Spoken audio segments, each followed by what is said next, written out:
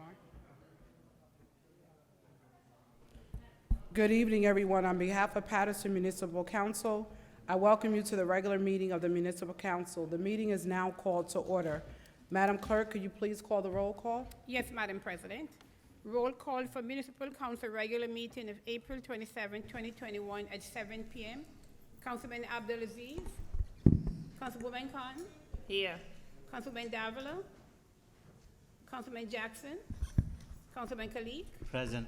Councilman Mendez. Present, Madam Clerk. Councilman Rivera. Councilman Velez.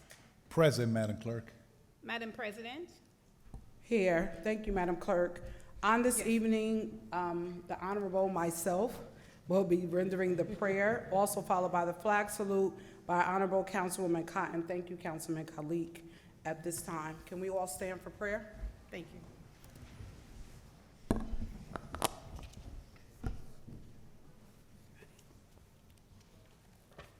Let us pray.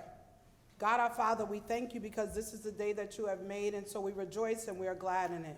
God, we thank you for an opportunity to come together and pray. You said where 2 or 3 are gathered together, that you will be in the midst.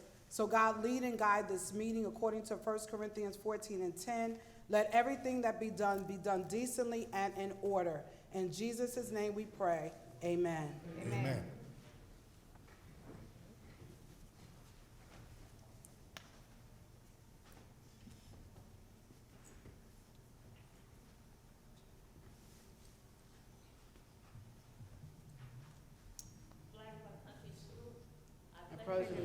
To the flag of the United States of America and to the republic for which it stands, one nation, under God, indivisible, with liberty and justice for all. We will now have a moment of silence for our troops and those who have lost loved ones during this time of bereavement.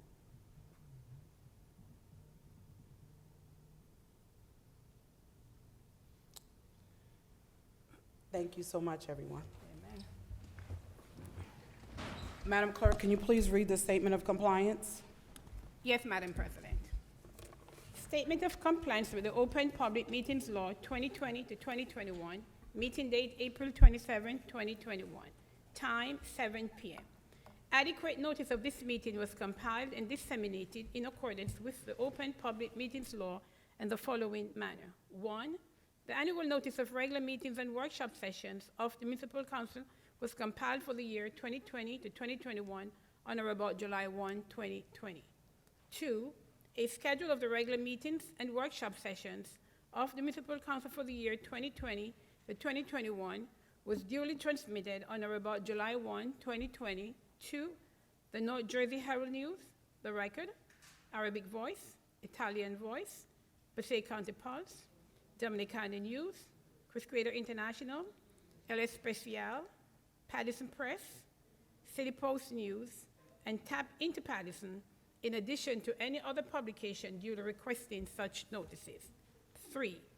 The schedule of the regular meetings and workshop sessions of the Municipal Council for the year 2020 to 2021 was prominently posted in the lobby of City Hall, first floor, in the place reserved for the announcements of this type. 4. The schedule of the regular meetings and workshop sessions of the Municipal Council for the year 2020 to 2021 was duly filed with the municipal clerk. 5.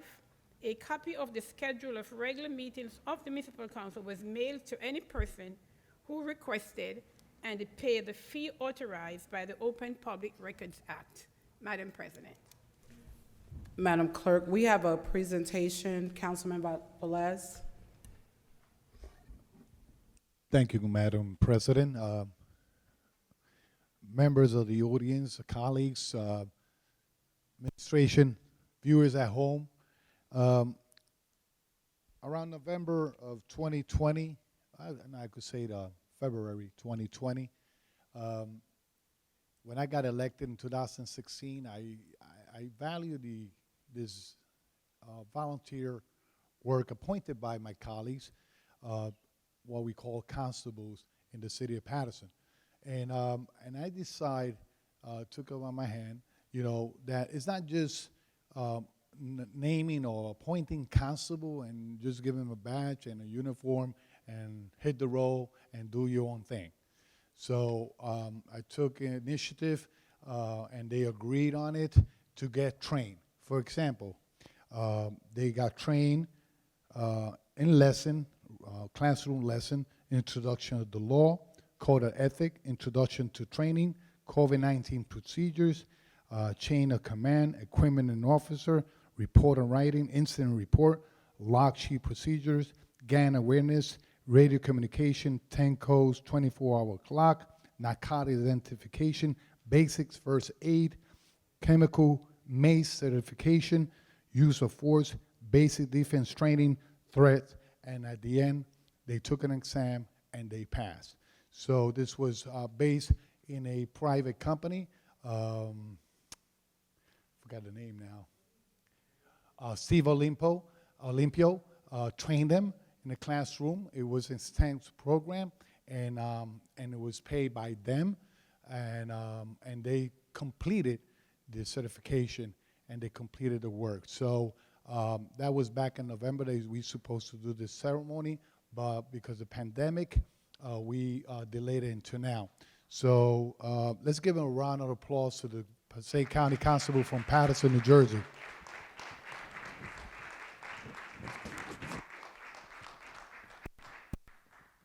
So everybody knows I don't like to talk a lot in a microphone, so I'm going to do this quick. Madam Clerk say yes. So I got to call forward Constable Joshua Cruz.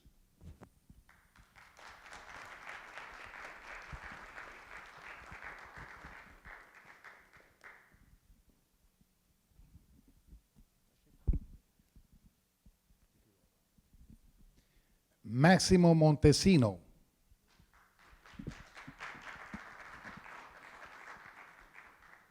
They are receiving certifications of the training that they took, and also citation from the city of Paterson and the councilmen and the administration.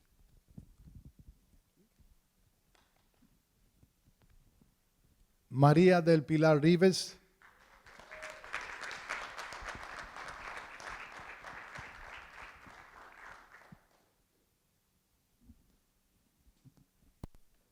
I'm saluting.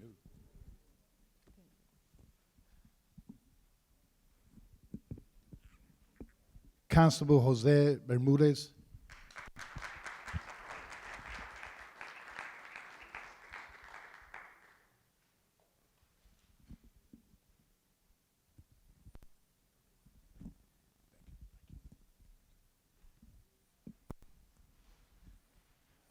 Constable Arismendi Tejada.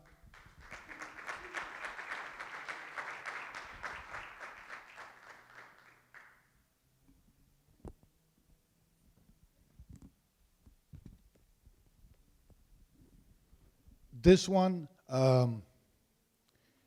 you know, even that he's not a constable, but he always is on call of service. And a lot of people say, why do you have that shirt on? And please don't get jealous. Yeah, my colleagues, don't get jealous. In 2016, he said, hey, listen, Councilman, if I need to do what I have to do to help you in your ward, I will do it. And I have believe it or not, a voluntary aide in the 5th Ward. So let's give a round of applause to Mr. Jorge Roman.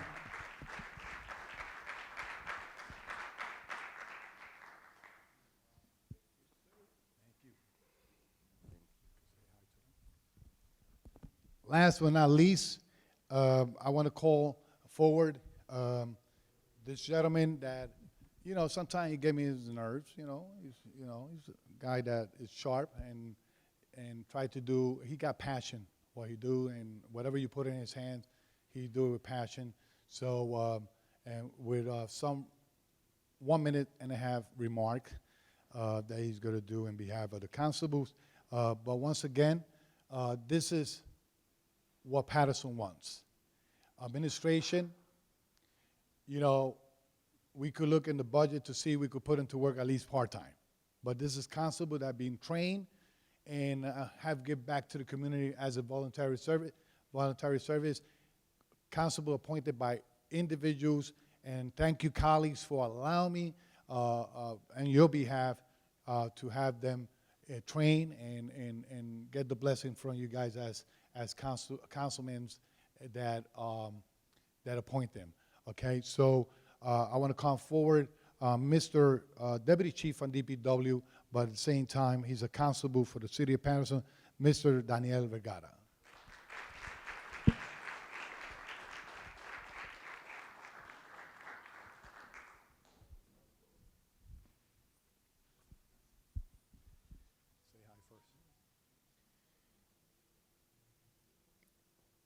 Now, I encourage anyone that is appointed constable, please get trained. It's the best thing that could happen to you. It's a good experience, and more knowledge you get, the better you could serve. They're not police officer. They're appointed by the council, but they are trained to take the calls and attend whatever it is that will benefit the community. And not only that, since they got appointed and trained, they've been volunteering in every aspect, in the parks, any situation out there, they've been always present. So I will have Daniel Vergara with 1 minute and a half remarks. Thank you, Councilman. I would like to first thank the good Lord for his blessing, having us here and being honored, and many blessings to our city council members, our president, our administration, and all the viewers and people here this evening. We thank you. It was an outstanding project that Councilman Velez in the 5th Ward wanted to start a pilot program with constables, and he asked me for assistance, and we did our best. We had some exciting moments, but thank God everything went well. And we wanted to get certified and take classes, and we were able to do that, and we're going to continue moving forward to be the volunteers that our council people who appoint us, our council members that appointed us, is to be out there and help out in the community to the best of our ability. So thank you, and God bless. Councilmen, thank you. Once again, Council President.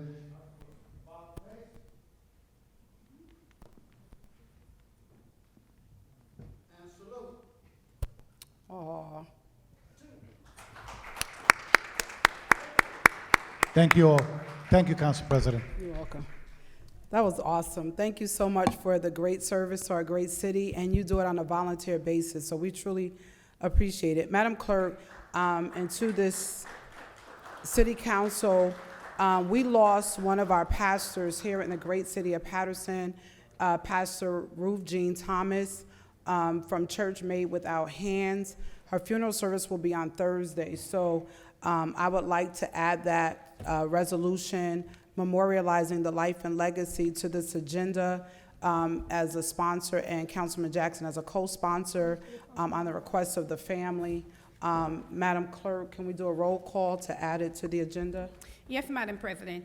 At this time, we have item number 24 to be added to, as an addendum, to be added to our regular meeting agenda.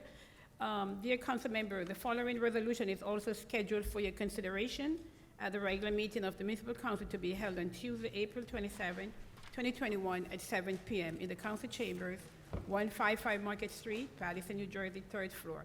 Item to be voted onto the regular meeting agenda. Resolution item number 24. Item number 24, resolution memorializing and the life and legacy of Pastor Ruth Jean Thomas, sponsored by Councilwoman Dr. Lelisa Mims and co-sponsored by Councilman Michael Jackson. City Council Resolution 21-11. So move. Second. Moved by Councilwoman Davila and Councilman Mendez, second by Councilwoman Mims and Councilman Velez. Roll call, Madam Clerk. Yes, Madam President. Roll call to vote item number 24 into the regular meeting agenda. Councilman Abdelaziz? Yes. Councilwoman Cotton? Yes. Councilwoman Davila? Yes. Councilman Khalid? Yes. Councilman Mendez? Yes. Councilman Velez? Yes, Madam Clerk. Madam President? Yes, Madam The Clerk. vote is 7 in favor, 2 absent. Item number 24 is hereby voted onto the regular meeting agenda of April 27, 2021. Can we vote on the item now, Madam Clerk? Sure, we could do it, Madam President. At this time, we'll take a vote for item number 24. Item number 24, resolution memorializing the life and legacy of Pastor Ruth Jean Thomas, sponsored by Dr. Lelisa Mims and co-sponsored by Councilman Michael Jackson. City Council Resolution 21 So moved. 211. So moved. Second. Moved by Councilwoman Mims, second by Councilman Velez. Roll call, Madam Clerk. And Councilwoman Cotton. Second by Councilman Velez and Councilwoman Cotton. Roll call, Madam Clerk. Sure, Madam President. Roll call in item number 24 for approval. Councilman Abdelaziz. Yes. Councilwoman Cotton.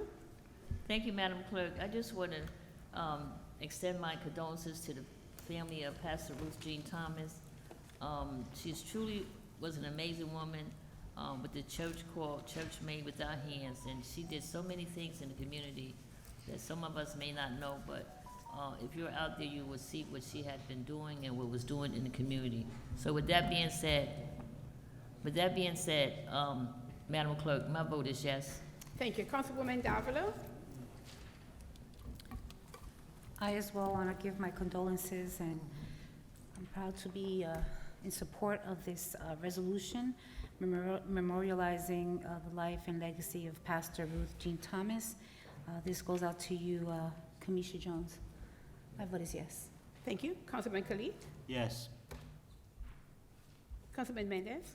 Thank you, Madam Clerk. Let me just take this time to ask the rest of the Patersonians to keep the family of Pastor Ruth Jean Thomas on their prayer. So, and I'm in full support of this resolution. My vote is yes, Madam Clerk. Thank you. Thank you. Councilman Velez.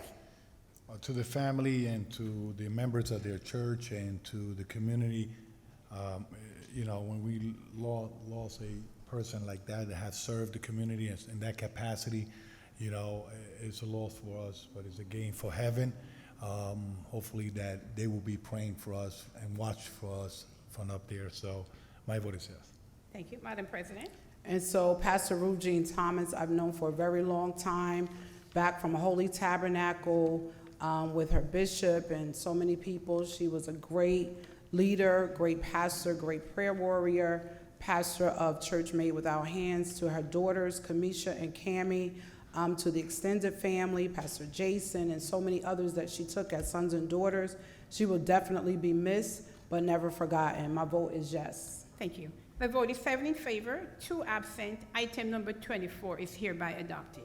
Thank you, Madam Clerk. Can we go to payment of bills, please?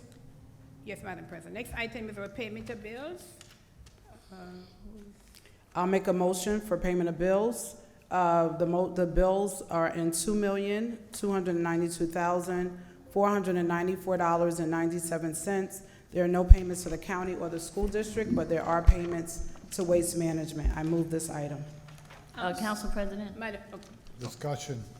Move, we need a Madam second. President, I'm sorry. I second. Second by Councilwoman Cotton. Madam President, before you continue, I'm sorry, I have a different number here. I have $2,274,444.71. I am not sure. Can you confirm, What is the corrected amount? Sir CFO, that it was updated to the amount that I stated? Yes, it was. It looks like the computer checks on the column on the computer checks, the formula did not update 18,050.26. So the correct amount is the $2,292,494.97. Okay, can you repeat that, Madam President? $2,292,000? $494.97. Okay. Moved thank by you. myself, second by Councilwoman Cotton. Discussion. Discussion. Discussion. Councilman Velez and then Councilman Mendez. You know, I don't have no problem with payment of bills because service have been rendered. The only thing is I have a situation is that, especially waste management, you know, somehow, unless it's an emergency repair on the road and there's garbage collection in that section, somebody had to pass the message to Rosselli, make sure that when they finish at 5 o'clock, send a special truck and pick up that garbage. I had the opportunity to listen to the concern of my constituents that Park Avenue between Madison Avenue and East 23rd, the garbage was sitting there for the whole week during the construction. thanks God that we have a chief of staff that took my call right away and addressed it. But if the complaint do not come in the way, it will probably sit there for another week, and another week. If the construction goes through, it has to be a schedule. The first individual that get this information is the police. The police have to pass the information to DPW, making sure that they all on the same page, and DPW will call Rosselli to make sure that garbage do not sit there for the whole entire week. Especially when the temperature goes up and down. Today could be cold, tomorrow could be 80 degrees. You don't want to have that smell going all over the block because the garbage is sitting for years. So there have to be a diligent work and making them accountable and responsible. Beside that, everything is fine. Thank you, Council President. Thank you. Councilman Mendez? Thank you, Madam President, and on the public work line item, so we have payment for Covanta and Suburban, but I would like to talk about what has been going on with the recycling department, since we are in payment of bill, and this is a request that I have for Madam BA. Madam BA, the recycling has been a tremendous problem city-wise. I'm very sure that it's not only me that are getting called because recycling are not being picked up. They backed up a month of service, and it's been an ongoing problem. I see the supervisor of the recycling department here, and my request is that the administration have to put additional resources to make sure that they get back on track with the service. We had a conversation at the DPW committee meeting, and the idea is that if they didn't cover one section, the recycler have to stay outside because they have to start at the next day on that section. But they backed up, and it's a serious problem citywide. I could talk about the Third Ward, the entire east side, Riverside section. It just people are calling because it's been a month already, and the block that they will do it in 1 hour and 2 hours. Now it take them an hour because of the amount of recycling that they have to pick up. So the administration have to keep that in mind. They have to be mindful of that and provide additional resources to that department. It's a serious problem with the recycling department. So I would like to know what do you have in plan, if you could put a plan, a ASAP plan to support the recycling department, make sure that they get back on track. The administration knows that they need 7 trucks, 7 drivers, and 14 workers. That's the staff that they need to be able to provide the service that the residents are paying for. So if the administration knows, the amount of people, make sure that you get the staff to make sure that they get back on track with the service. Please. Thank you. Thank you, Councilman Mendez. Councilwoman Davila, then Councilwoman Cotton. Madam BA, I see that there is a separate payment of bills for COVID, and I see about 5 payments, close to $5,000. It says COVID-19. What are those payments for specifically? Would they, if they're COVID payments, would they not be in the COVID-19 payment of bills? Can you point out which ones you're referring to? But these are probably, again, COVID payments that are being funded differently, not through CARES. The bills It list for says COVID-19 voucher, it's on page 11. page 11. Okay. It says, Is it grant? So if that's through, the CFO just noted that that's through the health office. And so again, all of vaccination cost, that might be related to either the vaccination I can't site. hear you. I can't hear you. That's through the health office. That's the lunch being provided for the workers. Okay, so it says here, So that's through the vaccination site. As we explained last week, the COVID list is for the CARES funding in particular, and the CARES funding cannot be used for anything related to the vaccination site. This is being covered right now through their OE line, but then we're also getting reimbursements from the insurance company when we. all right, no, because I see here it says graphics. I was just trying to, I see restaurant here and some other, all right, that's good. Councilwoman Cotton. Thank you, Council President. I just have a question for the CFO. I'm looking at the Medicare payment. I quite understand what they're for. My understanding is, and maybe you need to, I thought that in order to receive Medicare payments, meaning the Part B, that you had to retire from the city or retire from the job that you're gonna collect the Medicare Part B payment from. That's correct. That's, you have to, meaning 25 years or no? I don't believe it's 25 years. Yeah, because I see two names on here. I don't see how they had retired from the city of Paterson to receive Medicare payments. Yeah, it's not 25 years, but yes, you have to work for the city and it's for the Medicare B. Well, how many, okay, well, explain to me real fast, what entitles them to get Medicare payments? It's through insurance. It's a payment that you make that we reimburse you. And it comes out of their social security check? Correct. Right. So, but you don't have no time limit on I how would many? have to look that up for you. I'm not sure. Will you please? Yes. Because I think that you have to have retired, or you have to have so many years in with your job that's gonna reimburse you back for your Medicare Part B. And I can't see it being less than 10 years. It was likely that it was under certain contracts, so it might have been not necessarily their length of service, but if they were under a contract when they retired. But we can double check. Okay, I'll submit the two names that I have in question. Thank you, Councilwoman Cotton. Madam Clerk, roll call, please. Yes, Madam President. Roll call to payment of bills, the amount of $2,292,494.97. Councilman Abdelaziz. Thank you, Madam Clerk, and Council President, before I vote, I didn't know, I heard recycling be brought up, which I've been talking about recycling, and if you look at my Facebook, a year ago, I put the same status up of my same sections. I just want the residents to be out there. You hear great lines of people going around, and we talk about we want to bring in garbage in-house. So see how your recycling is being handled with in-house? Imagine how garbage will be handled in-house. I've stated on the record prior to this that we should have a study of recycling being privatized. I've never been given to me. We should go out and see what the cost savings are. Because it is unacceptable. We did do better. I got to give credit once we changed, but now it looks like we're doing a little better. Now it's affecting the entire city. I don't think just throwing more resources and more expenditures to the same problem is going to solve the problem.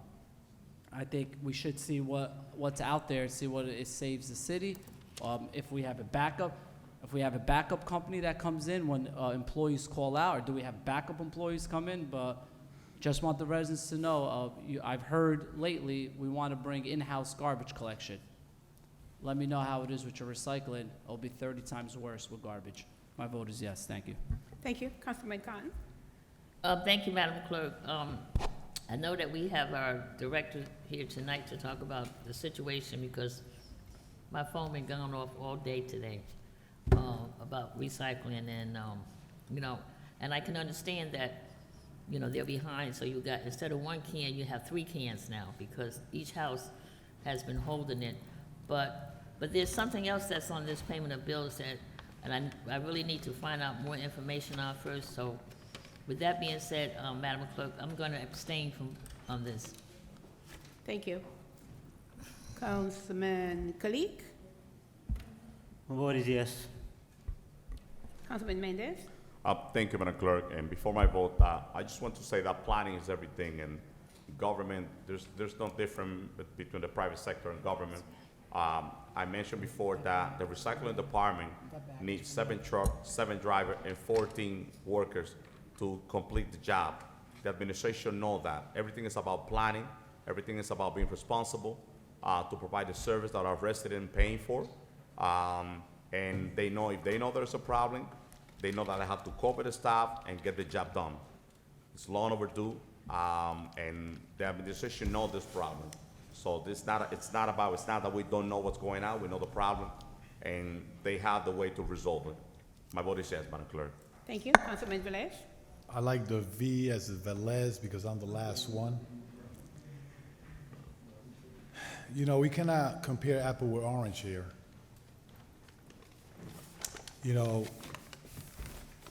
There's a big difference between government and private entity. And I gotta see it like this way. When you go to privatize in the city of Paterson, you taking food out of the table from our public sector of the city of Paterson. Because there's no guarantee that any company that comes here as a privatized company that's gonna hire our employees in the city of Paterson to keep them there. So there's a big difference. Second, you know, in the workshop, we mentioned it. We mentioned it last week. I think the administration sent a memorandum regarding the recycling division being 12 employees because they had COVID. You know, and probably the residents have noticed it a little bit laid back because that situation. So now they're back in full force. At the same time, I have to be honest, we had to educate our residents in recycling. You know, some people still are bringing cardboards when it's supposed to be bottles and plastic. And some people are bringing bottle and plastic when it has to be cardboards. And sometimes they have a mix between garbage and recycling. So, you know, we had to see the whole entire picture. I'm not an individual to privatize our resources. You know, it has a benefit, but at the same time, it has a negative impact to those individuals that live, live in the city of Paterson. So that we could get, Madam BA, more resources and make sure that we make an accountable responsible. That's your responsibility as administration. We're here to put the resources and vote for it to make sure they have the tools. And the residents out there, please bear with that department. Is a lot out there. And as Madam Councilwoman Ruby Cotton say, before, and 30 years ago, I could say it this way, 30 years ago, we only had 80,000 residents in the city of Paterson. Now we have 150 plus packed in the city of Paterson. So that will make a difference. So the administration is responsible to get hire the necessary employees to make sure that the service is rendered as the resident of Paterson deserve. My vote is yes. Thank you. Councilman Davila? Councilman Davila? Oh, she passed?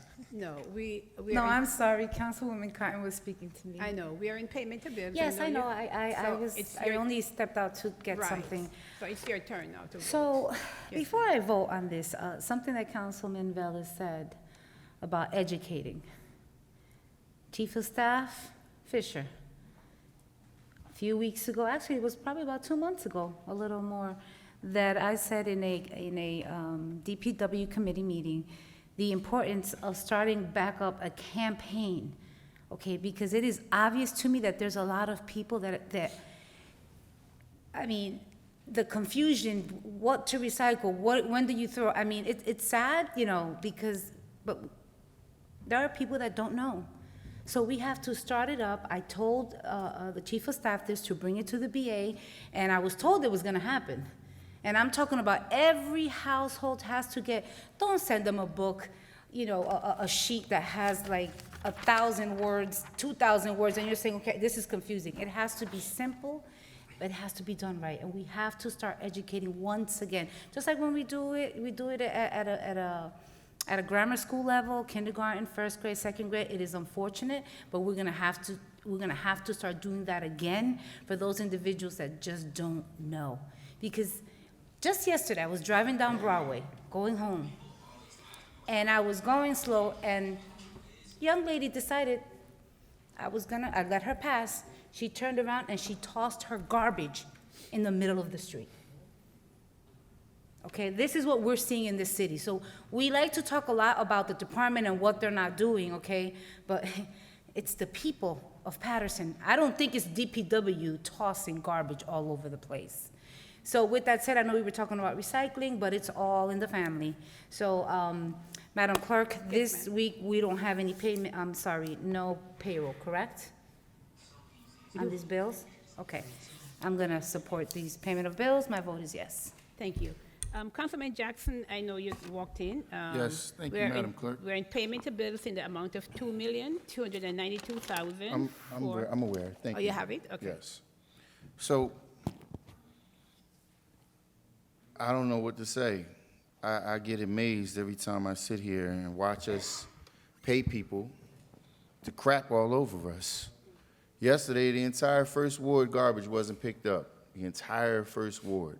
The garbage just was disregarded Today, my son went out there and the collector gave him quite a bit of attitude and said he was doing us a favor as we paying a $6 million note and, you know, we're continuously dumped on. I don't understand when, you know, we're talking about education. Since when you need to educate someone that it's not appropriate to throw garbage out out their window in the middle of the street? Not that you were wrong, Councilwoman, because you're absolutely correct. But the thing is, if there's a lack of enforcement and people are not held accountable, then what makes you think that they're going to do the right thing? So we've been playing this game of charade for the last 3 years or so, talking about making things better. We're doing things exactly the same as was done the previous 3-4 years and the previous years before that. I think the only real mayor that came in with a solid plan to change anything was Marty Barnes. He put in place the people with the garbage cans and, you know, kept the streets actually clean. When this city right now is atrocious, it's dirty everywhere. You can call certain departments and they make promises on getting to you in a certain time frame, and they just absolutely don't have the ability to do so because they're not giving the support that's needed, and it's coming directly from this administration that's poorly managing the services that are here. Now, here we are tonight. I know on the bills list there's a substantial payment to this rubbish company, but there's also an extension of a resolution for extension of contract. And we are sitting here dancing around for the last several years. They're rendering a terrible service to this community. That's just the facts.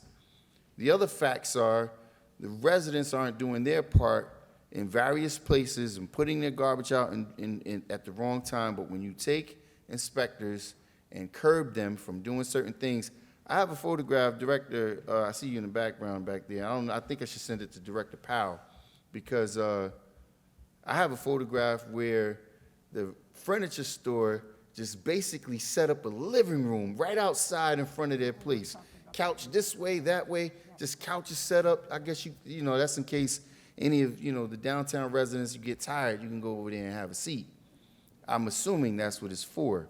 But when we continuously allow people to do whatever, and see, there's a very distinct disconnect from this administration. There's no understanding of how allowing people to break simple rules and how that correlates to gunshots in certain areas. You know, it's very disappointing. You know, every single day we're getting new messages and notices. Well, all the violent crimes and things of that nature that's going on. First ward, yeah, they didn't pick up our garbage. They didn't pick up our garbage in the first. So, listen, I have stood this exact position multiple times. I refuse to vote in the affirmative on any bills list that offers a payment to this company that's being paid millions of dollars, that's rendering a very poor service to us. And until this council decides that we're going to stand firm on this, if you don't feel comfortable with not voting on the payment of bills because there's payroll and things of that nature, well, it's simple. Let's move it separate it from the entire bills list. We vote independently on this item, and we vote in the negative for this company to receive any further payments. You know, not to further this moment, Madam Clerk, I appreciate the opportunity, but just today I was over in Fifth Avenue. Some of you may have saw a live post that I put up with this company that we are paying millions of dollars. They're walking away with a $12 million developer's fee. They're hiring people illegally, from bringing them in from all over, paying them far under the rate. No Councilman Paterson Jackson. people are being hired there. Councilman I thought it was my Jackson. moment on the floor. It is, but I know you're very but we're No, in the no, I'm middle more than of- passionate. I'm more than passionate. We're I'm in the committed. mid, I'm I'm just going committed. over Robert Please, Orders please, of Rules. If you're not going to When follow we're the rules voting, by everyone, there is a, then we're please in the don't middle of enforce it on me voting. independently. We're in the middle of voting, and there's a 2-minute Well, rule to let me voting, so I've take a allowed note. you. Let It's me been take a page from your book. I'm gonna do as Maxine Waters and as the Councilman Mims, Well, and I'm gonna claim back some Councilman time. Jackson, we're in So the I middle came of in late. voting. Everybody had an opportunity to talk on this, and I'm gonna further the discussion because this right here is a travesty. When we have, yes, I know you were in support of the Fifth Ave project, and I was not ever, because they're hiring and spending millions of dollars hiring outside people. No Paterson people are getting jobs from that. They're using subpar materials by using CDX on the roof, and that's not acceptable. When are we gonna demand better? When is this council, when are the people here going to demand better on behalf of the residents of the community? That's my question. If you want me to vote on something, let's vote on that. Let's vote on when, the date. Let's set a date and time. When are we gonna demand better for our residents?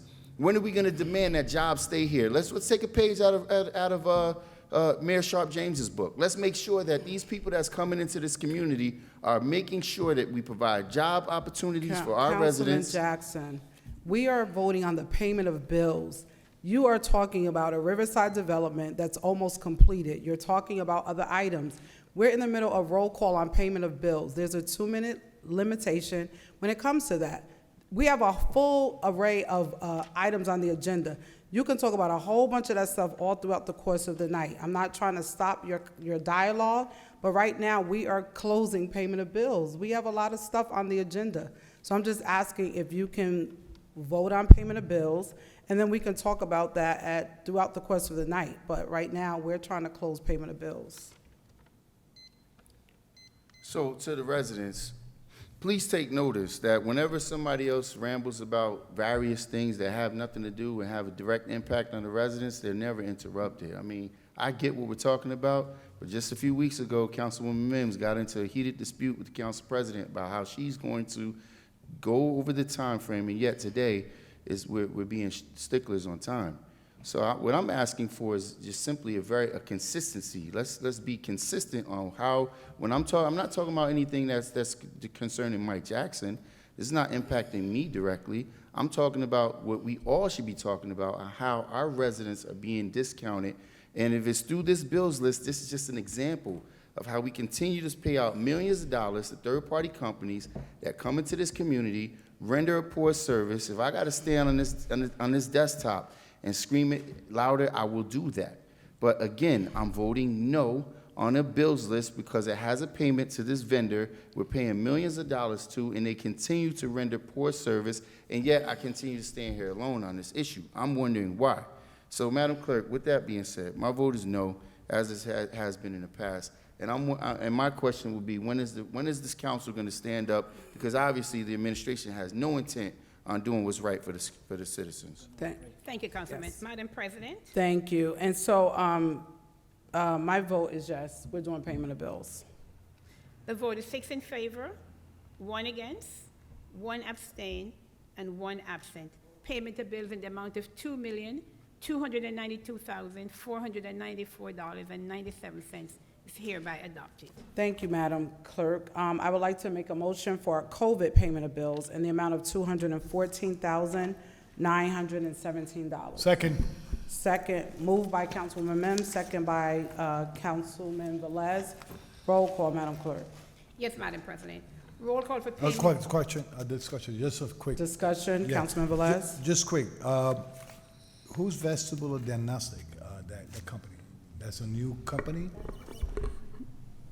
Council President, Councilman Velez, that was actually one of the first companies that supported us early in the pandemic and worked out of some of the locations. So that's the one that we approved way back Yes. to payment? And now we're gonna Exactly. get payment now? This is just the payment now. And they had to wait all that time for payment? Correct. All right, Well, thank it was, some of it was on their end. All right, okay, Yeah. thank you. Thank you, Council President. May I continue, Madam President? Roll call, Madam Clerk. Yes, roll call for payment of bills for COVID-19 in the amount of $214,917. Councilwoman Cotton?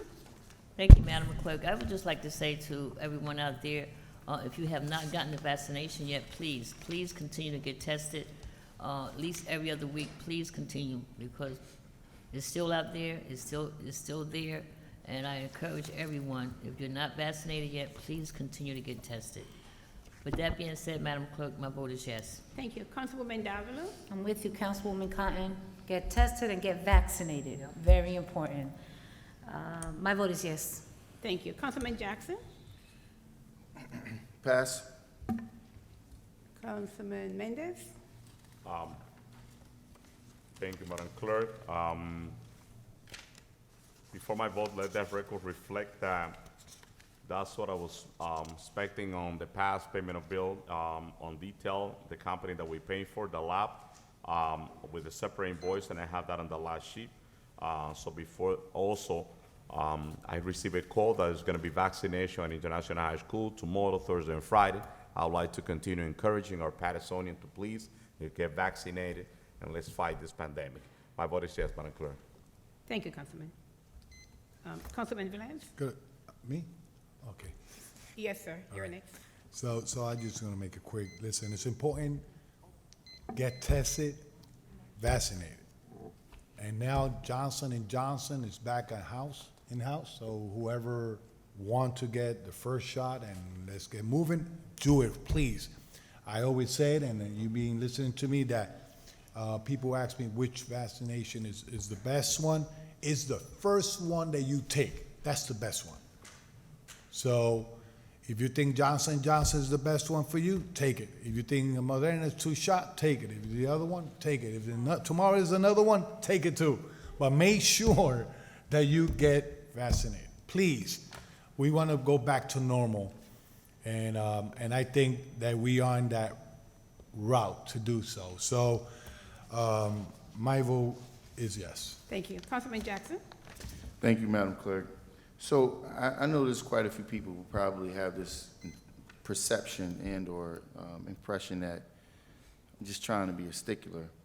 But I ask all of you, like, when you move around our community, do you feel as if there's a small amount of things that need to be corrected? Do you feel as if Paterson is really being ran in a way that's best suited for the public's best interest? I mean, I challenge you on that because I don't get that sentiment. So yes, do I sit here in contention of quite a few things all the time? Because I think that until we are contend the status quo, nothing will ever change. And one of my biggest issues with these early COVID disbursements is that we had our health department, who was ready to go, start to do COVID testing and things of that nature, and we held them back to allow third-party entities to do this. And this is how money's funneled off to various entities. Now, from what I understood, and I know we passed the discussion portion, that after a certain point, when we rendered these services, if there was a patron or a resident that did not have insurance, the agency that was doing the lab would bill the COVID dollars directly. Now we have a $215,000 disbursement. All of this stuff is just sits very uneasy with me, and we just continuously let it flow through, and very little questioning on what is happening with the money. Paterson is a very big wealth of money. All of these resources that come here continuously get funneled off to everyone else. Madam Clerk, my vote is no. Thank you. Madam President? So these items were thoroughly discussed in our Finance Committee. The purchase order and invoices are attached to all of the bills that have already been service render and bills that have already been paid, that we're looking to pay. So with that stated, my vote is yes, Madam Clerk. Thank you. The vote is 5 in favor, 1 against, 3 absent. COVID-19 payment to bills in the amount of $214,917 is hereby adopted. Madam Clerk, President, can we do number 14? yeah, Madam President, may I just put something in the record, please, Yes. if I may? Yes, Madam Clerk. I know the council mentioned and talked about the garbage pickup for recycle the day for bottles and cans and the days for cardboards. As you know, the Channel 77, those who have Channel 77, Mr. Ming works through my office, and I'm responsible for that channel. So what I did, this is just for the residents who have Channel 77, I know a lot of people do watch it. I did make some changes to the recycle notice. What I did, I sat with Mr. Ming, one of my staff members, and we went over it with the dates, recycling like Zone 1, and I put on there the days when it's cardboard pickup and the days when it's bottles and cans. So the recycle notice on Channel 77, it's a little different from what it was in the norm. But I know not everyone has Channel 77, have access to that. But there is a change on the Channel 77, and for each month and each zone, and it's set there, the dates are set out on the screen when it's cardboard, and I do follow it sometimes at home too. So the days when you put out cardboards and the days when it's bottles and cans. So that's updated on the Channel 77, those who have Channel 77 at home. Thank you. Thank you, Madam Clerk, for She's a always doing your due Great job. diligence. We appreciate that. That's my And good. so just a recommendation to the administration, since Madam Clerk has jump-started the process for you, if we can just update Verizon and do maybe some PSAs, that would be great. Madam Clerk, can we take item number 14? 14? Yes. Sure. Next item in our non-consent item is item number 14. And item number 14 reads, resolution confirming the appointment of Barbara Blake McLennan as the Director of the Department of Community Development, Administration, Resolution 21-204. So moved. So moved. Second. Second, third, Moved fourth. by Councilwoman Davila, second by Councilwoman Mims and Councilman Velez. Roll call, Madam Clerk. Yes, Madam President. Roll call for item number 14, Councilwoman Cotton. Thank you, Madam Clerk. I just want to say to the newly appointed, who has been acting for God knows, I don't know how long, but who have served under probably 4 mayors. I said 3 before, but it's really 4. She knows about community development. Sometimes we may disagree, but I know one thing, that even though we may disagree, but we know how to work together to get things done. And I can say truly that Barbara McClendon knows about community development. She knows about CBG money. She knows about it. And I'm here to say that I don't know as much as she knows, but I can tell you one thing. I pluck her brains so I can know just as much as she knows about CBG money and so forth that will help our city. So it's truly an honor, Barbara, to appoint you as permanent acting director. No, not even acting, permanent director now, community development. So with that being said, and congratulations, and I will be calling you tomorrow for a meeting. But with that being said, Madam Clerk, my vote is yes. Thank you. Councilwoman Davila. Director. Director Barbara Blake McLennan. It's about time.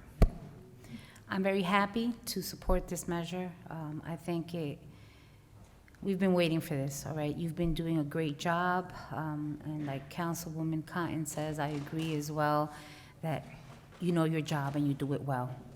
And you are a woman of your word, and you're a woman of integrity, and that is something that I truly appreciate from you. I look forward to continuing to work with you as the Vice Chair of CD, okay? And with our committee members, our Chair, Councilwoman Cotton, and our Vice President, Councilwoman Mims. So it gives me great pleasure and honor to vote yes, Madam Clerk. Thank you. Councilman Jackson. Thank you, Madam Clerk.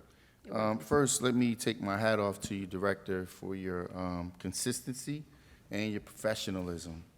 As Councilwoman Davila just said, it's long overdue, and it's about time. I'm just happy that you have been extremely professional. You didn't take on any additional employment opportunities. You're not holding 3 jobs in 3 other municipalities. Your level of commitment to this community remains consistent in spite of the treatment that was dished in that direction. I won't go too far into that, but my hat goes off to you for remaining consistent and remaining professional, and the acknowledgement and understanding why, but the acknowledgement is well deserved. But Madam Clerk, my vote is yes. Thank you. Councilman Mendez?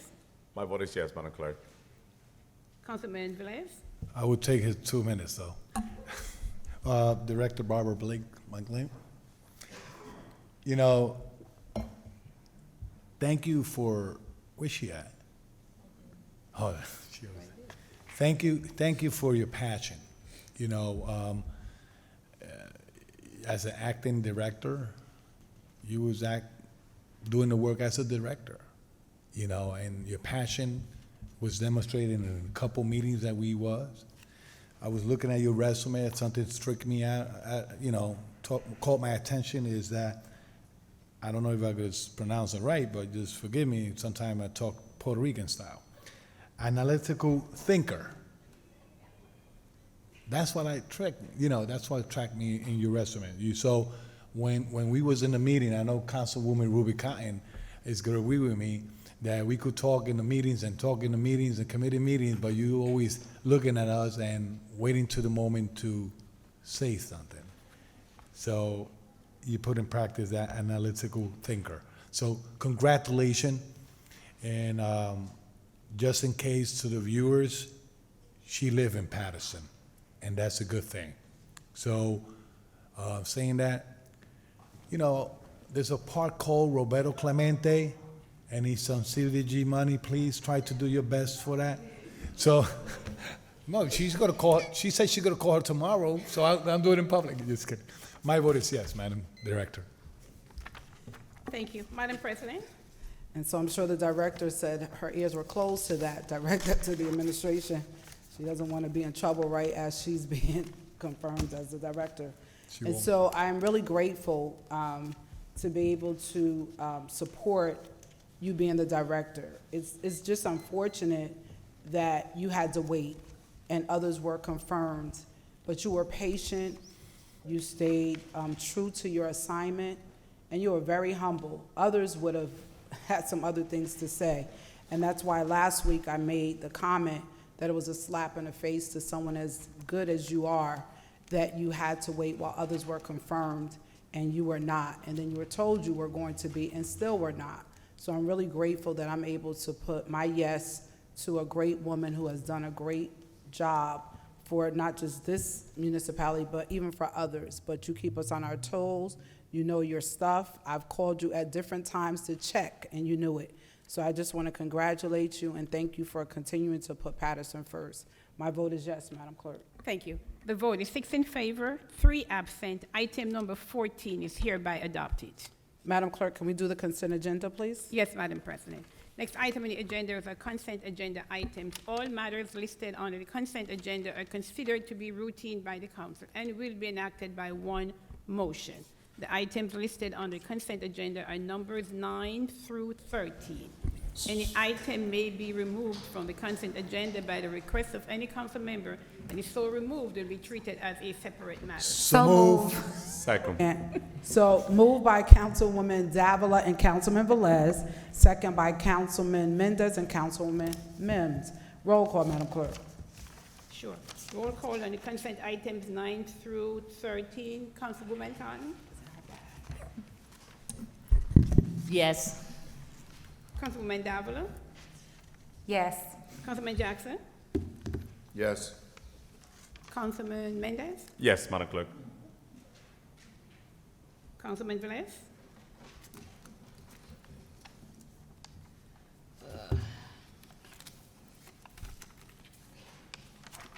My vote is yes. I was looking for the recycling item. It's in the It's on consent? here, it's in there. Okay. Thank you. Congratulations, the recycling division. My vote is yes. Thank you. Madam President? And so my vote is yes, Madam Clerk. Thank you. The vote is 6 in favor, 3 absent. Items 9 through 13 on the consent agenda is hereby adopted. Madam Clerk, we'll do item number 23, and then we'll open a public portion. Yes, ma'am.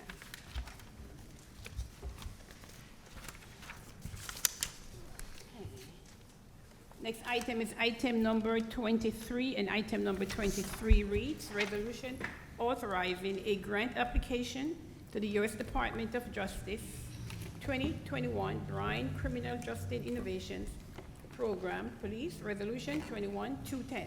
Move. Second. Moved by Councilman Velez Mendez.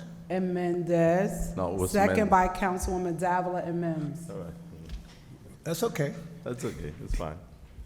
Let's move. I said Velez and Mendez, right? No, Velez never opened his No, mouth. he never said nothing. Discussion? I open it. Discussion, Councilman Jackson. Can we get an outline exactly what this grant will be utilized for? Police uses the grant to buy equipment, and the last grant they used for a car, it's different type of equipment they buy with the Burn Memorial Grant. If I may? Public Safety Chair, Councilwoman Cotton. Okay. You know, this is a grant from the Brendan Burns Criminal Justice. It's really $1 million over 3 years. It's a 3-year period. Hopefully that we can get it. And they're gonna use it for different capacities, that they're gonna data tracking, and they're gonna do it for policing. I know that we need to do more policing when it comes to certain areas, which will help with this grant. I'm not sure.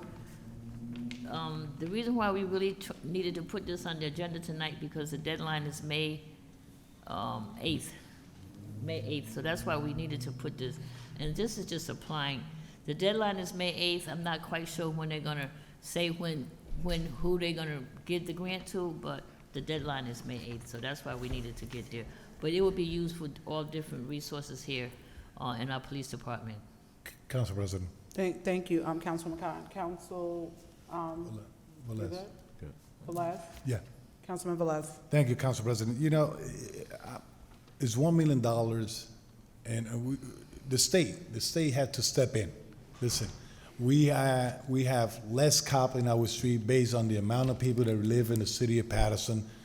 You know, we're supposed to be in 1,000 or 1,100 cops. We don't have them. You know, at least this money, this application, when it's put in, hopefully the United States Department of Justice see us with good eyes. I hope they could send $2 million, but we requested $1 million for technology. Listen, we don't have the body, at least let's put the right technology in our street to make sure that we curb the crime and make sure that we do the right thing. So, you know, Councilwoman Ruby Cotton, you know, this come handy now. Hopefully the administration do it right away for they could don't miss the deadline. My vote, you know. I will almost go to vote, but that's Thank you, Councilman Velez. Oh, Roll Council- call, Madam Clerk. Council President. Councilwoman Cotton. If you remember, I'm not sure who was sitting up here with me, but remember, we did miss a very important deadline yes, for a lot of money. yes. And you really don't want to vote on things that's close to the deadline, because you're not, sometimes, things happen. The computer breakdown, something happens, so you don't want to apply for something too close to the deadline, because then things happen. So I just want to remind that we missed that really important deadline. That's So- a great point, okay. Councilwoman Cotton. So, Councilman Council President, Jackson. if I may, and I respect that and understand that, but it matters not how much. You can give us $100 million. You can give us $1 billion. If you have no solid plan on what we're gonna utilize the money for, we're rushing through this, and this is a public safety grant. I mean, right now, my concern is, you know, is extremely high when it comes to issues surrounding public safety. You know, every other night, there's a shooting. So I would like to know what exactly is the plan to not only utilize this money, and we continuously vote in the affirmative on certain things. Oh, we're gonna do X, Y, and Z. We're gonna data tracking. We have a person we just hired for a 6-figure salary. He's supposed to do data tracking or data-driven analysis of. I haven't seen one analysis yet. I don't know if any of you have. Maybe you can kind of break that down for us today and let the public know what we're paying for. And that's a grant as well. So it was it was insinuated, oh, it's not going to come out of the taxpayers' dollars. But just to say, well, various public safety issue matters and things of that nature, it just shows that there is no plan. We're just putting the application in. But how is it supposed to impact the community? How is this supposed to impact policing through the community? You know, how, can we look forward to a decline in the increased numbers that we've recently had? You know, that now we're, you know, amongst the nation's highest. Anyway, I'm ready to vote. Thank you, Councilman Jackson. Madam Clerk, roll call, please. Yes, Madam President. Roll call on item number 23 for approval. Councilwoman Khan. Sorry, Madam Clerk. And I know that, I mean, we all, I had a public safety meeting, and there's a lot of things going. And I've been talking with a couple of my council members that was present with me. And when I look all across this country, United States of America, and I start looking at numbers, and I don't understand with the pandemic, with just so many things that's happening here in our country. There's just so much stuff just going on. There's just so much. Hopefully that when we're able to get this grant, I believe, and I said to in my public safety meeting that, you know what, we have to be involved with the community to see everything. And you got to remember, certain grants, you can't do certain things. And they'll tell us what we can do with it and what we can't do with it. So with that being said, this is a 3-year applying for it. I hope they give it to us. Brendan Byrne, Madam Clerk, my vote is yes. Thank you. Councilman Davila. Councilman Jackson. Yes. Councilman Mendez. Yes, Madam Clerk. Councilman Velez. What? Madam BA, I think the census report came out. We want to know where we at. I asked the same question. Yes, not we out. want to know They where don't we got the at. numbers yet. They don't got the numbers yet. The No? state got the numbers, but we don't, I not know. yet. That means that we want to be over 150,000 to see if we could get more funding We all directly know from we the got federal over government. that. But hopefully, we make that mark. You know, any money, 144,000. we're in a vote. We're in the middle of roll call. It's got to be wrong. We're in That's the middle of number roll that I call, got. Councilman We're gonna Velez. vote. Councilman Velez is voting. Yeah, you know, once again, we don't have the amount of cop that we really need in our city. You know, we understaffing in the police department. They were worm.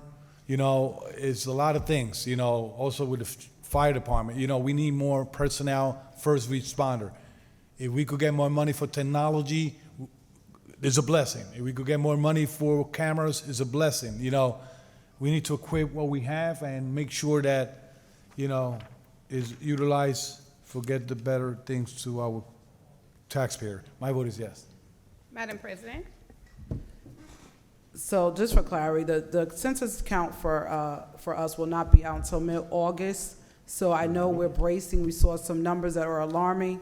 I do serve on the Passaic County Census Committee, and those numbers are not out yet. That question was asked to our Passaic County Chair today, and County Commissioner Freeholder John Bartlett, and that confirmation is clear. We don't have that information as of yet. I also want to commend our police department. Sure. I want to commend our police department in identifying this grant to help and offset some of the costs to ensure that we can do some anti-violence prevention seminars. And so with that stated, kudos to our police department. My vote is definitely yes in the affirmative of this grant. Thank you. The vote is 6 in favor, 3 absent. Item number 23 is hereby adopted.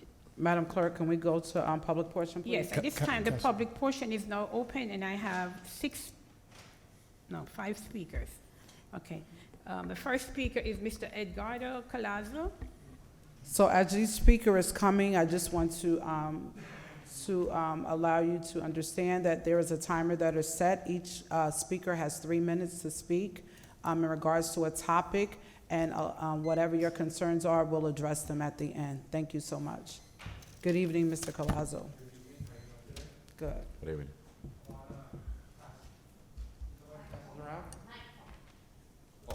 To the microphone. And if you can hand them to the secretary on the end. Ms. Joan? she's First of all, coming. you have to She's getting- speak on it. Just put it there, she'll come get it, Yeah. yeah. Thank you, good evening. about the ordinance of the 10-year ordinance with the taxi cabs. There's about 90 plus vehicles that are still operating in the city with only a valid registration and no valid taxi registrations. And Pedro, the director, the chief, hasn't done anything to remove these cars.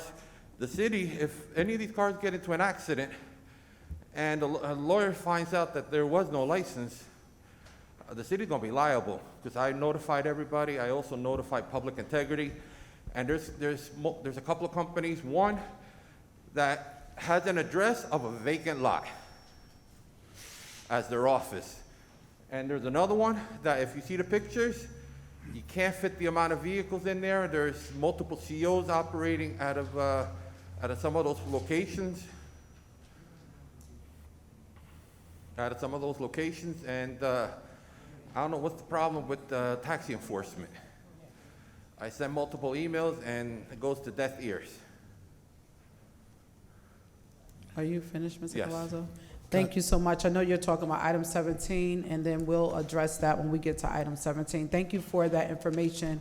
You're welcome. It's much needed for, before we vote on item number 17. Council Next President. speaker, Madam Clerk. Oh, later? Yes, Madam President. Next speaker is Mr. Michael Nagruka. Mr. Michael? Mr. Michael. It said Nagruka. Mr. Michael. I don't think he's here. Next speaker, Madam Next Clerk. speaker, Luz Lenti. Luz Lenti. Luz Lenti? She's coming. She's there? Okay. Good evening, Mrs. Luz. Good evening, how are you? Good, how are evening. you? First of all, I want to say I'm sorry because my English is terrible, but I want to express my petition regarding the project of the park, Lou Costello Park. My name is Luz Lenti. I am working as a family worker in a pre-K center, and I am the mother of an autistic young man, 34 years old.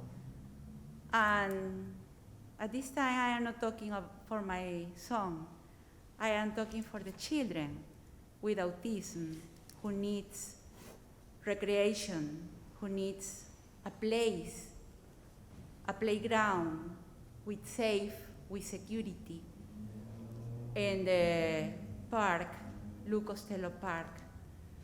As a mother of an autistic son, I know the problems of the families have when the children are hyperactivities, when the children have behaviors, when the children needs go outside, go to recreation. They need be included in the community. What is Paterson doing for people with disabilities? They are forgotten. They don't have, in Paterson there are no a special program for people with disabilities, a recreational program. We can start with the children. They have a lot of energy. They need to go outside. They need a respite moment. The parents needs also a respite moment to share with the children. But we need not only a single park, we need a park with security, with fences, special for them. And my petition is please approve the project of the Lou Costello Park, because this is necessary for the families, this is necessary for the children. I was working with children with autism, and in this moment I am working with children without problems. But children with autism are not included in Paterson projects. I need, please, you listen my voice and the voice of all the parents with children with disabilities, especially in this moment for autism. This is only I want to say. Please listen my petition. Thank you. Thank you, Ms. Luz. You said that was great. Thank you so much. Next speaker, Madam Clerk. Yes, Madam President. Next speaker, Atif Coleman. Mr. Atif Coleman.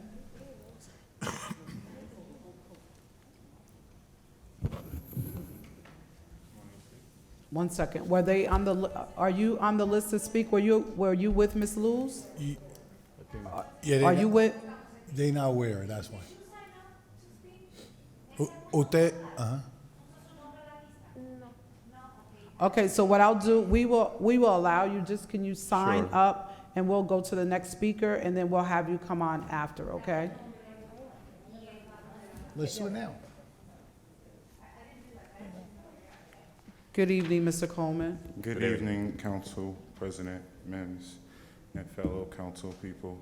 Thank you for having me tonight.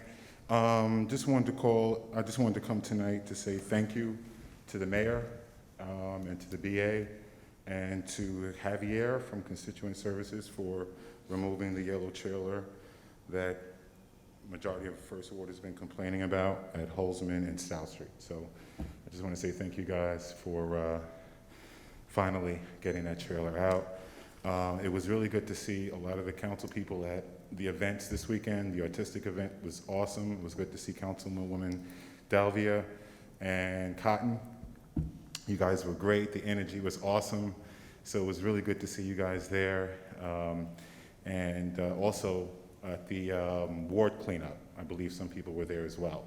So we were at Garfield, I believe. I was at Garfield. So I also want to talk about the ordinance on Market Street. I finally found the person who writes the tickets for Market Street, the furniture stores, Chief Aguilar from DPW. Aguilar, yes. So I'll be working with him. I know I've been sending you pictures and videos. I think I called you recently about a particular store that I actually approached about, you know, I think Councilman Jackson was talking about this earlier, the living room sets outside. We've got bedroom sets. We've got 6-foot sofas, you know, standing up. And God forbid a gust of wind comes, and I've seen it, knock it down.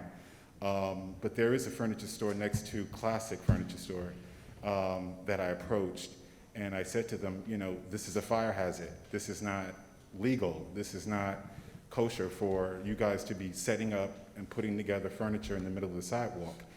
And he said, well, if you don't like it, I can go across the street. I said, well, I have a choice, this sidewalk or that sidewalk. I don't have to go to the street. He actually told me to go back to Africa. So that's how it's getting now. That's how bad it is. Now, I'm gonna keep approaching him until something is done. Now, I'm gonna keep sending pictures to Chief Aguilar. But they're telling me to go to Newark to get on a plane to go back to Africa. Jesus Christ. That's what this is coming to. So I found it offensive.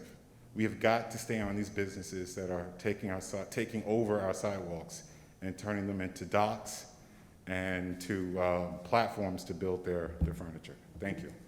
Thank you, Mr. Coleman. Next speaker, Madam Clerk. Yes, Madam President. Next speaker, Mr. Junior Rodriguez. Mr. Junior, he left. Mr. Junior Okay. Rodriguez, he left. And the next person is Oscar Barrion Vina. I'm not very sure how to pronounce that. Good evening. Good evening. I'm here to support the Lou Costello Park project with the playground. My family, especially my autistic brother and many families in Paterson, need this. Please do not deny us this, and I pray that you do the right thing voting in favor. Please, Councilwoman Davila, Councilwoman Mendez, and all of you, please vote yes. Thank you. Thank you so much.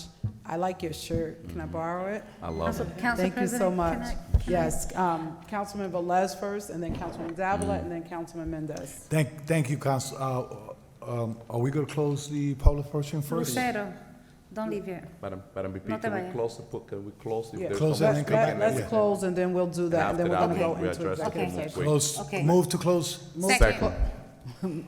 Move to close by Councilman Velez, second by Councilwoman Davila and Mendez. Roll call, Madam Clerk, to close the public portion. Yes, Madam President. Roll call to close the public portion. Councilwoman Cotton? Yes.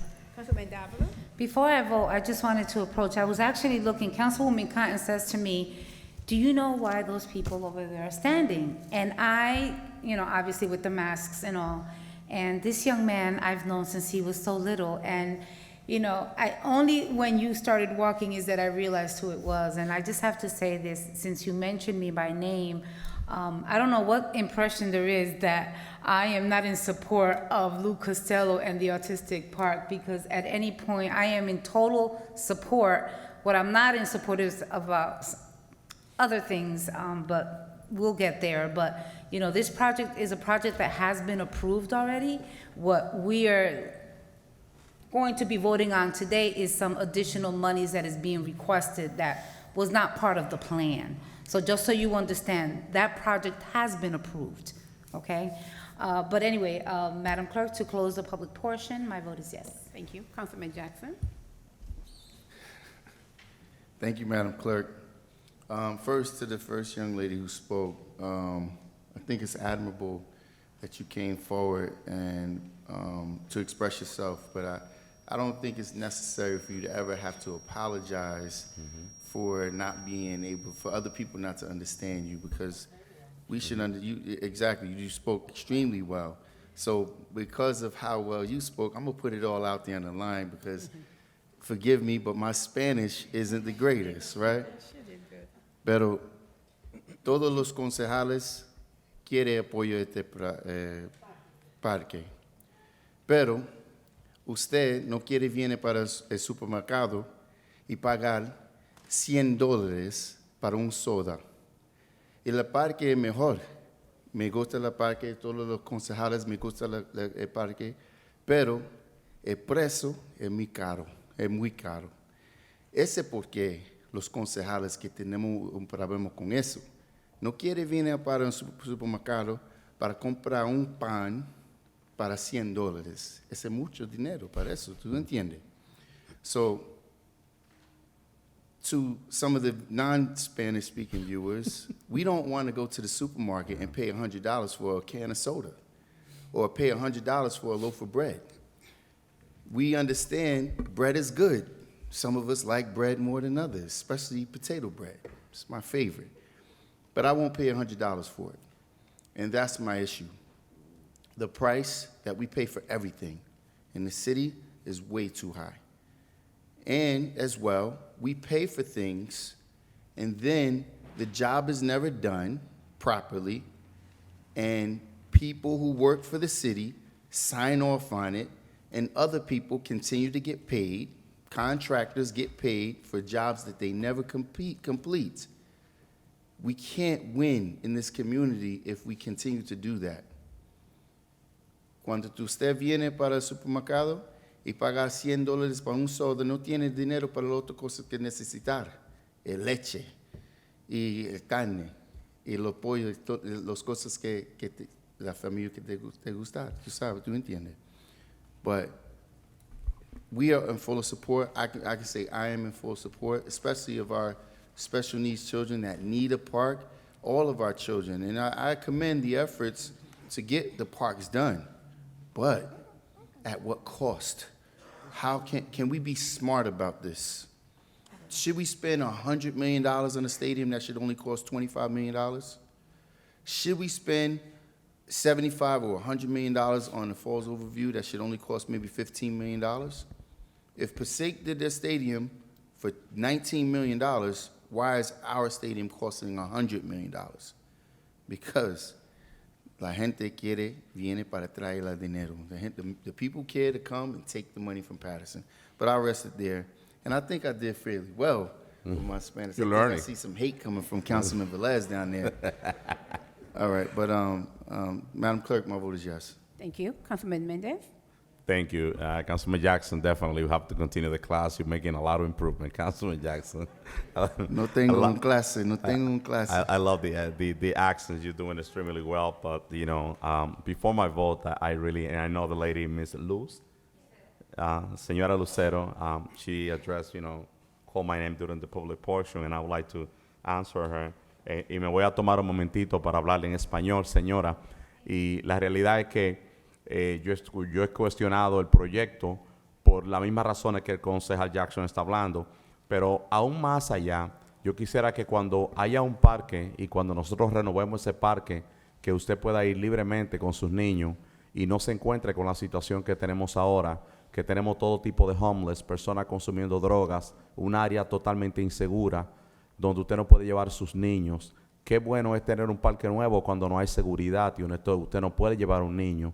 Esa es mi pregunta y esa es mi inquietud. Y aparte de eso, el costo y lo que se está haciendo, se va a buscar dinero de los contribuyentes también para invertirlo en ese parque. ¿Cuál es el costo de eso? Y la seguridad. Yo quiero asegurarme de que cuando ese parque esté listo, que usted realmente pueda ir, que haya un plan de seguridad para que usted pueda llevar a su niño y usted sentirse segura. Porque de lo contrario, con lo que está pasando en Paterson, con tiroteo por todos lados, y usted no sentirse segura de llevar a su niño a un parque, la inversión va a ser en vano. Pero definitivamente yo estoy a favor del parque. Me encanta el niño que vino con esa camiseta. Que Dios te bendiga, hijo mío, que Dios te dé mucha vida y salud. Y yo estoy aquí para servirle a ustedes y hacerlo de manera responsable. I just say that, I'm definitely in support of the park, but my concern is that if you go to Lucas Costello Park area, that's humbly infected, people using drugs, doing all kind of illegal activity. So I don't want to see a brand new park there where you cannot bring your children and challenging me. I've been getting calls from Eastside Park left and right today because of all the nonsense that has happened there. People that cannot go and walk around there because of what's going on in the area. You cannot take your children to the park in Paterson because what's going on. So I don't want to see us spending $1.3 million, if I'm not mistaken, that's the cost, $1.3 million in a park where the lady cannot go with her children because it's not safe, because all you see is homeless, people using drugs, people, committing all kind of illegal activity. That's what I don't want to see. In the city, when we're making that kind of investment, you have to put a plan behind that. How are we going to impact the entire area? How are we going to bring safety into the area? It's not that I'm against. It's that I don't want to see that investment there. And after that, seeing that family, like then they're not going to be able to utilize the park because what's going on in the surrounding area. That's my concern. And I'm going to continue talking about that because if we really want to change Paterson, we got to be honest. You cannot build a park. It's not about building a park. It's about what's going on after you build the park. I invite you to go around 8 o'clock. Just go there now. Go to Lucas Costello Park area. You will see how many people are sleeping around there. How are you going to feel safe on that section? And we could make change now. We don't have to wait until the park is done. We don't have to wait until the park is done for us to get the job done there. Clean that area and address the problem that we have there. We don't have to. And that's my concern. I'm all in favor of the park, but I want to make sure that we impact the area on a positive way to make sure that young man and that young lady will be able to utilize the park and have fun and enjoy it. My vote is yes, Madam Clerk. Thank you. Councilman Velez? Madam President, I just want to, if I vote yes to close the public portion, can you come back for the discussion? That's answer what I those? thought, that's what I thought was Yeah, happening. because that's what we're going to do, right? All right. Okay. My vote is yes to close. Please don't leave. I have to Yeah. say something. Thank you. Madam President? So, just quickly, I just want to thank, anytime someone comes out of your home in the middle of a pandemic to come to the council meetings, you should be commended. So I commend all of the speakers that came out on tonight, starting with Mr. Collazo, who wanted to alert us to what's going on with the taxis, then on to Ms. Luz, who talked about the parks, Mr. Coleman giving us information and highlights in the first ward, and then to Ms. Lucetta, who talked about the parks as well. Let me just be clear. The park has already been approved. Lou Costello Park is approved already. What's on the agenda tonight is in the bond ordinance that the park has been approved, and it was approved with CDBG funding. So it was grant funded. Now the administration wants to add $325,000 more in the bond to add to the Lou Costello project. But the park itself is already approved. I think all council members are definitely in agreement. They voted in the affirmative. You can go back and look at that record. I always tell people to open it, go to the clerk's office and get the details on who voted, who didn't. You can always see that. So the park's approved. What's in one of the items tonight is the additional funding of $325,000. And I heard my council colleague said if you go and look at it, I think if he looks, he'll be surprised. There's nothing there. It's gated. Everything has been demolished. No one is in there, not even the gazebo. Everything is knocked totally down. They're already out there working, so that is to let you see that they're already started, the work that is going on there for the first Spectrum Park in Paterson. So I'm really excited. I came from the school board. I have children myself, and I believe that is something that we definitely should be looking at.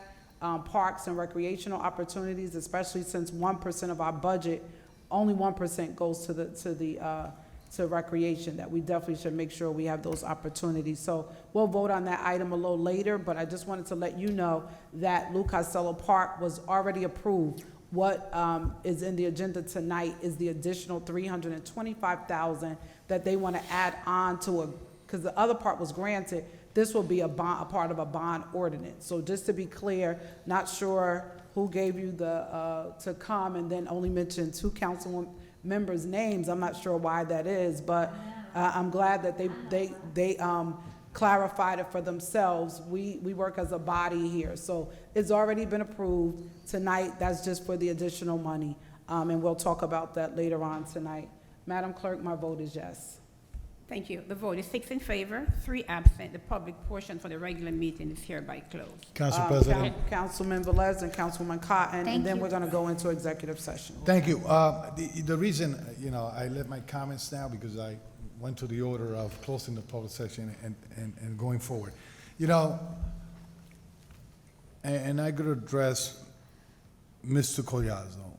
Mr. Collazo, this is the emails that you've been sending, tagging everyone, 25 people on it. There's a rule, and corporate counsel will explain you offline. We cannot engage in back and forth when there's 25 people in an email. It can constitute a quorum, something, especially when in the agenda is going to be discussed. So if you want to send something, try to send it to a committee that's supposed to be, and then probably they could have discussed it deeply with you, okay? Second, I saw the picture myself, okay? And I could testify myself that as the councilman in the 5th Ward, those pictures are establishment in the 5th Ward. And I do my own investigation. You probably don't see me doing it, but I do my own investigation. And I don't have no doubts of the diligent work that my clerk, Sonia Gordon, do in this division to make sure that every company of the city of Paterson calling taxi are complying by the ordinance, are compliance by the requirement that the clerk asks him to bring before we as governing body approve it. All right? So, I just want to let you know that we're not sitting here just ignoring anything that's going on into the city of Paterson. We do our diligent work, and we make sure that anything that's presented to us is factual, that's not out of fact. So that's one thing. Second, Mr. Coleman, thank you for coming and being concerned of the situation out there. And, Paterson is a welcome city for immigrants. I don't care where you came from. I don't care what flag you have. I don't care what language you speak. It's disrespectful when business owners do not understand that they're also immigrants. All right? So, it's sad to hear the way they treat you, Right. and if I have to go out there and defend anybody, I will do so. So keep on working and addressing those quality of life issues that we have in the city of Paterson the way you do. Diego, right? Diego. The first picture I took with Diego, he was 5 years old. Oh, you took a picture too? Yes, and he was singing too. Do you still sing, right? Yeah. So Diego is a good singer. Lucero is a hardworking single mom. I know her for many years, immigrant.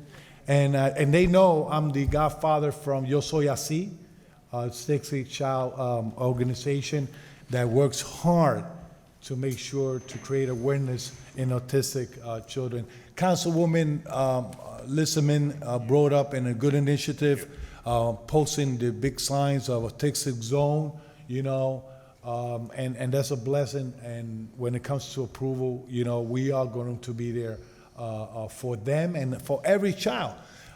The project of Costello Park, you know, before this project got approved by us, identified grants and money to the park, there was no plan. Now there's a plan in place supervised by us and demanding that when the park is done and complete, of course, Councilman Alex Mendez, you will see more security. Child from school number 2 could go there and enjoy the park the right way. You know, we could agree or not disagree on the amount of money, and everybody has their own opinion, but before it was nothing. So now we're gonna have a better park and a better look in the area.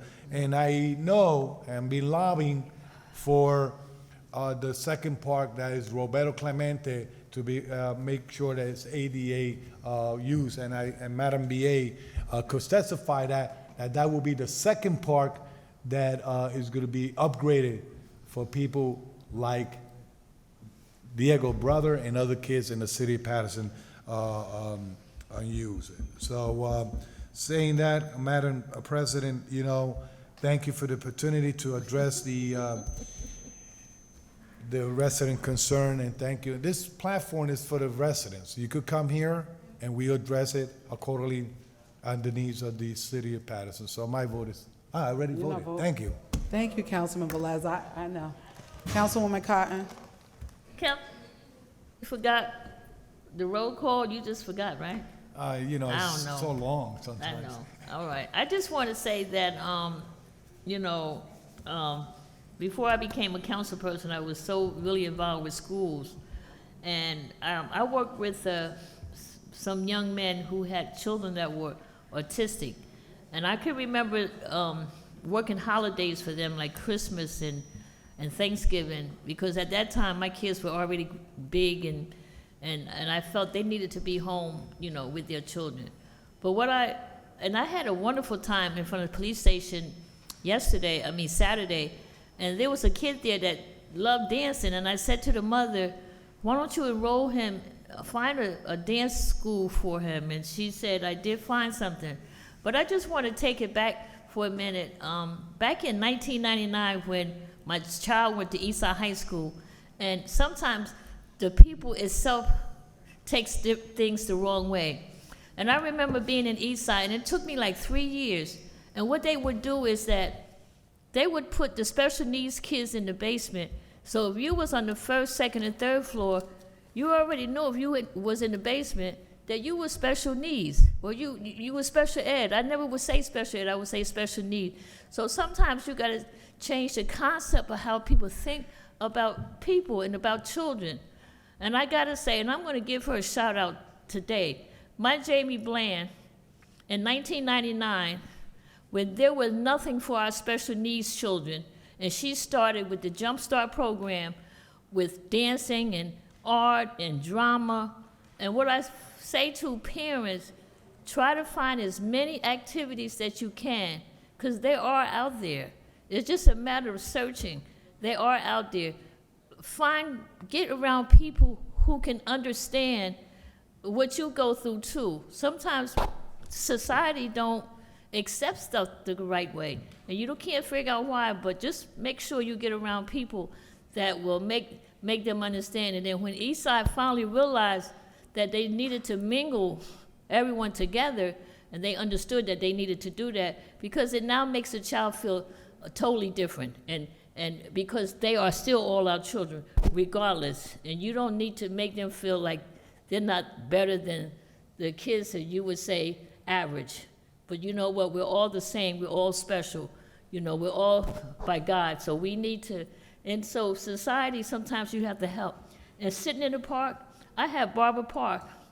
I would go there and sit There was a drug-infested park in my ward, in the 4th Ward. I would sit, and Councilwoman Mims came and sat with me. And you know, finally, I had so many community organizations involved with it. Believe me, and I remember Sharon Easton always said, you gotta come out your house. You gotta come into outside. You gotta let people see that you're out there. You gotta let them know. And we started going and sitting in the park and doing in the park and being a part of the park. And when they see you out there, people change. They say, well, you know, I can't go to that park now because they're gonna come in there, but that's what we need to do. And I find that once we get that Lou Costello, you're gonna be like one of the marshals, I call it, that's gonna make sure that that park stays like it's supposed to stay. And that's all I need to say. Let's just all get involved. Let's all do this together, and you'll see it'll change. It really will change. Thank you, Council President. Thank you, Councilwoman Cotton. Madam Clerk, can we take item number 6 right before the executive session, please? Yes, Madam President. Council President? Next- Yes, Councilman Jackson? So, just as a form of practice, and I know the council took an extensive period of time to answer some of the residents' concerns, but the administration is actually, you know, the answering body on most of these issues, especially with the concerns of Mr. Collazo because of the involvement of his emails. I've been receiving an overwhelming amount of emails, and the fact that the Public Integrity's Office has been contacted, and they have actually gotten involved. I think that the administration, you know, even, you know, Mr. Coleman's concerns, these are not council issues. I think we give the public the wrong impression by answering the questions of the residents when it's actually the administration who's responsible and who should be accountable for answering the concerns of the public. Madam BA, if you would like to respond, I know Mr. Collazo, his direct correlation was to item number 17, which is on the agenda. So it's directly connected to our vote on tonight. But if you can do a brief overview for that, and then the decision will be on the council. That's what he's concerned about, the item on the agenda. Corporation Counsel? Yes, thank you, Council President, for the recognition. I will just briefly state that law enforcement has undertaken the responsibility on this. I obviously can't get into too many details, but law enforcement has been alerted to this matter, and they are taking appropriate action as they see fit. And on that basis, I think that addresses some of the concerns that were raised without getting into too much detail that may unnecessarily clutter the record or create issues. Thank you so much, Corporation Counsel. Madam Clerk, item number 6, please. Madam President, next item is item number 6. Public hearing is required in this item. Resolution ratifying and adopting the 2021 budget of the Bunker Hill Special Improvement District. Finance, Resolution 21-193. So moved. Second. Moved by Councilwoman Davila and Mendez, Council- second by Councilwoman Mims. Gotcha. Roll call, Madam Clerk. Public hearing is now open. Here none, see to move to close. Second. Moved by Councilman Mendez to close, second by Councilwoman Cotton. Roll call to close public portion, Madam Clerk. Yes, Madam President. Roll call to close the public hearing on item number 6. Councilman Abdelaziz. Yes. Councilwoman Cotton. Yes. Councilman Davila. Yes. Councilman Jackson. Yes. Councilman Khalid. Yes. Councilman Mendez. Yes. Madam President. Yes. Roll call on item number 6, Madam Clerk. I'm sorry, Madam President. The vote is 7 in favor, 2 absent. The public hearing is now closed for item number 6. Roll call to approve item number 6. Councilman Abdelaziz. Yes. Councilwoman Khan. Thank you, Madam Clerk. I just would like to say to the Bunker Hill Special Improvement District, they've been really doing a lot of work. He was here last week to speak about, as he said, he believes that, well, I believe too, that they're the second largest employers here in the city of Paterson, over there in the Bunker Hill section. I remember when I first got elected and I went there to their meetings, which was, what I find is that the businesses there was really involved and really into being in the special improvement district. But I just want to say that I had to do some of my own research too, and I was able to meet people at the Iron Bell Section SID, which is in Newark, New Jersey, which I believe is the largest in the state. And besides being a special improvement district, they were also a community development co-op too, all at the same time.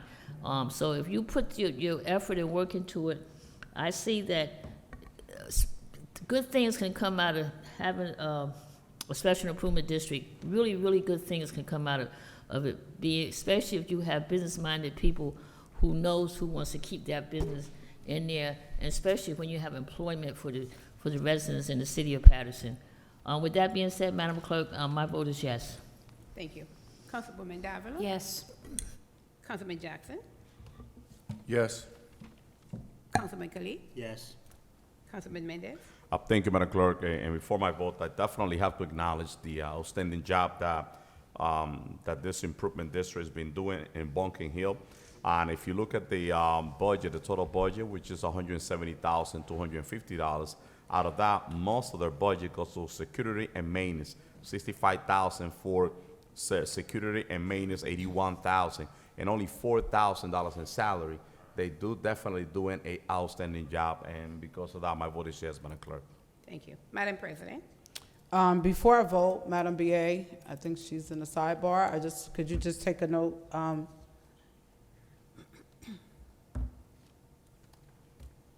We'll wait. Madam BA, before I vote, this is not connected to this, but this council, They got to get their strategy together. that was funny, Councilman Jackson. Before I vote, this has nothing to do with this, but this council previously approved money for the steps, the tennis courts, and some of the paving in Eastside Park.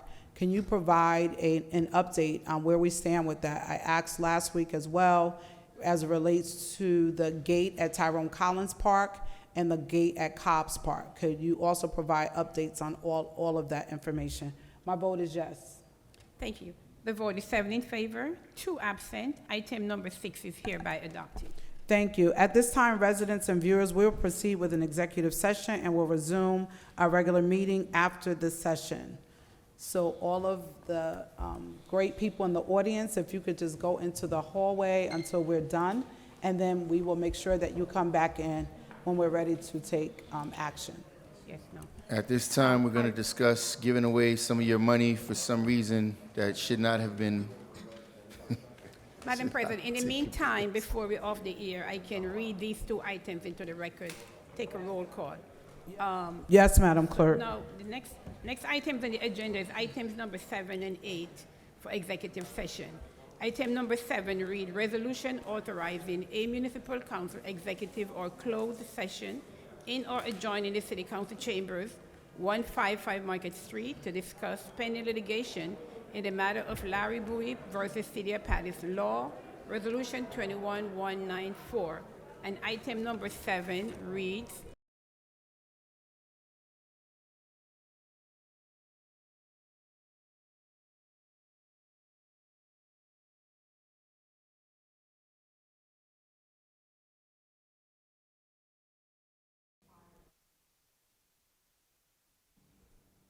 Okay, Madam President, may I entertain a motion and a second to close the executive session for item number 7 and 8? So move it. So moved by Councilwoman Davila, second. Councilwoman Davila and Mendez, second by Councilman Velez. Roll call, Madam Clerk. Yes, Madam President. Roll call to close the executive session for items 7 and 8. Councilman Abdelaziz? Yes. Councilwoman Davila? Yes. Councilman Kalik? Yes. Councilman Mendez? Yes, Madam Clerk. Councilman Velez? Yes, Madam Clerk. Madam President? Yes, Madam The Clerk. vote is 6 in favor, 3 absent. Executive session is hereby closed for items 7 and 8. Madam Clerk, can we take items number 7 and then 8, please? Or items 21 and 22? Oh, you mean the settlements for 21 and 22? Yes. Okay. Next item on the agenda, non-consent agenda, is item number 21, and item number 21 reads, resolution authorizing settlement of pending litigation claim in the matter of Larry Bowie versus City of Paterson Law, Resolution 21208. There a motion? So moved. Second. Moved by Councilwoman Mims, second by Councilman Kalik. Roll call, Madam Clerk. Yes, Madam President. Roll call on item number 21 for approval. Councilman Abdelaziz. Yes. Councilman Davila. Yes. Councilman Kalik. Yes. Councilman Mendez. Yes. Councilman Velez. 21. 21? Yes, sir. No. Madam President, Yes. the vote is 5 in favor, 1 against, 3 absent. Item number 21 is hereby adopted. Item number 22, Madam Yes, ma'am. Clerk. Next item is item number 22, resolution authorizing settlement of pending litigation claim in the matter of Jacina Green / Brian Jackson versus City of Paterson, law resolution 21-209. So move. Moved by Councilman Velez, second by Councilwoman Davila. Roll call, Madam Clerk. Roll call on item number 22 for approval. Councilman Abdelaziz. Yes. Councilwoman Davila. Yes. Councilman Kalik. Yes. Councilman Mendez. Yes. Councilman Velez. See something, say something, take action to prevent this in the future. My vote is yes. Item 22. Councilman Jackson, number 22. For the settlement, 22 is a resolution authorizing settlement of pending Yes. litigation. Okay, your vote is yes. Councilman Jackson is yes. The vote is 6 in favor. I didn't vote, Madam Clerk. I'm My vote- sorry, My Madam vote President. is yes. Thank you. The vote is 7 in favor, 2 absent. Item number 22 is hereby adopted. Thank you so much, Madam Clerk. Madam Clerk, can we take item number 15, and then we'll go into the bonds. Next item is item number 15. Hold on, Madam President. Item number 15. Item number 15 reads, resolution authorizing a grant application to the National Recreation and Park Association Administration Resolution 21. So moved. So move. Second. Moved by Councilwoman 21-202. Davila, second by Velez and Mendez. Roll call, Madam Clerk. Roll call on item number 15 for approval. Councilman Abdelaziz. Very simple. This is the application, guys. My vote is yes. Councilman Davila. Councilman Abdelaziz, I think we all know how to read. My vote is yes. Councilman Jackson.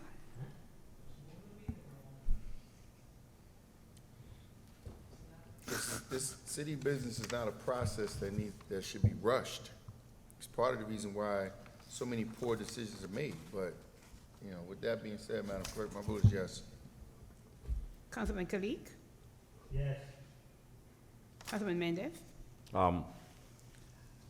Before my vote, Madam Clerk, I definitely, it's just an application, and I know that on the third whereas say that the city will need to enter into a grant agreement to accept this grant.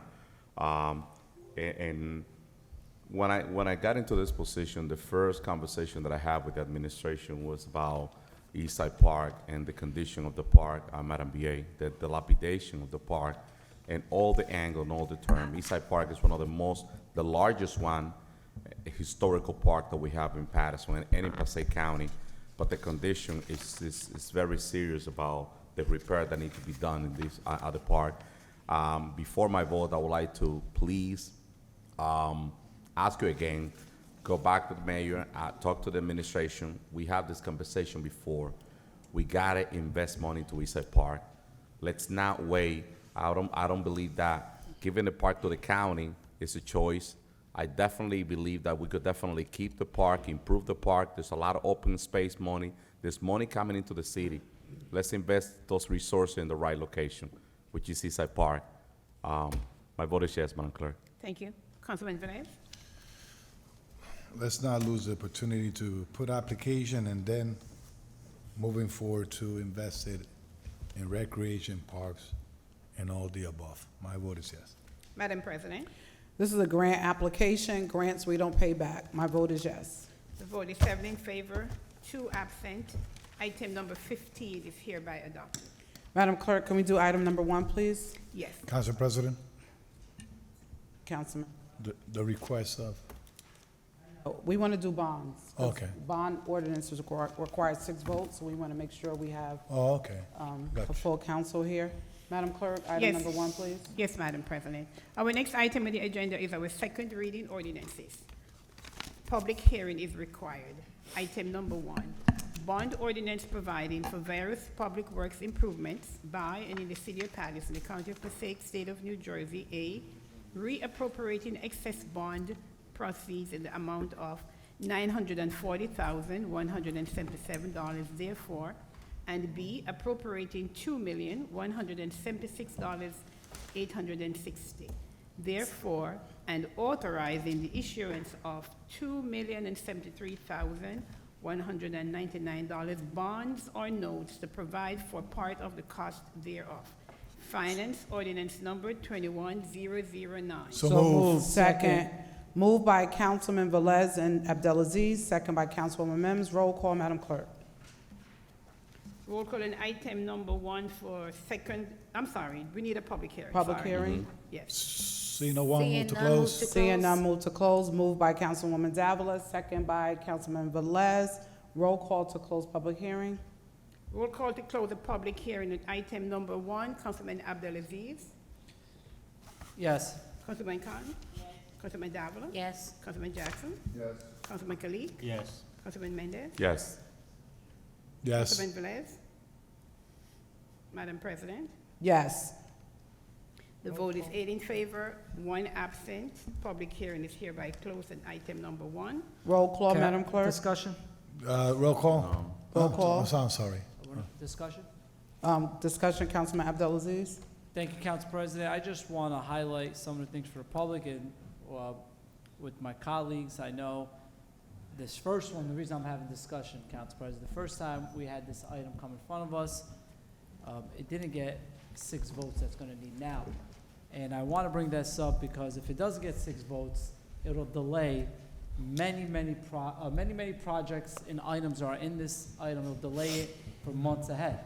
I don't want to go straight, Council President, I don't want to go straight to roll call. I want to put it on the record so the residents know what consequences happen when something doesn't pass or fail. So I want to have that discussion. If there is, I heard about some amendments being made. These items are needed. The field house needed, Lou Costello Park, that we've heard from members of the community that will benefit from this, and Putnam Oval, my colleague from the 4th Ward, they haven't really received any improvements, field improvements, in the past 3 years that I've sat here. So I just hope we do get the 6 votes, and if it doesn't, it's going to delay many improvements for the city for a while. Thank you, Council President. Well, Council President, Councilman Velez. you know, we have a healthy discussion in all this bond ordinance on the workshop, and it was televised at the same time, so the public are really aware of what we are right now and the intention of the administration with this bond. So, you know, I was a little bit nervous when I saw my colleague Davila leave because we need 6 votes, but that's, but that's okay. Let's move forward. Madam Clerk, roll call, please. Yes, Madam President. Roll call on item number 1 for second reading, Councilman Abdelaziz. Yes. Councilwoman Khan. Thank you, Madam Clerk. As my colleague had said, that it's quite a few items in here that not only for the parks, but for public works, for vehicles, for traffic signs that we dearly need so badly. I know for a fact that one of my fields in the 4th Ward has not been done over in years, way before I got there, years. So with that being said, Madam Clerk, my vote is yes. Thank you. Councilwoman Davila. So I'm inclined not to support this second reading ordinance. I just like the fact that where I want to support the DPW measure and the things that are needed for the department, they've put on also the parks, which are not going to get done this year. I don't care what anybody says, this summer's coming up. And so, you know, I'm inclined, but then there's this other side of me, right? And understanding that there has been things that we've been requesting to the administration in terms of DPW and, you know, getting them the necessary equipment that is needed to get the job done. So with that said, I'm gonna vote yes. Thank you, Councilman. Councilman Jackson? I really don't even know what to say about this one. But it is the consistent, irresponsible behavior that really drives my consistent reluctancy to be willing to support things like this. You know, when we go out to bond, it is actually a loan that is burdened by the taxpayers. The taxpayers have to pay for these items. As in, for an example, the Hinchcliffe Stadium project, a $100 million project that we in the past have bonded $25 million for. Now we pushed the bond up to $40+ million. So this is money that the residents are actually put on the hook for when it's, you know, items like road resurfacing or whatever the case might be. And, you know, I don't have the confidence in this administration to be able to fulfill its requirements to ensuring the public's best interest. Madam Clerk, my vote is no. Thank you, Councilman. Councilman Kalik? Thank you, Madam Clerk. Even though West Side Park from the second ward was taken off from this bond ordinance, hopefully the administration has a better plan for the second ward in near future, looking at 2022. And definitely we need the improvements in the park, DPW departments as well. We need to have a better and bigger plan as well. And my vote is yes. Thank you. Councilman Mendez? Thank you, Madam Clerk. And before my vote, a lot of you know a home that I've been so against this idea of even that there is $300,000, this idea of bonding money for this project because of the concern that I have with the surrounding area. And when I mentioned before that there was a lot of activity at the park, I didn't mean at the park. I know the park is closed. I drive around day and night throughout Paterson. I was talking about the surrounding area, that we don't have to wait until the park is done for us to make change in that area. That's all I'm saying. A lot of people are struggling because of what's going on, Madam BA, with this homeless situation out of control, people breaking the law, people being robbed on that section. It's critical what's going on in that area, Madam BA. I know, I pass by there day and night and I see what's going on. We don't need to wait until this project is done. But at the same time, on this bond, we have, public work, traffic safety. We've been talking about the DPW committee. I personally have a lot of requests for a lot of locations around the third ward, that four-way stop sign, different street lights that need to be implemented in other areas. So I will give the benefit of the doubt. But Madam BA, I'm requesting you once again that please put a plan together for that location. Let's not wait until the project is done for us to say, you know what, this area look different. Now people, they could walk at night around here without fear. And I know we could make it happen. Just gonna leave it like that. My vote is yes. Thank you.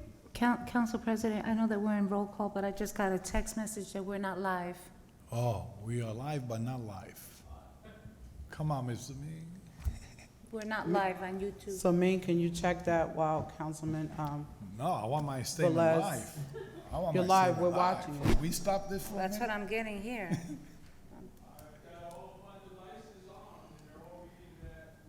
Proceed. Thank you, Mr. Ming. Councilman Velez? Probably they're using an antenna. Okay, Councilman Velez, Oh, it's me? your turn to It's vote. me? You know, this is needed, but what is not needed is bonding to cover the needs of the department. what we really need is somebody to sit down and identify how could we bring revenues to the city for we could avoid bonding and going after the taxpayer money, after the taxpayer. So that's a big plan. So, you know, and I hope the administration could sit down and figure out to present a budget responsible that covers all these areas for we could avoid bonding in the future. My vote is yes at this time. Thank you, Madam President. And so in this item, there will be cameras for the parks, which are very much needed in our parks to provide safety. There are improvements that are needed in the parks. Lou Costello will get the additional money that's needed to finish the project, as well as equipment for DPW. But I also want to just thank this administration, because it was 8 months of hard advocacy that I went to this administration, because Putnam Oval Park was in desperate need of repair. And for 8 months long, I advocated, argued, yelled, and then was nice. And they agreed, and now not only is Putnam Oval a part of this vote on tonight, but this Putnam Oval was just renamed Ray Light Senior. So I think, and I hear sometimes the community say, well, you're renaming something and the street looks horrible. So I'm really happy to say in my vote tonight, one of the parks or the fields that plays various sports on it will be renovated, and it will be renamed. So I'm really happy about that, alongside of all the other ones. So my vote is yes, because I want to see things move forward in the city of Paterson. Thank you. The vote is 7 in favor, 1 against, 1 absent. Item number 1 is hereby adopted on second reading. Thank you, Madam Clerk. You're Item welcome. number 2. Next item is item number 2 for second reading, and public hearing is required in this ordinance. An bond ordinance providing for various fiscal year 2021 capital improvements by and in the city of Paterson, County of Passaic, State of New Jersey, appropriating $1,613,140, therefore, including a $750,000 grant to be received from the State of New Jersey Library Construction Bond Act Grant Program, and authorizing the issuance of $833,942 bonds or notes of the city to finance part of the cost thereof. Finance ordinance number 21010. So moved. Second. Moved by Councilwoman Mims, second by Councilman Velez and Cotton. Roll call, Madam Clerk. Public hearing. The public, Can We're we not open- live, just so you know. Seeing none, move to close. Seeing none, move to close Second. public hearing by Councilman Al, second by Councilman Mendez. Roll call to close public hearing. okay. Roll call to close the public hearing in item number 2. Councilman Abdelaziz? Yes. Councilwoman Khan? Yes. Councilman Davila? Yes. Councilman Jackson? Yes. Councilman Kalik? Yes. Councilman Mendez? Yes. Councilman Velez?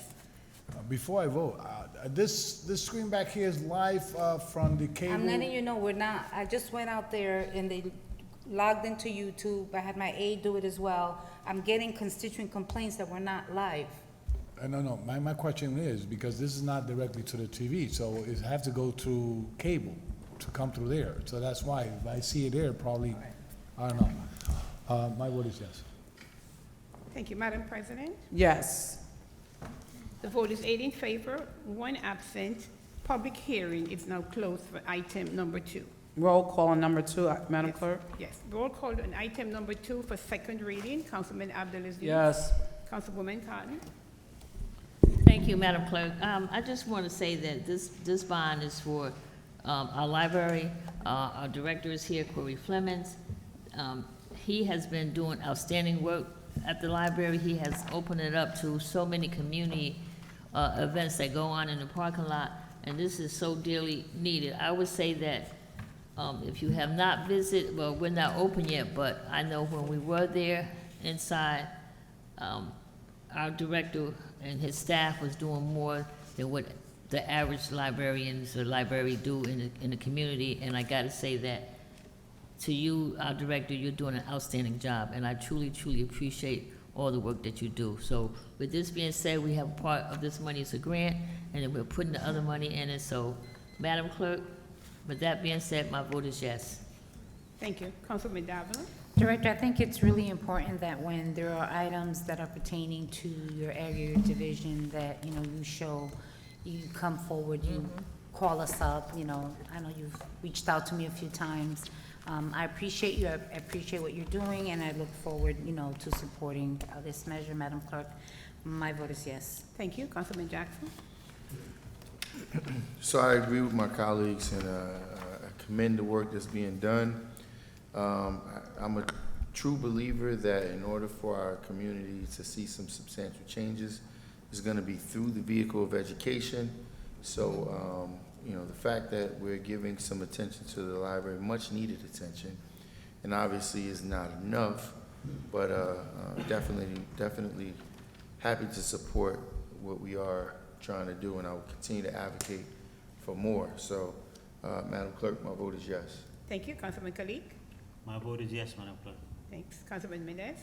Thank you, Madam Clerk, and I definitely have to acknowledge that we have person in charge of the library here. We have, I'm in full support of this bond, in part because of this, and also in another part because I see that we're planning to do some improvement in some of the city buildings, and the Paterson Museum is one of them. And through the chair to Madam BA, I know, and I mentioned this before, the Paterson Museum is in serious disrepair, and anything that happened there, if anybody get hurt, we're responsible for that.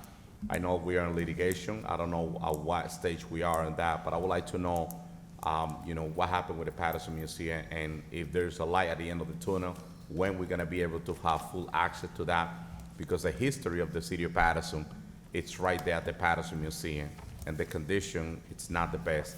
All the way through the parking lot, roofing, sidewalk, so we definitely have to pay special attention to that. My vote is yes, Madam Clerk. Thank you. Councilman Velez? Those that was raised here in the United States, like me, I was raised in the Bronx, right? And those that was born and raised here probably don't understand that home and library was the house. Home and the library. Mr. Fleming, my sentiment to the library, that was the second home from my stepson. So anything that comes through this, and if it's good for the library, will be good for the community. And I commend the library workers, your department, that in the pandemic and still continue working for those that cannot even go to the library at this time.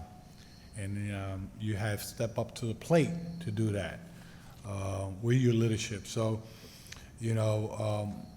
why say no if it's going to be good for the community? What I don't agree in this bond, this one, is that when you read at the department administration, there's a lot of things that's supposed to go to the DPW bond. For example, everybody can read it because it belongs to DPW, but it's included here, so we need to support it because the library is here. So my vote is yes. Thank you, Madam President. Thank you for all you do. Education is the stairway to success, and you've been doing a phenomenal job. Even though you're not from Paterson, I know you're gonna move here soon. I'm gonna keep holding you to that. But thank you for all you do. You're here so much that we think you live here. So thank you for taking care of Paterson. We really appreciate it. Our libraries, I know our seniors will be really happy to know that the elevators are included in this and so many other things. So my vote is definitely a yes for this bond ordinance. Thank you. The vote is 8 in favor, 1 absent. Item number 2 is hereby adopted on second reading. You can move to the Thank you, fifth Madam ward. Clerk. Item number 3, please. Council President, Yes, Councilman Jackson. very quickly, I just think it's extremely appropriate. It's, it's a bit unsettling to me that this director seems to take the most heat. There has been articles written about him. There has been questions by various city officials. I know you weren't questioning him. No. I know you were putting that statement on, just kind of just playing around with that, but it is very unsettling to me that it seems that this director takes the most heat when we have a number of different directors and city employees, by the way, who don't live in the city, who maintain employment at multiple municipalities while receiving a full-time paycheck from the city of Paterson, who don't live in the city, who don't have credentials. And this gentleman has exercised and explicitly has shown not only his ability, his track record, but his expertise in the area.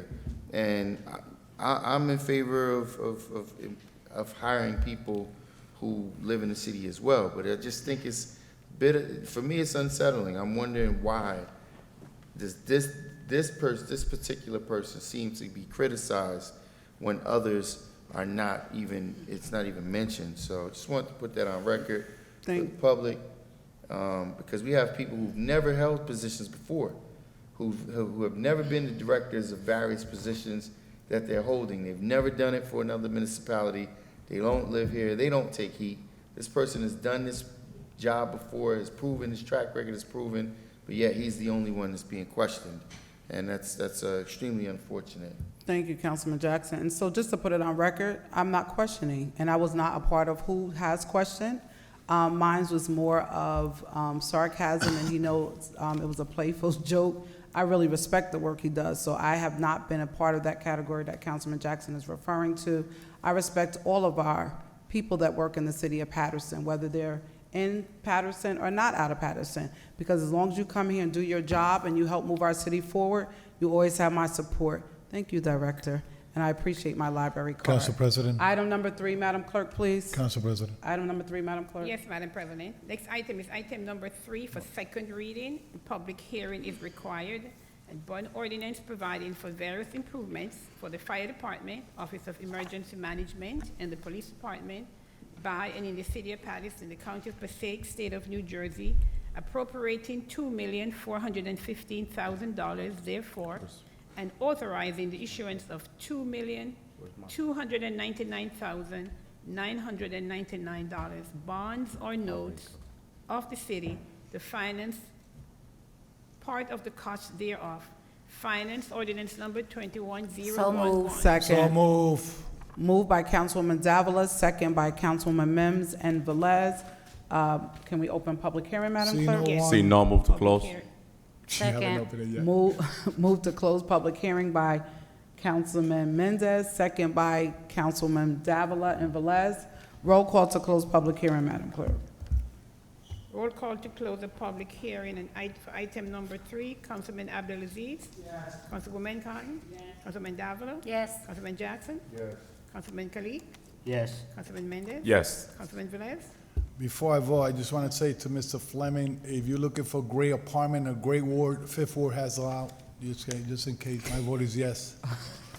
The vote is 8 in favor, 1 absent. Public hearing and item number 3 is hereby closed. Roll call, Madam Clerk, Roll on call item and number 3. Roll call on item number 3 for second reading. Councilman Abdelaziz. Yes. Councilwoman Khan.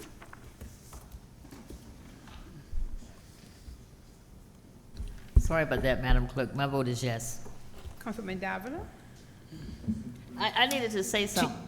I'm sorry. You already voted. You already vote. No, godly. You want to retrieve your vote? Can I? Oh. Councilwoman. Well, let me Shakir. pass, because I want to Speak. say something. Change my vote to pass. They don't want me to speak, so change me to Councilwoman, pass. speak. You can speak, Councilwoman. I'm Go gonna ahead. pass it, and she gotta come You're the back. dean. You're the dean of the council. She gotta come back. Go ahead, Yeah. Councilwoman. Thank you. It's only 10 o'clock. You can speak, I know, Councilwoman. I just want to say that, Count. yeah, I'm looking at it, and I've been waiting for this to come up to, with our fire department, and I just want to say that, he is really outstanding on what he gets done and what he gets for us here in the city. And I just want to say to our fire chief, which is, he's in the audience now, Fire Chief McDermott, there's so many things that, especially when the pandemic hit, that he had the mindset already of what needed to be done here for the city, for our residents, for our, I wish some other people higher up would have had the mindset of what we needed to get done. And with this here, we're getting even more things done. And I had a meeting with him, and he was explaining different things. And you know, people don't realize the amount of work that our city has. And speaking with our fire chief, our fire department is the busiest, number 5. Number 5, our fire department in Little Paterson, New Jersey, third largest city in the state of New Jersey, is number 5 throughout the country as far as call of service. And with that being said, I truly commend our fire department, our fire women and men who put this together, and even the things that he brought before us, that to do his best to make his fire people safe of responding to everything that's been out there so far. I want to thank you, Chief McDermott, for your outstanding leadership that you have shown to all of us. And with that being said, Madam Clerk, my vote is yes. Thank you, Councilwoman Cotton. Councilwoman Zavala? So unfair that Councilwoman Cotton was able She to voted speak and yes. just put everything I was voted gonna yes. say, then So some. It's No, but Councilman on the ser- Davila's term now. I'm sorry? It's your turn to vote. Yes. Sorry. I definitely, Chief, you have done an outstanding job, your leadership. I mean, I know that this pandemic has hit our fire department hard. From having to take care of constituency, but at the same time, your department, so many of us getting COVID. I mean, you guys have done an amazing job. And with that, all the fires throughout the city and the ambulances, the wear and tear. But at the end of the day, your leadership. And it is obvious to me that we have a great team of men and women in the fire department, and that you can't do this alone. But it is through your leadership that a lot is being done. And, I have much appreciation and admiration for yourself and your leadership. I do agree with Councilwoman Cotton. I wish that certain other departments would have, here it is now over a year, right? And prior to the actual pandemic hitting us, you were ready. And so I appreciate you, and I always tell people this. I'm not an enemy. If I disagree with something, don't think I'm an enemy, just that at that time, I don't agree. We can agree to disagree, and this is what I always try to tell this administration.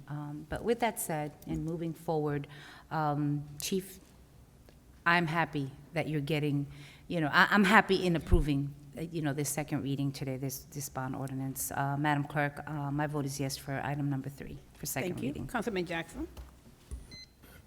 Thank you, Madam Clerk. Chief, I'm not that easy.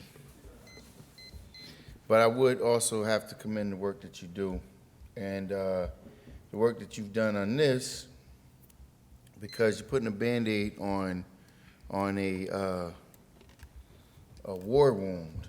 Somebody got hit by a .25 caliber weapon, meaning the city got hit by a .25 caliber weapon, and the $40 million that was squandered over there on East Railroad Avenue. So the effort that you put forward to recover this place, and I've been driving by watching the progress of this building, and I'm a bit concerned. I got to be honest with you. I know that you're doing a great job with the planning, but the $40+ million that was wasted in that place with the acquisition, there still hasn't been any accountability to the equipment that was left behind there. There still hasn't been any accountability to all the money that was wasted, and here we are doubling down on an excessive amount of money that was spent there. Is this not, am I mistaken that this is not for the, none of this is for the communication center? Okay.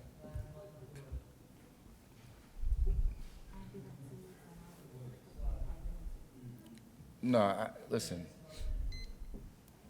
Well, guess what?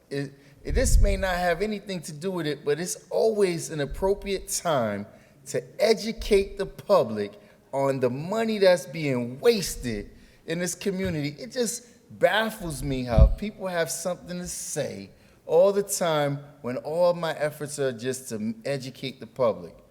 There's $40 million, so let me just put it on the table now, before I vote, because I'm willing to support most of the items brought forward by our fire chief. He does a phenomenal job, as the EMS workers do to recover life. He's recovering life in this community quite often. So, Corporation Counsel, I've made this request multiple times before through the chair, Madam BA. I would like a full report on where all of the expenditures that have taken place on East Railroad Avenue for the facilities. I want to know where the Pennsylvania equipment Avenue. is. Pennsylvania Avenue, Councilman. It's not on East Railway Avenue. Thank you very much for for helping me, just wanna for enlightening me on that, Councilman of the 6th Ward. So, on Pennsylvania Avenue, I would like a full report on where's the equipment? What happened with the restaurant equipment, the hood, all of the hundreds of thousands of dollars of equipment? I would like to see detailed photographs of all of this stuff. There was, the mayor was press conferencing on selling it and giving it away to Steven Spielberg or whomever. Listen, we have to be accountable to what the residents have to pay out. And this thing has gone for well too long. I've made multiple requests to the Economic Development Director. He's ignored my requests on the numerous times. I can go back. If you need me to find the emails, Corporation Counsel, I'll find the emails. Enough is enough. Where's the $40+ million that the public that has been squandered in that facility, and while we're still spending money on it? But while we're on this item, Madam Clerk, that is apparently unrelated, I still want to put that request on record. I'll send an email formally, Madam Clerk, but I know your secretaries, the secretaries are doing a phenomenal job. Yes. My vote is yes. Thank you. Councilman Kalik? Thank you, Madam Clerk. This bonding money will be used to improve various equipment on our public safety department, from fire to police. So definitely I'm supporting it. My vote is yes. Thank you. Councilman Mendez? Thank you, Madam Clerk. And during our public safety meeting this past Friday, the chief expressed, the need of this funding to replace some of the equipment at the fire department. The chief has been in the front line throughout this pandemic, serving the community with ambulance, and they've been doing an outstanding job. Your leadership, there's no question about your leadership in this city, and that it speaks for itself. So it's very clear that when we have the right person in that position, change happens, and that's what you're doing at the fire department. You got my full support on this resolution, and just continue doing the outstanding job that you've been doing for our community. My vote is yes, Madam Clerk. Thank you. Councilman Velez? I believe a week ago, Councilwoman Ruby Cotton, Councilwoman Dr. Lissaman, Councilwoman Large, Council President today, and myself attended the Communication Appreciation Day, right? And one of the things that I noticed is that when you see members from an organization, a division, a department, or whatever, happy, that means something good is going on in there. That would speak by itself. I could talk a lot about the chief. We have a good relation, good communication. But when you see the membership happy and giving testimony of the conduct and the professionalism and the way that this chief and the battalion chief and their staff and the director conduct themselves, that means a lot. That means a lot. So just in case we know probably Councilwoman Rubicon has speak about this a lot, but I believe we're going to be moving there to that building in 8 months from now. So if you want to see the result of it, you're going to see it. I think the leadership has speak by itself.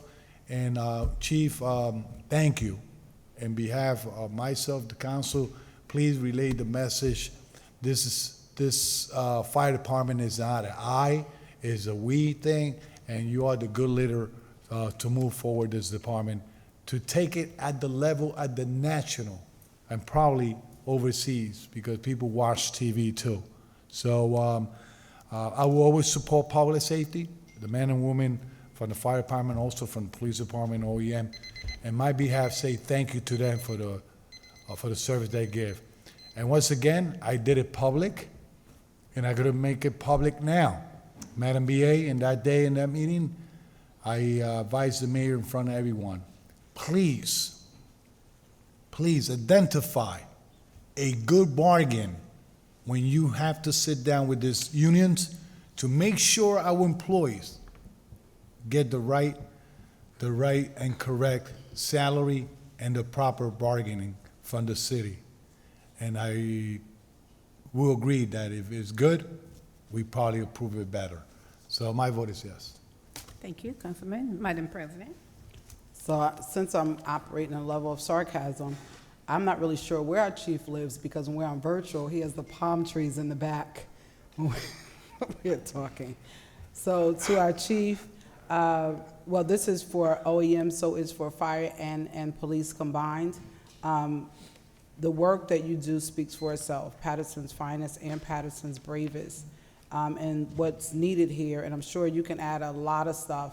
One of the things I always commend the fire and the police department for is that most things you find grants for, or you use drug confiscated money to identify and work it through there, or you just find a way to get it done. So for this to come before us, it absolutely should be voted in the affirmative, and I just commend the work that you've done, especially through this pandemic, and making sure everything stayed to task and stayed on float, and that even though your departments were heavily impacted, it was not even identified. So I want to commend you for the great work that you've done. Madam Clerk, my vote is yes. Thank you. The vote is 8 in favor, 1 absent. Item number 3 is hereby adopted on second reading. Thank you, Madam Clerk. Item number 4, please. Yes, ma'am. Next item is item number 4 for second reading. Public hearing is required. Bond ordinance providing for the road reconstruction and resurfacing program by and in the city of Paterson in the county of Passaic, state of New Jersey, appropriating $1,333,696, therefore, including a grant from the New Jersey Department of Transportation, and authorizing the issuance of $1,333,696 bonds or notes of the city to finance the cost thereof. Finance ordinance number 21012. Second. Moved by Councilman Velez, second by Councilwoman Cotton and Councilwoman Davila. No, Councilwoman Cotton. Moved by Councilman Velez, second by Councilwoman Mims and Cotton. Discussion. Yes, Councilwoman Davila first. I'm sorry. Sorry, go ahead. Lady first. So, Council President, actually to the BA, I thought I asked when we were doing first reading, the list. So these are additional roads? Council President and Councilwoman Davila, yes, we have sent that list. I can go through again. This is the most recent DOT award and application and award for road resurfacing. So this is incorporating all that Fred has sent for, How is like this an the award if 2021. we're bonding? I can let the Okay, CFO I mean, explain. I just asked a question in terms, I'm looking, there's CFO can 11 explain. pages here, and the list is not attached to this. Yeah, I can, So I'm voting on something right Madam now, which, President, I'm sorry. Madam BA emailed something this afternoon. I have copies. I'll hand it out. yeah, I You don't know sent if me- that's the same. I don't know That's if not the Bill is same? still here. No. Let me see if I can get the list from an old email here. Because this is like the 2020 State Aid Award. I know in the first reading, I had questions, and I had mentioned Carlisle as one of the streets that, Councilman Kalik, that was already Yes, but approved. it is not on the list. Webster is on the list, and did Madam BA this afternoon send us the list Yeah. for 2020 2019, yeah. DOT. The list is already submitted to council. Yeah, we- There's No, nothing no, we no, could do I right now. understand that, I understand that, but my point is this, even if, let's just say, okay, oh, she emailed it. My point is, I'm sitting here in the meeting right now, this is why we have a tablet, all that information should be part of this document, so I can review it. I can't remember everything. I mean, after I just- COVID, I can't yeah. remember what I did a few minutes ago. No, I'm being very serious. No, I'm serious. So, you know, it's important for me. I remember asking a question about Carlisle. And the reason for that is because I thought we had approved that. And they said that it was in this bond. It was gonna be Exactly, and with that, you know, and the reason for that is that over a year ago, you know, I had constituents on Carlisle basically call me a liar. Said, oh, you know, we've been fighting for this for years. I want you to drive down that street. Okay, it is just like, or maybe worse, I don't know, than River Street. And we know River Street is horrible, horrendous.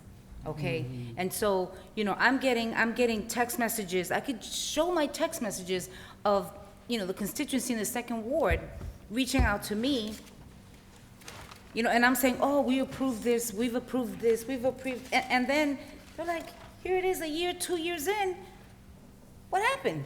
And then streets are taken out.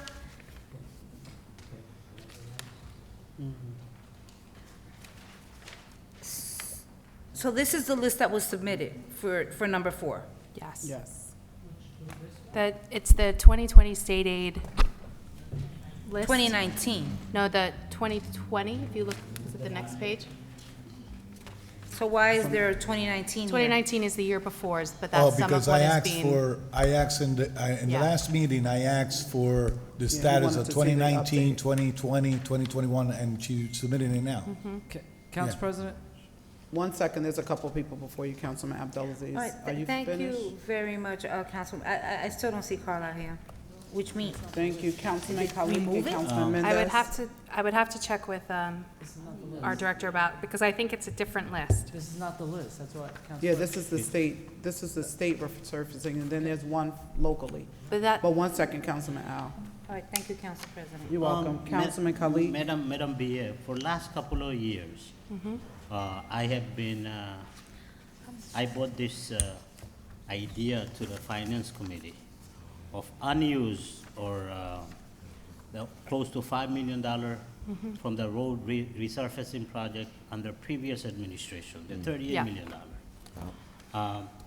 Whatever happened to that money? that, And also, I gave, I suggested that some of the road were done, half of the road were done by PCNG.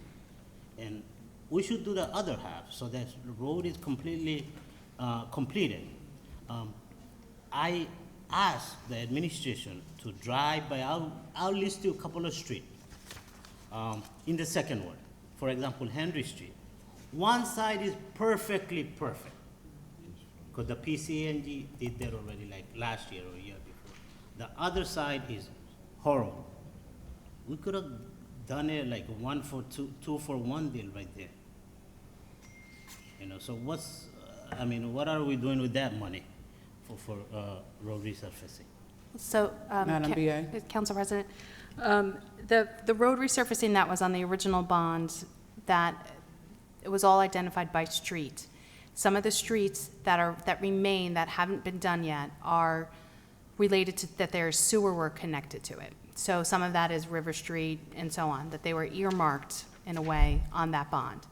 So at this point in time, we're waiting for some of the, being able to do the sewer work in order to finish that. Now, the good news is that part of what we believe the American Rescue Plan is gonna do is allow us to do that sewer work with some of that funding, so then we'd be able to use the road resurfacing bond and get all those streets done as well, so that we would be using that whatever that money is left over, and if that work is completed and there's still money left over, we can add new streets to the list. Council President. No. Madam President. I'm not done with it. Okay. I'm not done yet. I'm talking about those sewer works, that money is allocated already for those roads. So you are waiting for the sewer work to be done. Right, so I'm speaking about those underused, that $5 million that we did not use. I'm speaking about that money. With that money, those emergency route anywhere, I'm not talking about 2nd Ward, throughout the city, the road that need attention right away, we could get those roads done easily. And if we need to update the bond ordinance, bring it to the council. I've been asking for more than 2 years. in finance. You know that since this administration came in board, but it seemed like, you know, it's come on the 1 year and it goes on the other year. Council President. Councilman Mendez and then Councilman Velez. Thank you, Madam Clerk. Madam President, sorry to apologize. And let me just pick it back into Councilman Khalid's request, Madam BA. The leftover from the $38 million bond, that was also my request, and we have multiple conversation about that, about what is that funding, which is, I believe, is close to $5 million left from the $38 million, and how the administration is planning to implement or introduce that into the resurfacing project that we have right now. I mean, the condition of our road in the city of Paterson, it's very serious with what's going on.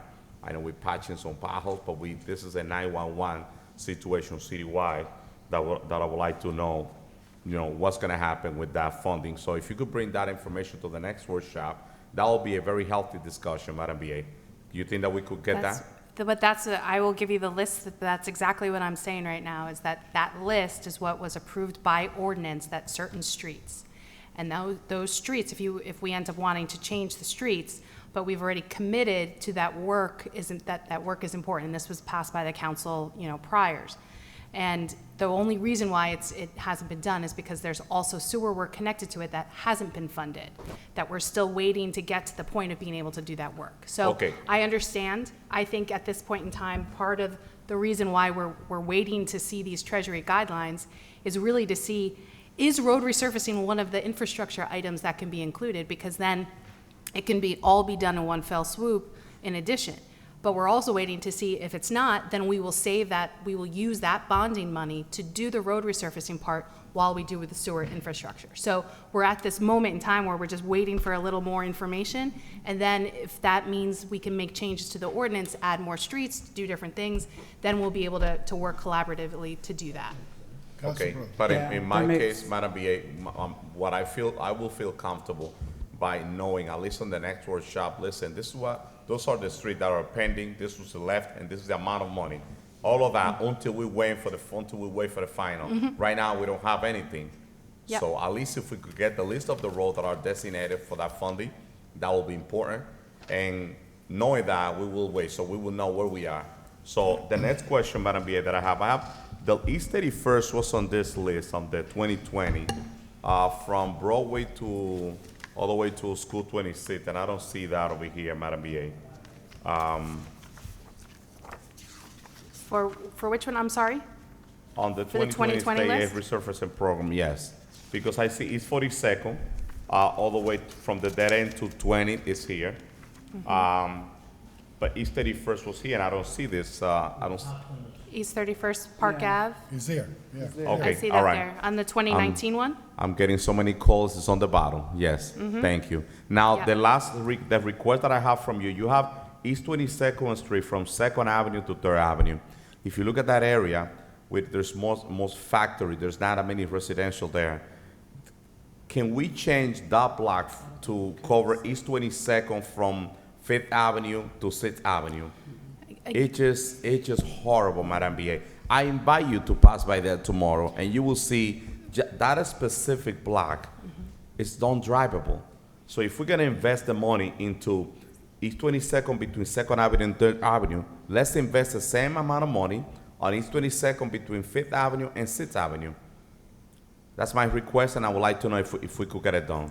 This is, and again, all of this information is part of what the application was when we submitted it to the state. And that's what, this had to be identified specifically. So if you want to discuss, and we can have our city engineer come to the DPW committee and go over this again. And say, because I do believe that this list, the 2020 state aid list, is exactly, it matches what is in the ordinance. Because this is pretty much just pulling in the state funding that we received this year in the award letter and the streets that match with it. So Madam BA, and this is gonna be my final question. How we choose those roads? Well, right now, our city engineer right now works with the information that they have about the kind of the looking at citywide what's possible and what is in the worst condition. So they do prioritize. Now, this year, something that we have talked about as a council and we're including in the budget, we are also going to do a road assessment program that kind of looks at this kind of, again, from the engineering perspective and takes into account the PSE&G work and the like, and that will give us a much fuller picture, and that's also another reason why we might want to wait to adjust the old ordinance. But up to this point, it has been the work of the city engineer, the road inspectors, and his team that have put these lists together each year. Madam BA, in closing, an assessment is extremely important. That's the reason Agreed. why we make mistakes like what we did in 23rd Avenue and East 36 behind the supermarket. We spent an incredible amount of money, and that's what city funding that to fix those roads. With the only thing you see in that area are truck and people dumping garbage left and right because there's no houses around there. It's close to the highway.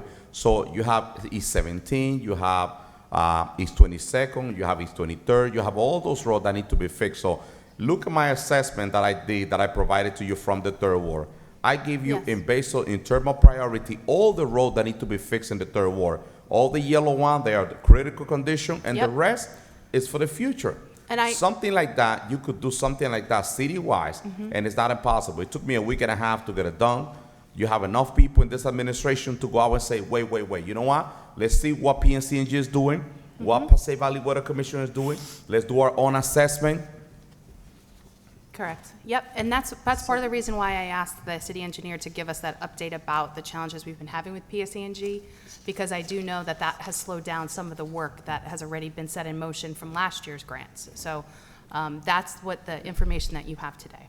All right. And Thank you, Madam President. Just to add to that, Councilman Velez is next, and then Councilman Abdelaziz.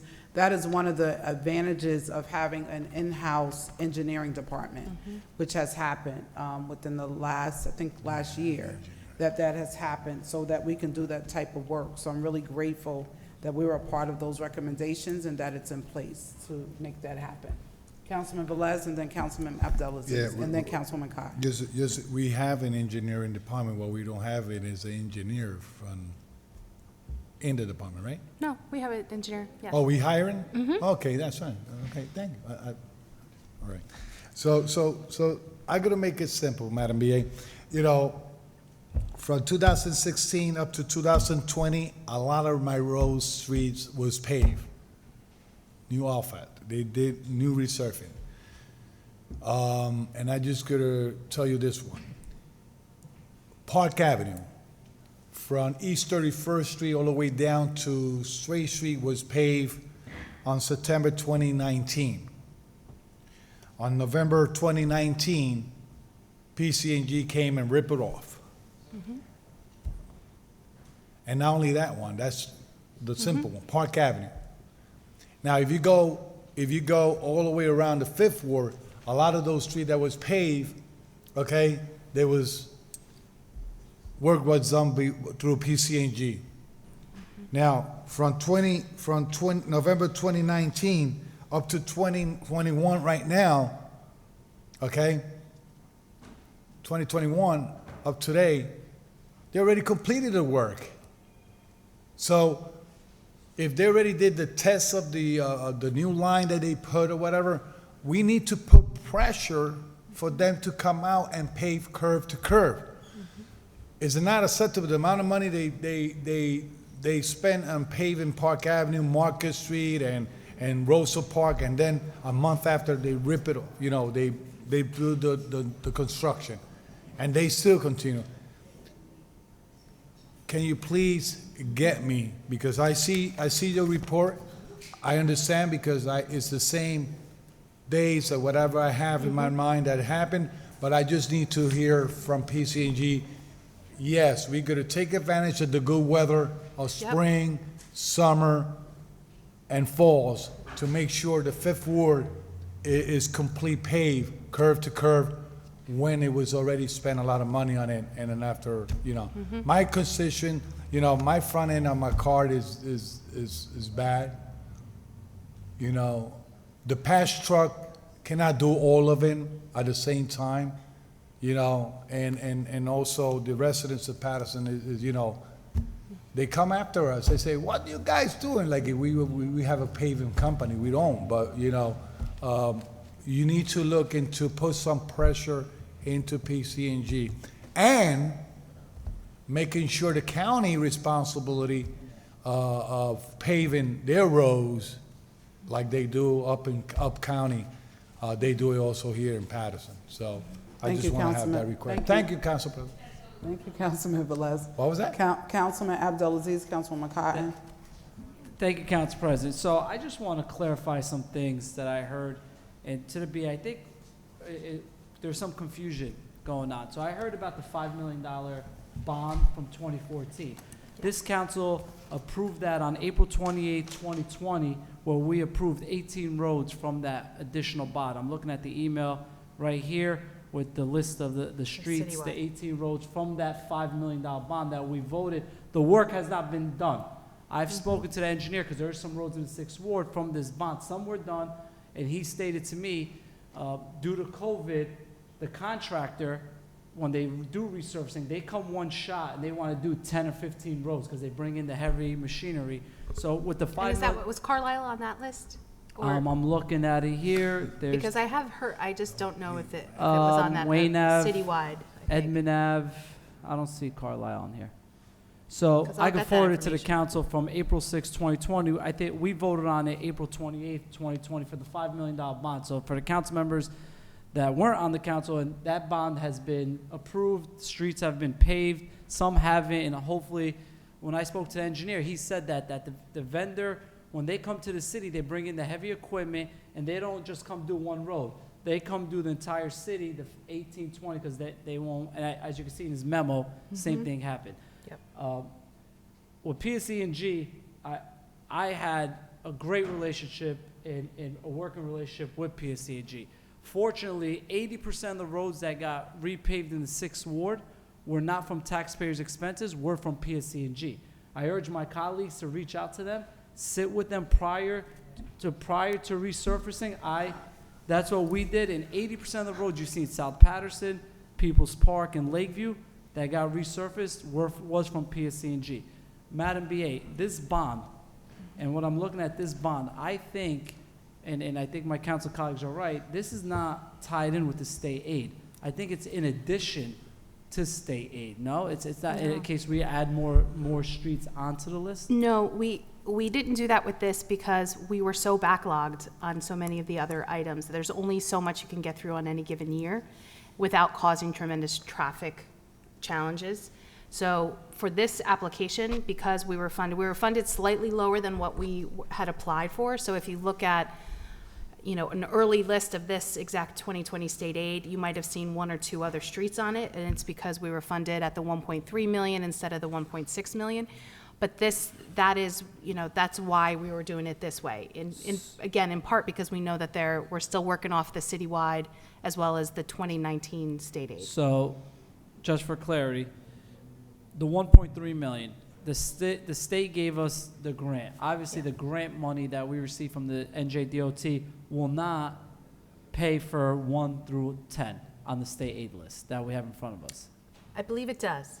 It does. So what's the and I'll 1.3 million going to then? I'll let Javier explain the mechanics of why it's done this way. The 1.3 million is going for the 10 roads. The 10 roads. So the NJDOT, if they gave us $900,000 or whatever the number is, I don't know. Do you know the figure? I think it's 1.3 million. It's 1.3. Yeah, So it's 1.33. 2.6 we're using. No. Yeah. We're not technically borrowing any money. This is just grant funded.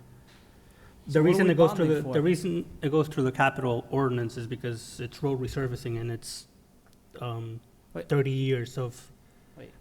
So so the state gave us 1.3 million. Yes. So why are we going out bonding for 1.3 million? It's kind of like when you look at the other bond, we're only borrowing 833, but it's $1.6 million that we're doing through appropriation. So we're not borrowing 750. This is the same way. It goes through the capital ordinance, but we're How much are we borrowing? nothing. It just has to go through the capital ordinances. Now I'm really confused. Now I'm really, so when Don't we worry, bond, PCG will- bond, right? The whole point of bonding is we're borrowing money, just like we're doing with everything else. So you're telling me, What are we bonding for if the state gave us 1.3 million?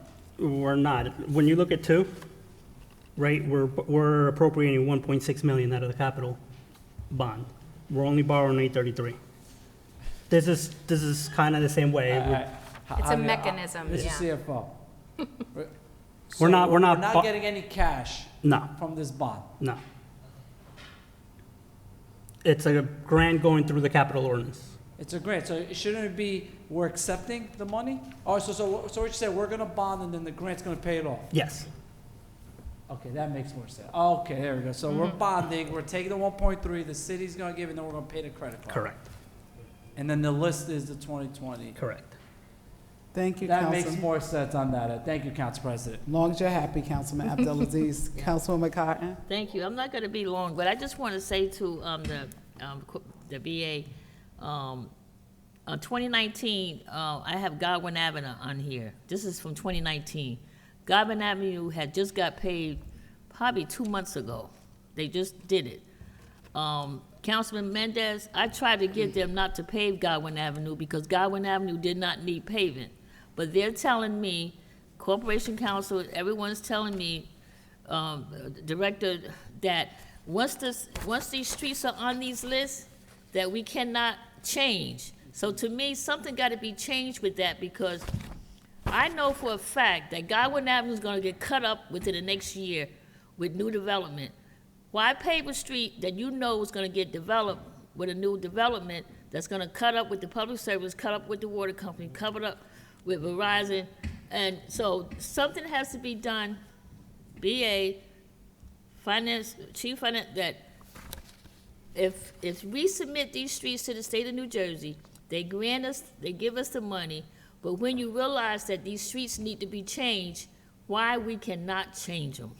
And we need to do that now because I need a Governor Street done, badly, more so than Godwin Avenue. So we need to figure out, state of New Jersey, this is 2019, this street was on here, it got paved 2 months ago in 2021. So I'm not sure how many other streets on here got paved. They did not get paved in 2019, they did not get paved in 2020. They probably got paved in 2021. So, but we need to ask the state, we gotta change this. We cannot do streets that does not need to be paved because they're already on the list. That's all I'm asking. Thank you, Thank you. Councilwoman Cotton. Can I have a motion for public hearing on this item? See, no, move to close. Second. Okay, Madam President, I'm sorry. The public hearing is now open for item number 4. So we can say see no one, then we can entertain a motion to close. Move to close. Moved by Councilman Abdelaziz, second by Councilman Mendez. Roll call to close public hearing on item number 4. Yes, Madam President. Roll call to close the public hearing for item number 4. Councilman Abdelaziz? Yes. Councilwoman Cotton? Yes. Councilman Jackson? Yes. Councilman Kalik? Yes. Councilman Mendez? Yes. Madam President? Yes. Roll call, Madam Clerk. The vote is 6 in favor, 3 absent. Public hearing and item number 4 is hereby closed. Roll call on item number 4 for second reading. Councilman Abdelaziz? Thank you, Madam Clerk. So the residents on Paxton Street, I'm happy to say the #1 road on the 2020 state aid list is Paxton Street. That's the last road in that 610 district that hasn't been repaved. All the rest of the roads have been repaved in the last 2 years. I look forward for that road getting done. I know my colleague from the 3rd Ward received a call about Paxton Street. It's on the list. We're glad it'll get done. And just to update, on the 2019 list, the majority of the roads in the 6th Ward have been completed. Please be patient for the ones from the bond ordinance from last year. I've spoken to the engineer. I know many residents are eager, excited. They read it in the paper. Due to COVID, it has delayed it. So those roads in the 6th Ward will get done, and then I have a couple more roads, Madam BA, that I have to get on the list to complete the hopefully the entire ward. My vote is yes. Thank you, Councilman Cotton. Thank you, Madam Clerk. I can say that I have at least 2 streets on here that needs to be paved. Councilman next to me on my right seems to have a list that I don't have to see what other streets are on there. Well, I don't seem to have that list, so, but there's so many streets that I don't have submitted that needs to get paved, and I know we need to get this done, but I have Lion Street on here and I have Putman Street. So those streets I know need to be paved. Madam Clerk, Councilman Al, can you just send me that list?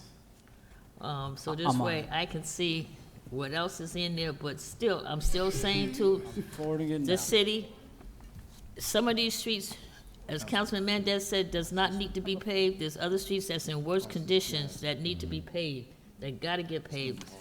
With that being said, Madam Clerk, my vote is yes. Thank you. I sent it. Councilman Jackson? You said it? Thank you, Madam Clerk. Wow, Councilwoman Cotton, I would think of all people, you would be privy to the list, especially before the councilman in the 6th Ward. I remember days when he used to come to the podium and bang on the on the mayor extremely hard. Now he has free and full open access, sidebars with the PA on the side, and Councilwoman Cotton can't even get access to the list. You was a heavy supporter, Councilwoman Cotton. We gotta have a discussion around here. Oh man. I got to go back and capture some of those videos, put them on my page. Anyway, my vote is yes, Madam Clerk. Thank you, Councilman Jackson. Councilman Kalik? Councilman Kalik? Councilman Khalid. Yes. Yes, sir, your turn. I see 11 streets from City of Paterson on the DOT list. My vote is yes. Thank you, Councilman Mendez. Councilman Jackson, you are incredible.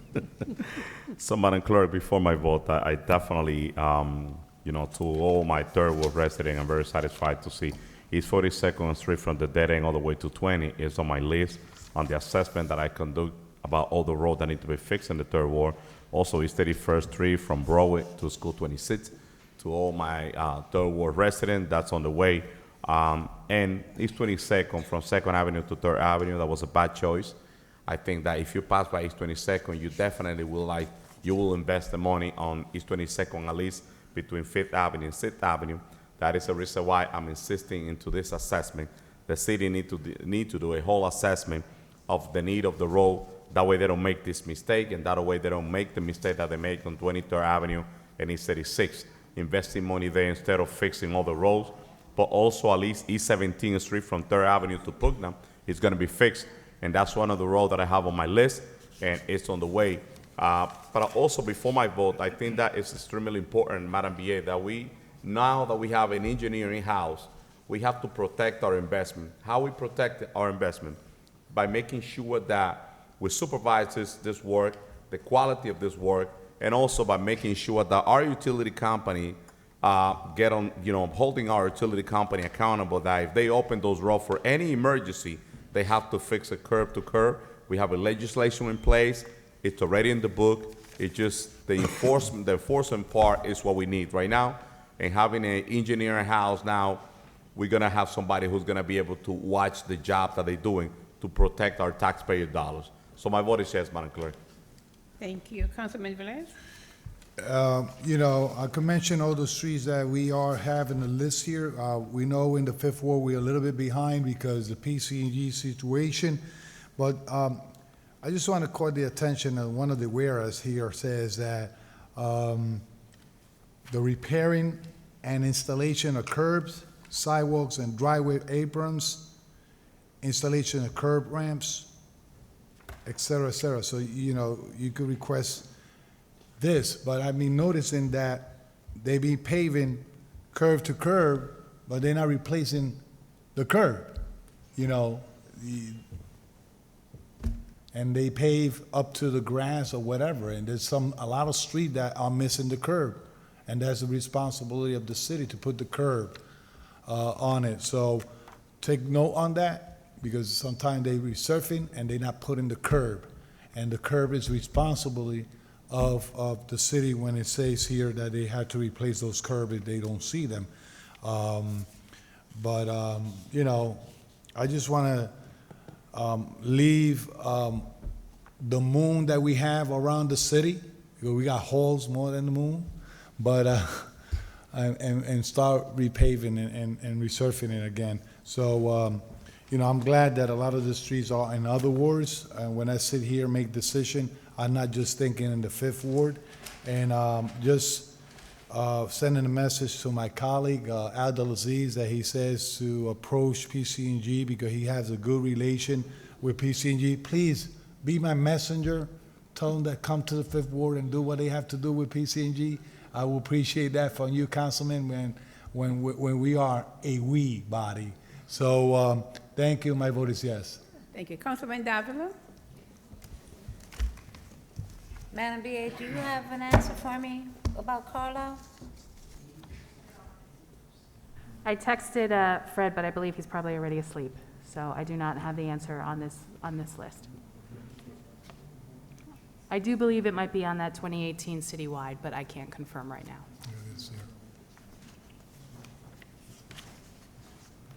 Weren't there additional roads to the 2020 plan? There were additional ones. We weren't funded at the full application, so this is now the amount, the roads that can be funded by what we were awarded. What's the vote, Madam Clerk? I have 6 votes. You have 6? I have 6 so far. All right. No. Madam President? And so, to the community, for the last 2 years, I've advocated for East 42nd Street in the 3rd Ward. I know Miss Mother Pettiford, the Watkins family, and everyone on East 42nd Street all the way down. Some of the potholes over there, you can actually stand inside of them. So I'm really grateful to see East 42nd. And then there's some items on here for the 1st Ward, North 1st Street to East Main, Hillman Street to East Main, and Bergen Street to East Main as well. Thank you to the administration for ensuring that those concerns of the residents have been adhered to. My vote is yes, Madam Clerk. Thank you. The vote is 7 in favor, 1 against, 1 absent. Item number 4 is hereby adopted on 2nd reading. Item number 5, Madam Clerk. Yes, next item is item number 5 for 2nd reading. Public hearing is required. An ordinance, bond ordinance providing for various fuel utility improvements and by the City of Paterson, the County of Passaic, State of New Jersey, appropriating $4 million therefore, and authorizing the issuance of $4 million bonds or notes of the city to finance the cost thereof. Finance ordinance number 21014. So moved. Second.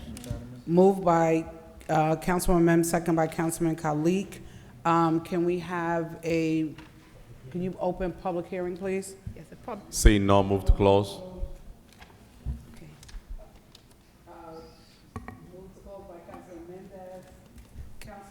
And second by Councilman Velez. Roll call to close public hearing, Madam Clerk. Yes, roll call to close the public hearing for item number 5. Councilman Abdulaziz? Yes. Councilwoman Khan? Yes. Councilman Jackson? Yes. Councilman Khalid? Yes. Councilman Mendez? Yes. Councilman Velez? Yes. Madam President? Yes, Madam Clerk.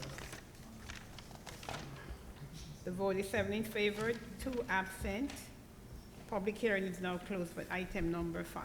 Roll call, Madam Clerk. Roll call in item number 5 for 2nd reading. Councilman Abdulaziz? Yes. Councilwoman Khan? Madam Clerk, this is number 5. Yes, ma'am. Let me just say that this is for the sewer repairs. I have spoken with our DPW director. $4 million is not really enough, but at least we can get it started. I got like 5 sewer repairs that has been down for probably the last 4 or 5 years. We got to get this stuff started. So with that being said, Madam Clerk, my vote is yes. Thank you. Councilman Jackson? Yes. Councilman Khalid? Yes. Councilman Mendez? Yes. Councilman Velez? Go ahead, yes. Madam President? Before I vote, and I'm not sure if it's included, but in front of the meat market on East 16th Street, that road has been in disrepair for a long time. I think there's a lateral sewer issue there. So if we can ensure that that's one. Also, in front of, I believe it's 329 Fair Street, there is a plate that's been there in the 4th Ward for a long time. If that can be included in this item as well. And I did see that you took care of the item that's on East 28th Street, so that's been resolved. But I just wanted to put that on the record with this item. My vote is yes, Madam Clerk. Thank you. The vote is 7 in favor, 2 absent. Item number 5 is hereby adopted on second reading. Thank you. Item number 17, Madam Clerk. Yes, Madam President. Next item is item number 17. Item number 17, resolution addressing the taxi cab age limits imposed by the Paterson Code, Chapter 449-11, providing for phased-in enforcement to authorize operation of 2011 model year vehicles through the month of December 31st, 2021. Administration, Resolution 21204. So move. Moved by Councilman Velez, second by Councilwoman Mims. Roll call, Madam Clerk. Roll call on item number 17 for approval. Councilwoman Khan? Yes. Councilman Jackson? Pass. Councilman Mendez? Thank you, Madam Clerk. On item 17, item 17 is addressing the taxi cab age limit imposed by the Paterson Code 449, providing for a phase in enforcement to authorize operating the 2011 model for an additional year until December 31st, 2021. This is only extending the life of the taxis that are in the city to be out until at least December, which is something that is doable because of the pandemic. A lot of the companies, they've been suffering. A lot of the business in general are being, suffering because due to this pandemic. This is simply extending the life of those 2011 vehicles to be able to operate in the city of Paterson until December 31st, 2021. So simple as that. So my vote is yes, Madam Clerk. Thank you. Councilman Velez? Yeah, every company in the city of Paterson, no matter it's cabs, any business in the city of Paterson, had gone through a lot of financial situation with this pandemic. So I think is needed, and we all go to support local businesses. And once again, I have to address this. The emails and the allegation of Mr. Collazo do not have to do nothing with this. So I think this is factual. And I still gotta commend our city clerk and the staff for bringing those revenue in and doing diligent work to make sure that the taxi industry in the city of Paterson is run properly and smoothly. So seeing this moving forward and seeing the support of my colleagues, let's support our local businesses and our residents. Please utilize our taxi company. We bring in food to the table when we use our own resources in our city. So I will always going to support everything that comes to benefit our residents with the service that we have. Cabs company are the core service, not only for Paterson residents, also for the surrounding town around Paterson. So my vote is yes. Thank you. Councilman Jackson? Thank you, Madam Clerk. You're welcome, sir. So I concur and agree with most of what's being said by the councilman, but I have a very uneasy feeling about this entire situation, and mostly it weighs right back onto the shoulders of the administration.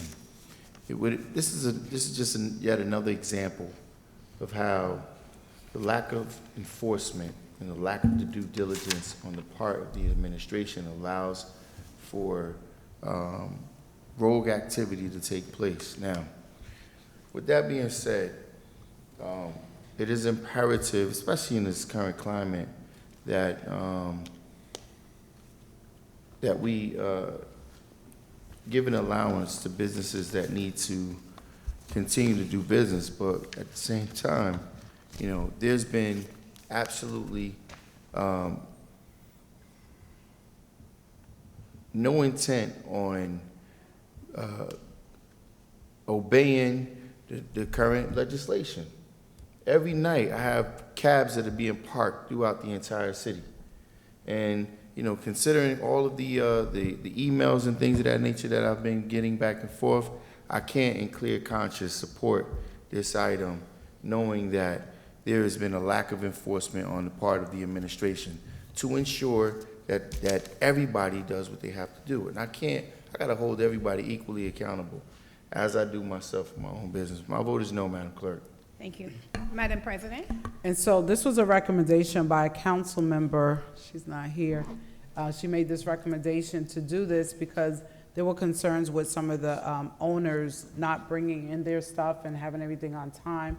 I think it's a good gesture, or it shows good faith when we extend ourselves to our business owners to say, we want to give you some more time. But just a point of recommendation, make sure you get your license information in on time so that we don't have issues when you're coming before us. I really appreciate it. I don't want to see anyone that needs your service not be able to have it. So I will definitely vote in the affirmative. Please keep up the good job, and please make sure that you operate within the parameters of the law in Paterson. Madam Clerk, my vote is yes. Thank you. Madam President, Are you gonna may I say change the something vote? for a minute? No, you have to we wait have till to the call Okay, the vote first. okay. Okay. The vote is 4 in favor, 1 against, 4 absent. Item number 17 is hereby adopted. Thank you. Councilman Mendez? Thank you, Madam President. And this is something that it goes for all business in the city of Paterson, whether taxi, whether restaurants. Our job as a governing body is to, once the clerk collects the information and pass it to us, we have our responsibility to vote on something that is being provided by the clerk. That's our responsibility. When it comes to enforcement, there's a different entity. With the taxi, there's an enforcement, there's a supervisor who is in charge, a director of that department that's supposed to handle that department. And like every other area, we as a governing body, we're not the law of the enforcement in the city of Paterson. If you have a complaint against any company, you have to go to the right person, you submit the complaint, and you follow up. You don't come into the city council pretending that we're gonna say no to something. Once the clerk gives us all the information, that's her job to get it. Once she completes their job, it's our responsibility to say, you know what? We got all the information, let's move on with that. As a governing body, that's our responsibility. Now, if there's a problem, the administration have people in place responsible to control all those areas. You don't come to the council, you go to those people, and you hold them accountable. And if there's a problem, that person have to come in front of us and explain to us what's going on. Thank you, Madam President. Madam President, Okay, I'm ready. President. Madam President. I know there's some dialogue, but can we have a couple items? Can we just do the city's business, and then I'll definitely just quick. allow? No, Quick. For- Madam President, please, if you. Madam President, Yeah. quick. Okay, Councilman Velez, Councilman Jackson. The statement Councilman Alex Mendez is just one say I stated early in the night. But one thing I'm going to encourage all taxi cab owners, please, you have the opportunity to upgrade your vehicles. Yeah. That's what we want. Upgrade your vehicles. Wash your vehicles. Paint them. Put beautiful cars out there. You have the opportunity to do it now. I know a lot of companies are doing it. I know it costs money, but make sure that people have to say, look, those taxi cabs are the best of the best, because the residents deserve to sit down in a nice, beautiful car too. So you have a competition out there. It's Uber and Lyft. So you make sure that your cabs are clean, are painted the right way, decals the proper way, and making sure that they stay out of the streets when they're not utilizing, and park it where you have your contract or whatever parking lot you have it, please. That's what I ask. Thank you. Councilwoman Cotton. Thank you, Council President. I just want to say, I see some new faces in the audience, and I'm not quite sure if they're taxi owners Yeah, or the not. new owners. Oh, Yeah, new owners I are- just want to say welcome. You know, you came here to the meetings just to see the understanding and how it works and stuff. But I can say that most of us sitting up here are not about hurting businesses, because we see the struggle that it is for everyone, all of us have gone through a whole lot, and we're not here to hurt. We're really here to help you, to try to make sure. But when the Madam Clerk, you know, she's excellent of doing this, and I just want to say we're here to help, because it has not been easy. Like Councilman Velez said, Uber and Lyft, they're really, it's hurting the taxi business. So, but then you too have to come up with ideas and do little things a little differently than what you normally been doing it. And you have to just think of different ways of how you can increase your business. So I just want to say I'm happy to see you. Happy to see you all here tonight. You know, and it's good that you get to see what we talk about. So with that being said, I thank you guys for coming out tonight. Thank you, Council President. Thank you, Councilwoman Kai. Madam Clerk, can we do item number 16, please? Councilwoman. I'm sorry, Councilman. I thought you were saying that you didn't want to speak. I'm No, sorry.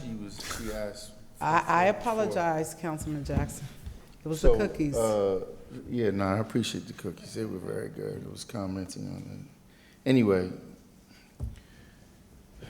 Councilman Mendez, first and foremost, I respectfully, always respect your position and your opinion, but we can go down the line. There has been legislation that has been put in place that has been ignored. There's been legislation that has been written, approved, vetted by the council that has been stepped over. Case in point, the early morning road closures. There's a level of accountability that's necessary. If we as a legislative body write legislation only for the administration to ignore it, then what is the point of us being here to write legislation? That's the first thing. Secondly, more importantly, where does the level of accountability begin?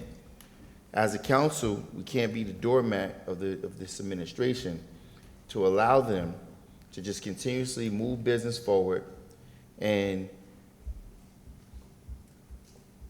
just not acknowledge, not enforce, and not take the community's best interest in mind. We have a blatant disregard to say for this administration to say we should revisit legislation that would disallow for these fleet vehicles to be parking all over the community. That's a slap in the face to the council. Just like we have re-amended and readdressed the early morning road closures, but yet every morning, 7 o'clock, you have residents having their cars towed away illegally. So there is a time when the council must act responsibly, stand on the legality of what we bring forward, and make sure the residents' best interests are in mind. Now, I mean, no one is more understanding and partial to businesses than I am. But there is a limit to that. There is a limit because the community's best interest needs to be addressed. So when exactly, and is to no fault of the business owners, just like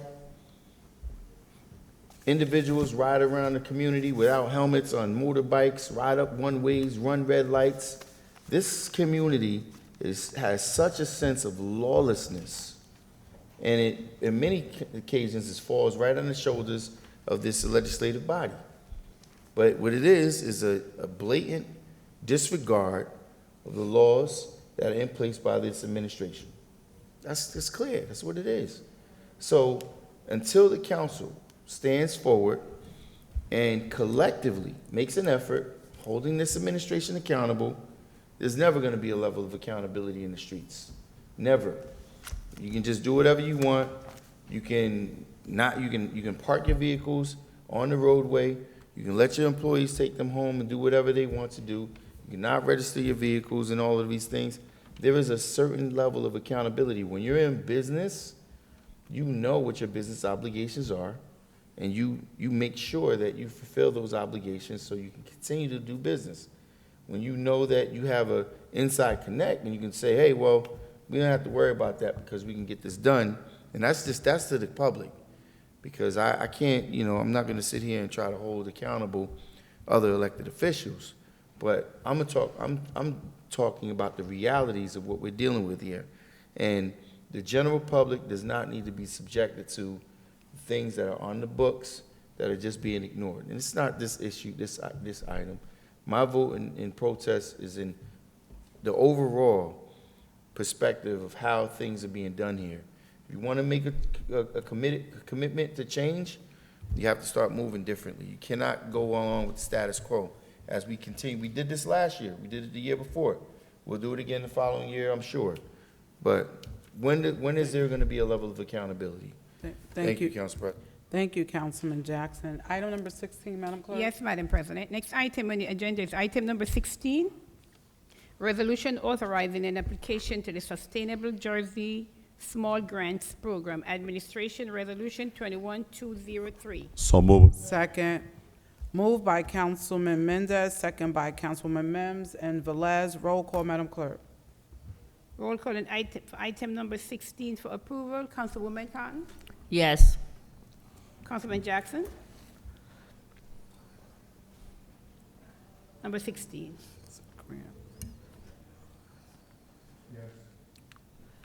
Thank you. Councilman Mendez? Yes, Madam Clerk. Councilman Velez? You know, we need to, Madam BA, bring this money in, the grants, applications. We need this. Really need. My vote is yes. Madam President? This is definitely going to be a benefit to the First Ward. I know that they are working diligently on the work as it relates to the park. And then Lester Titus will be connected to it, and the waterway, the Passaic River, all that stuff. So I'm really grateful to see that there's a grant that we're applying for to help offset some of the costs. My vote is yes, Madam Clerk. Thank you. The vote is 5 in favor, 4 absent. Item number 16 is hereby adopted. Thank you, Madam Clerk. Can we do item number 19? Yes, next item is item number 19, and item number 19 reads, resolution ratifying a contract and authorizing payment to Appraisal Systems, Inc. for appraisal services for the Tax Assessor's Office for the City of Paterson's Finance, Resolution 21206. Is there a motion? So moved by Councilwoman Mims. Is there a second? Second. Second by Discussion. Councilwoman Cotton. Discussion, Councilman Velez. Just quick, you know, here we go again. You know, if, I know this company is, you know, is needed in the taxes office. But at the same time, this is the same company that was using kids to appraise properties out there, et cetera, et cetera. Now, the problem I have here is that the 1, 2, 3, the fourth whereas. The survey were obtained from appraisal system, hold on. No, the second. Municipal council approval was not obtained prior to receiving the aforementioned service. Here we go again. It was not approved by the council before moving forward with the service. And that's a problem. We have a company in front of us that have over appraisal our properties out there, you know, and Madam BA, you know, I guess you was not here when they came in the first time, you know, and it was a chaos out there with how they used to go appraisal, the little note, they're not coming back, assessing 3-family house as a 4-family house, assessing a 2-family house as a 4-family house, only because they went with a property card that I don't know where they got it from. So, you know, I have a little problem with this company regarding the way that they operated, but the part that, again, municipal council approval was not obtained prior to receiving the aforementioned service. So I don't know if that's an old script that they have there from the previous one, or is a new one. Can you explain, please? Sure. Council President, thank you. Madam BA. Councilman Velez, this was actually, this isn't necessarily just for the appraisal work. This is actually regarding standing up for the appraisal work in state tax courts. Oh, So, okay. so there was an original, during the reevaluation, there was an original approval of this company then defending the city in state tax court. And there was a not to exceed amount. And then in going forward, there were no specific resolutions that included that language. it gave them the work to do and said they will defend us in state tax court, but didn't give a dollar amount. So they were giving these invoices, and there was no corresponding resolution that funded it, essentially. So actually, the scope of work of this part is in Wayne? in front of Right, the it court. was, Okay, exactly, it good, was good. Okay, from see. years ago in connection to the Correct. reval and then the reassessment Now, program. understood. So, because when we go back with the title, I'm going way back, Yeah. but this is really the representation in front of the tax court in Wayne. Right. Correct, okay, all right. Thank you, Now I- Councilman Velez. Thank Madam you. Clerk, roll call, please. Madam President, I have a quick question. Councilman Mendez. Madam BA, before my vote, I mean, this outstanding bill is for the past service that they provide us on the fiscal year 2020. So we have 52,218, and we have 83,656, right? For the fiscal year. So that, they already represent us. What is Correct. the business relationship that we have right now with this company? Are they active representing us? I believe that this, if the CFO wants to step in, I think this is wrapping up their engagement, just the tax court. They're no longer doing the appraisal work. But I'll let Correct. him clarify. They're no longer doing the reassessment, and they're no longer representing us for Okay. state tax work. All right. I mean, I know they provide a service already, which is very sad, and that put us in a very difficult position because even that we don't agree with the jobs, with the service that they provide to our community, we'll still be forcing and voting into. But just for the record, we have a very bad taste about this company and the way they handle the reevaluation in the city of Paterson, just for the record. And based on what you say that there's no more, we're not doing more business with them, and this is an outstanding bill that we have with this company. Thank you, Councilman Mendez. Madam Clerk, roll call, please. Yes, roll call on item number 19 for approval. Councilwoman Cotton? Yes. Councilman Jackson? I did not support this item when it initially came before us, and I definitely did not. Is this an amount of $135,000? Anyway, my vote is no, Madam Clerk. Thank you. Councilman Mendez? I expressed my concerns way from the beginning with this company got into the city of Paterson with the last administration to do the reevaluation program on the assessment in the city of Paterson. I definitely, I wasn't here when this was approved, but I know there's a bill that they have to be paid. But we have to be mindful of the people that we bring into our community to do this type of assessment, because at the end is our taxpayer that are ended up into, paying the price for their bad job. I just want to abstain in this, Madam Clerk. Thank you. Councilman Velez?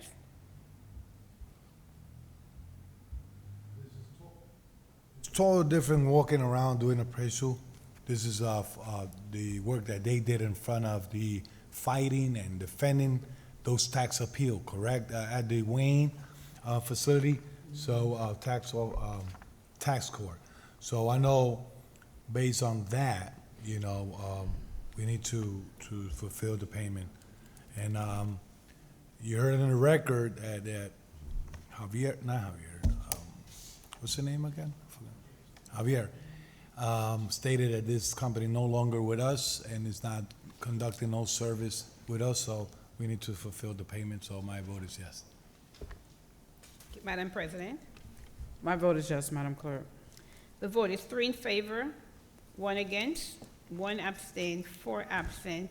Item number 19 is hereby adopted. Item number 20, Madam Clerk. Next item is item number 20. Item number 20 reads, resolution authorizing the award of contract to Webster and Company LLC as the registered municipal accountant to perform audit services for the transitional 2020 year RFP number 2021-36, Finance Resolution 21207. Move. Moved by Councilman Velez, second by Councilwoman Mims. Roll call, Madam Clerk. Roll call on item number 20 for approval. Councilwoman Cotton? Yes. Councilman Jackson? No more. Councilman Mendez? Yes. Councilman Velez? Yes. Madam President? Yes, Madam Clerk. The vote is 5 in favor, 4 absent. Item number 20 is hereby adopted. And last but certainly not least, item number 18, Madam Clerk. Yes, Madam President. Next item is item number 18, resolution authorizing the award of contract to Maxpan Real Estate and Auction Company to act as auctioneer in connection with the sale of certain land and property no longer needed for public use. Economic Development Resolution 21205. So moved. Moved by Councilwoman Mims, second by Councilman Velez. Roll call, Madam Clerk. Roll call on item number 18 for approval. Councilwoman Cotton? Thank you, Madam Clerk. I want to say to the BA, when is the auction? Is it in June? For that Max Spans, is it in June? I'll let the Director of Economic Development answer. I'm sorry, Council President, I should have said discussion first. Actually, we're in the you could do a middle of- sidebar on that because No, I just, We're- don't you want to know too? Well, We we're don't in the have- I middle don't of roll believe we have a call, date. so while we're in roll call, he can't respond. Yes, Unless- correct. Yeah, we're in the middle of roll call. Okay, then pass it. I'm sorry. So she wants to pass. Madam President, I know that we might break the rules, but there's definitely a need of conversation on this item. Well, we paused for a second to do that, and no one said anything, so now we're in roll call. let's do roll call. No. I think that what it is that I seconded, I believe. I'm not sure if I did, Madam Clerk. No, you No, didn't you didn't second, no. second it. It Oh, I was didn't, moved by okay. myself and second by Councilman Velez. We took a Oh, pause. okay, we and I waited, did, and then I then should we have called. I should have jumped real fast and said, discussion. I thought that somebody say discussion, that's Well, the reason why I stayed. Just point of order. You're right. Tonight is regular meeting. We had a Right. workshop last week where we had questions, and we had from last week until now. And I'm, as part of Economic Development Committee, I'm sure there was no questions or dialogues mentioned. Tonight, it wasn't a quick jump to go to the call to vote. We Yes, waited, we but- paused, and then I questioned. I to just Madam want to Clerk. know when the Madam- next auction, that's all I'm asking. What is So the next auction? what we can do, if it's possible, because we're in roll call, to answer the question as it relates to the date, that can be given after the call is completed. If Councilwoman Cotton would like to pass her vote, she Ma- can do that, but we cannot go into discussion while we're in roll call. Madam Pass. President, if I may, as you remember, during the Finance Committee meeting today, there was a discussion about the remediation of the site on Lita Dive, and Exactly. and the director have the information based on the BA. She mentioned that today at the meeting, the director will give all information. Exactly, but as stated, we went into this dialogue to make the motion in the second. There was a pause and a question posed to the clerk, and then no one said anything. So we're in roll call. But see, what happens, I find sometimes, is that, we're in roll call, and then all of a sudden, somebody do start talking, and nobody say nothing, and then all of a sudden, now we're in roll call. Well, I mean, it doesn't happen too many times already, But that's all. Point Councilwoman of order, Cotton, point of order. you can talk in your Okay. roll call when you vote, but Right. you can't have a discussion and have the director come to the microphone. So, or the BA respond, but you can have commentary during it. Councilman, I'm Council trying to President. figure out what it is. Like, I'm trying to, figure out. Tell me. I mean, I just wanted to ask the question. I'm sorry. Okay, let's start from the beginning, Madam Clerk. Let's take back the second, and then just start Well, from the you beginning. can only take back the second if the people that voted take Well, back who their voted second. Who voted this second? Councilman Velez voted. Well, to give the Well, take benefit back of my, your second. hold on, to give the benefit of my colleague, I know the viewers out there want to go home early, Yes. sleep early. Sorry, apologize, but my colleague has some questions. I got to remove my second. So you're But gonna please, remove the I want to second. request it, make it short and sweet, I can't because believe this. I can't deal with this today. So, God, we're I gonna can't go, believe Madam Clerk, we're gonna go into a discussion. Councilwoman Cotton has a question posed to our BA, if she can answer the question, and then Councilman Mendez has questions for the director. No, my question now, because she called up the Economic Development Director, go to the mic, please. And my question is, when is the next sale?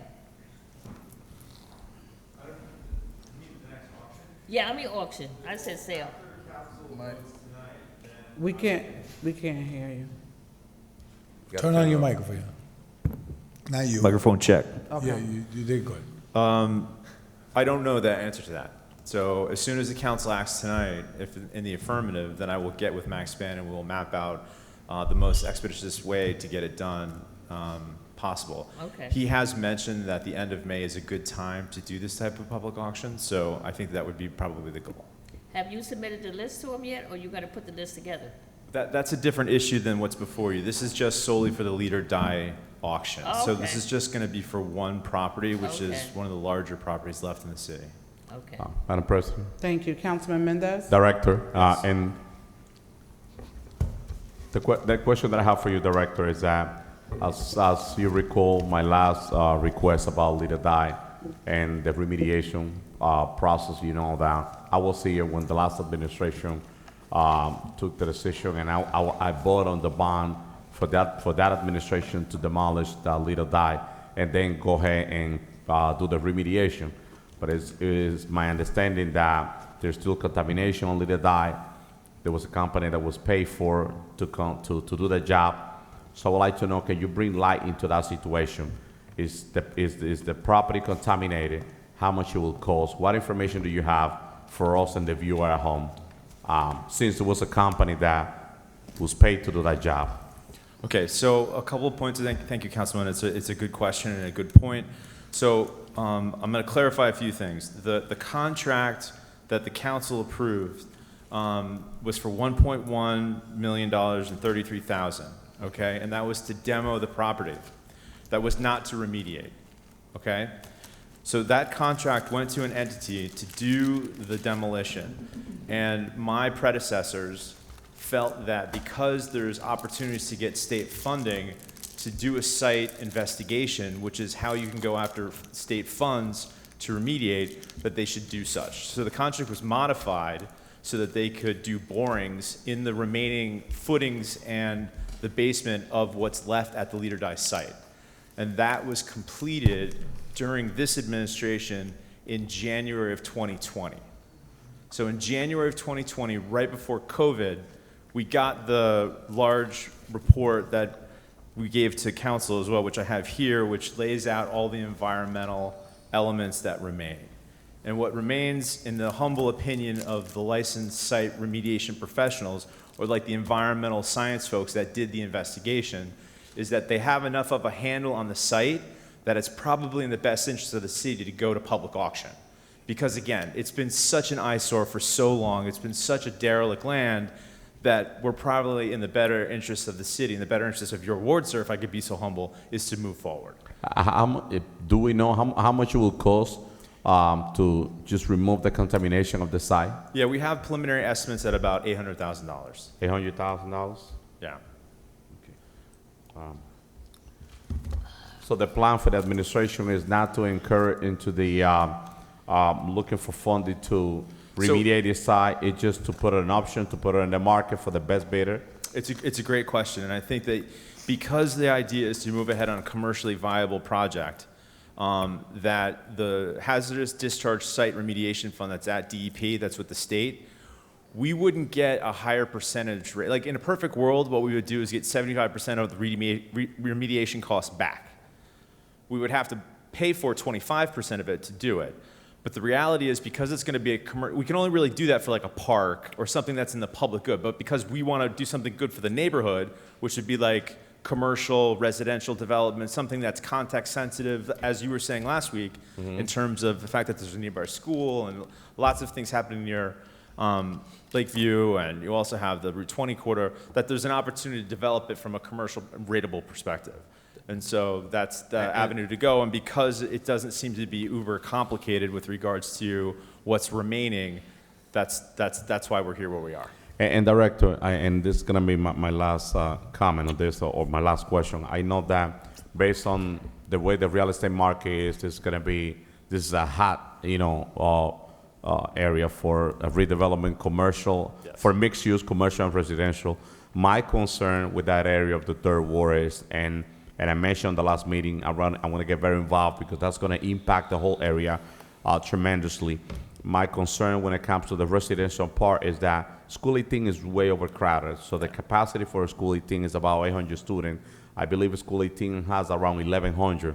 Now, have we have a conversation with the Board of Ed about that site, or that never happened before? It used to be their site. So this goes back many years. It goes back many years to when the school district owned the site. They used to own it. Yeah, and then the city, because it takes so long with this process in terms of title, ownership, we've inherited quite a long laundry list of items to kind of figure out what happened kind of previous to us. And so I think we're at a good spot. I think we're at a spot where we can move. The folks that we're going with now in terms of the auction company, they're very interested in the site. They think now is a good time because of other market factors as well. And because we've done all the other due diligence necessary with the site, I think our time is now. All right, so with that being said, I believe you answered all my question. I think that in the perfect world, what I would like to see as a councilman that represents that section will be the Board of Education, building a beautiful middle school there because of the condition of the area. By Riverside, the only choice that you have is a School 18. Other than that, you have a School 10 in the 4th floor, and you have a School 21 by Madison. That's it. There's nothing else around. I know that the administration has another view in. You guys are going for option. I'm just looking forward to stay involved in every step of the way of the project and see how this is going to lay it out. Councilwoman Mims made me make sure that you're actively involved, so I understand. And when you say that we couldn't get 75% back if we decide to clean that side, I didn't know that. I thought that the state will help us with commercial side like that. But you say that that's only in park and public area. If it's a public good, it goes 25-75. If it's commercial, it's 75-25 for getting the remediation costs back. Thank you, Councilman. I'm sorry, just my last question, Madam President, and we almost done. This is the last one. So once we hire the company that is going to do the option, once we hire the company, when will you come back to the council? Because we're not going to have a say. Once the highest bid is the one that's going to keep the property. The reporter will tell you, the reporter is. Okay, so no, this is my question, Director, because once somebody buy that property, so you coming back to us to present the plan that is going to take place on that section. I think the council has to ratify the sale, right? So the auctioneer will auction off the site for the highest and best, as you say. The council will have to ratify that as a transaction. And then the development team will go through all the normal improvement processes. And much like Councilman Abdulaziz had noted last week, that's where more vigilance, I think, on the council's part to make sure that if it goes to the planning board to stay within the RC3 zoning, that's one avenue if they comport with the existing zoning. If they want to do something different, then they're going to go to the zoning board of adjustment. And that's where I think council also has an opportunity to kind of weigh in, be part of the process, be part of the kind of ongoing conversations with regards to the future. Understood. Thank you, Madam President. Does that make sense? Yes. Roll call. Thank you, Councilman Mendez. I don't agree with having a middle school there. There's already School 18, and the school district has some serious concerns with the overpopulation in the school buildings. So I've already put it on record as it relates to that area. There's already a parking issue in that area, and there's a lot of congestion in that area. So please, whatever you do a focus study in that community with the residents that are there and the business owners. We get a lot of complaints and calls, especially during the weekend when it comes to some of the softball games, and you already know, Director Spezial, if he's watching, he knows a lot of the concerns that are there. So let's just make sure that whatever the proposal is when it comes before the council, that it's conducive to that area. Roll call, Madam Clerk, please. Council President. I thought Councilman Velez was next. No. Councilman No, Velez. I was going to say something because I thought she was going to jump for roll call, but now she did her statement. I thought I Councilwoman could said say roll my call. statement too. Councilman Velez. Thank you. Thank you, Velez, and then Councilman Jackson. Thank you, Madam President. You're being so polite today. Mr. Director, Yes, sir.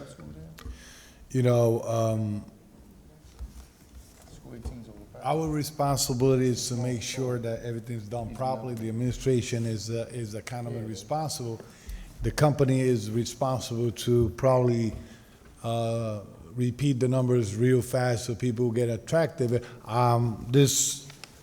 this appraisal here that they put on here speak by itself, the value and what it is now, et cetera, how we gonna attract people to give us the fair share of it, that's another thing. You know, I just want to take this opportunity to tell whoever is interested in this site, is a gold mine. It's a gold mine, if you know how to invest on it. It's a great location. But let me keep something clear. I have 35 years in the city of Paterson. My kids went to school 18, okay? That school is being overcrowded since 35 years ago. Because, let me be honest, people are renting attic, basement, everywhere. People, families are not only a couple and one kid. They bring in uncles, they bring in everybody. You know, we are overcrowded everywhere. We got more cars than houses. So we got, you know, nobody want to get married now. Everybody want to live in the same house. So it's true. So it's overcrowded anyway. Now, what I'm interested is that if it's going to stay RC3, the board had to be smart enough to make sure that that board serves the best interest of the residents in the area. Probably, and you probably could agree with me, at the time that they do sell this and come with a plan and everything, all the kids that Councilman Mendez just said about overcrowded, they're going to be in college. No, come on. You We're know, moving faster than that, sir. But, you know, we would just want to move forward. We want to move forward. Council President, thank you. Thank you, Councilman Velez. Now he's a marriage singles counselor. Thank you, Councilman Velez, for that. Councilman Jackson. Thank you, Council President. So first and foremost, I definitely agree. There's a desperate need for a new school in that area. School 18, although the principal has done a phenomenal job with the performance of that school, the school is very, very much so outdated. It's overcrowded, and in that area is expounding. But Director, exactly how much money is owed currently on the lien? On the lien for? Unpaid taxes for however long. What's the assessment? What's the I don't yearly- believe there's anything outstanding. We have clear title. According sorry? to, I think that we have clear title. So that was run all through the legal department, and that's my understanding. So that I would, didn't ask what was the clear title. I said, what was the unpaid taxes? well, wouldn't that and be a then- lien? I'm sorry? Wouldn't that be in the form of a lien on the site? Therefore, Correct. you couldn't have clear title. We would, in order to have a clear title, the lien had to be cleared, correct? It's before my time, but I know it was cleared. So you don't do the due diligence to find out what? When the first legal and department foremost, tells me that the lien has been, and we have clear title, and we can move to auction, and we've done this previously. then what's I'm the gonna- yearly tax assessment on the property for the yearly taxes? The yearly tax don't know that assessment on either? an empty location that currently has no development was a former school, like dye house? Correct. They had a tax. There's How a would that be taxable value. relevant? How would what a former factory My that was? question is relevant. Any question I ask is relevant. Well, I'm answer just the trying to question. understand If you your don't have logic. the answer, say no. Well, I don't think there is an answer to your question. By the unpaid taxes on this property? When was the and last how time much- there was a and site? how much, so let me rephrase the question. That'd be helpful. How much have the city lost by this property sitting dormant for however many years from the time that it was it was occupied to the unpaid taxes that the city had to acquire and the $1 million+ that we spent on the property? How much has the city lost? I have no idea, but I can figure it out. Okay, I'm sure. We spent I'm sure I $1.1 can million figure it out. on it, and there's more to be done, but the path forward isn't going back in time and figuring out riddles and questions about existing frameworks that weren't there, that can't get tax revenue, and like, I don't understand the question. I love the I love the facetious attitude from directors who don't live in the city, who don't care about the residents' concerns. I would disagree with that, too. Once again, my questioning is directly relevant to the concerns of the city. So lastly, in fact, it's not lastly, I have quite a bit. The school board previously owned this site, which was unable to develop. Why? What was the question? Why did the school board turn over ownership back to the city? I have no, I mean, I think it's a very complicated site that has a variety of different like environmental challenges. I think there's lots of different issues that we have with properties in the city. For example, like School 5. There was a big question about who truly owned School 5. Was it city-owned property? Was it school-owned property? So I don't know if the school board came across title of the site kind of in some random sale that happened decades ago. I have no clue. But I can assure you that the future of the site is developing it in the best interest of the Paterson residents. And the zoning that's there, I think, is actually very conducive to the neighborhood as well. And so, again, moving expeditiously is in the best interest of the city of Paterson. Okay, so let me help you out since you have no clue because you weren't you weren't here. It was previously owned by the school. I said that. They could not develop it because it was contaminated. That's what I And the just said. contract that we had, in fact, because I have access to the contract, in fact, did require for them to not only remediate the site, but to remove all of those existing footings and basements. So who signed off on the contractor being fully paid without completion of the job? Well, what you're saying, first of all, not me. Did Secondly, that predate you as well? Yes, it did. Okay. But that being said, I mean, there are other contract negotiations as it related to the way to get to the site to do the borings that were necessary for us to have a remediation investigation report that is of the muster that gets us to where we want to go next in terms of a public auction. So we paid a contractor who did not complete the contract full compensation. Well, there's different ways to look at it. I mean, depending, I don't want to go into the, I'll provide you everything I've been able to figure out. Well, I want the public to hear because it's the public's best That's fine. interest. So my understanding So we is. paid, under your purview, we No, paid a this contractor. is before my purview. This happened in April, and the last payout happened in June before I got here. So that was all before me, to be perfectly clear. That being said, I've moved rapidly to clean things up and to get it moving to where it is before the council currently, which is why I'm here. And so at the end of the day, one could argue, too, that some of the ways in which the site is currently located will help us move expeditiously with regards to, I keep using the same word because that's the goal, is to remediate and redevelop. Well, the goal is not to overlook someone not doing their job. That's my point. And I'm trying to figure out, when you're saying this predates you, why do I have an email strand with your name on it, where this project has been signed off on? It was brought to your attention I can't be held that the liable. contractor, prior to them being fully paid, that it was addressed to you as the director of that department, and it was explained to you explicitly that all of the shortfalls that the contractor failed to fulfill. And the fact that you have no extensive information about this thing, it speaks volumes, and it concerns me. This is the last bill that was paid to the contractors, and it's from May 4th, 2018, which is 2 full months before this administration. So I don't know what else to tell you. I'm just getting the facts as they relate. So you because, like I didn't- said, so- you want to be so- transparent, I'm transparent So you didn't too. receive an email from one of your subordinates with regard to this contract and it not being fully fulfilled? No. You didn't make a request to one of your employees to sign off on an item that wasn't completed by the contractor? A request from one of my employees. To one of your employees. Wait, I sent an email to one of my employees about what? About allowing a contractor to, and then I told you I didn't sign off on anything with regards to the contractor. What I did do is I want to make sure that we held the previous administration accountable with regards to how the site was being left so that we could move in the best way forward for the city's interests. Because A, the only money that we can get for the demolition comes from the demolition loan fund, which is more debt from the state. And the goal is to break even and to turn the project into something viable for the city because it's lying dormant and derelict for over a decade. So, listen, the point that I'm making here, first and foremost, it is your job to do the due diligence to find out, one, how much the residents are paying on any project.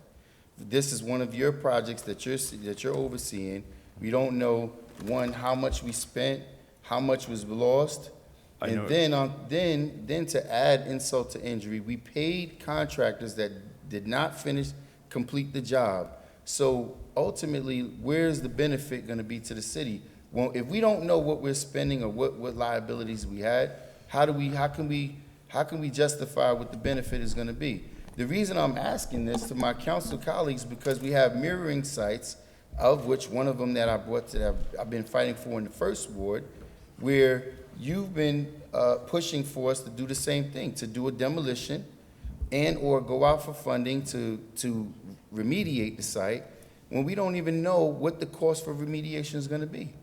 So I'm trying to figure out, you're saying that this thing it predates you, but yet I have an email strand that specifically outlines directly to you what the conditions were here, and that the contractor should not have been paid out, Send and it yet to me. they were paid Send in it to me. full I wanna for read a it. job they didn't finish. Send it to me. I would like to see that. Okay, I will. I'll make sure Corporation Counsel There you gets go. a Send it to the copy lawyer. of it. I like it. And, well, I mean, Council President, I move to table this item so we can address some of my concerns with the email strand regarding this site.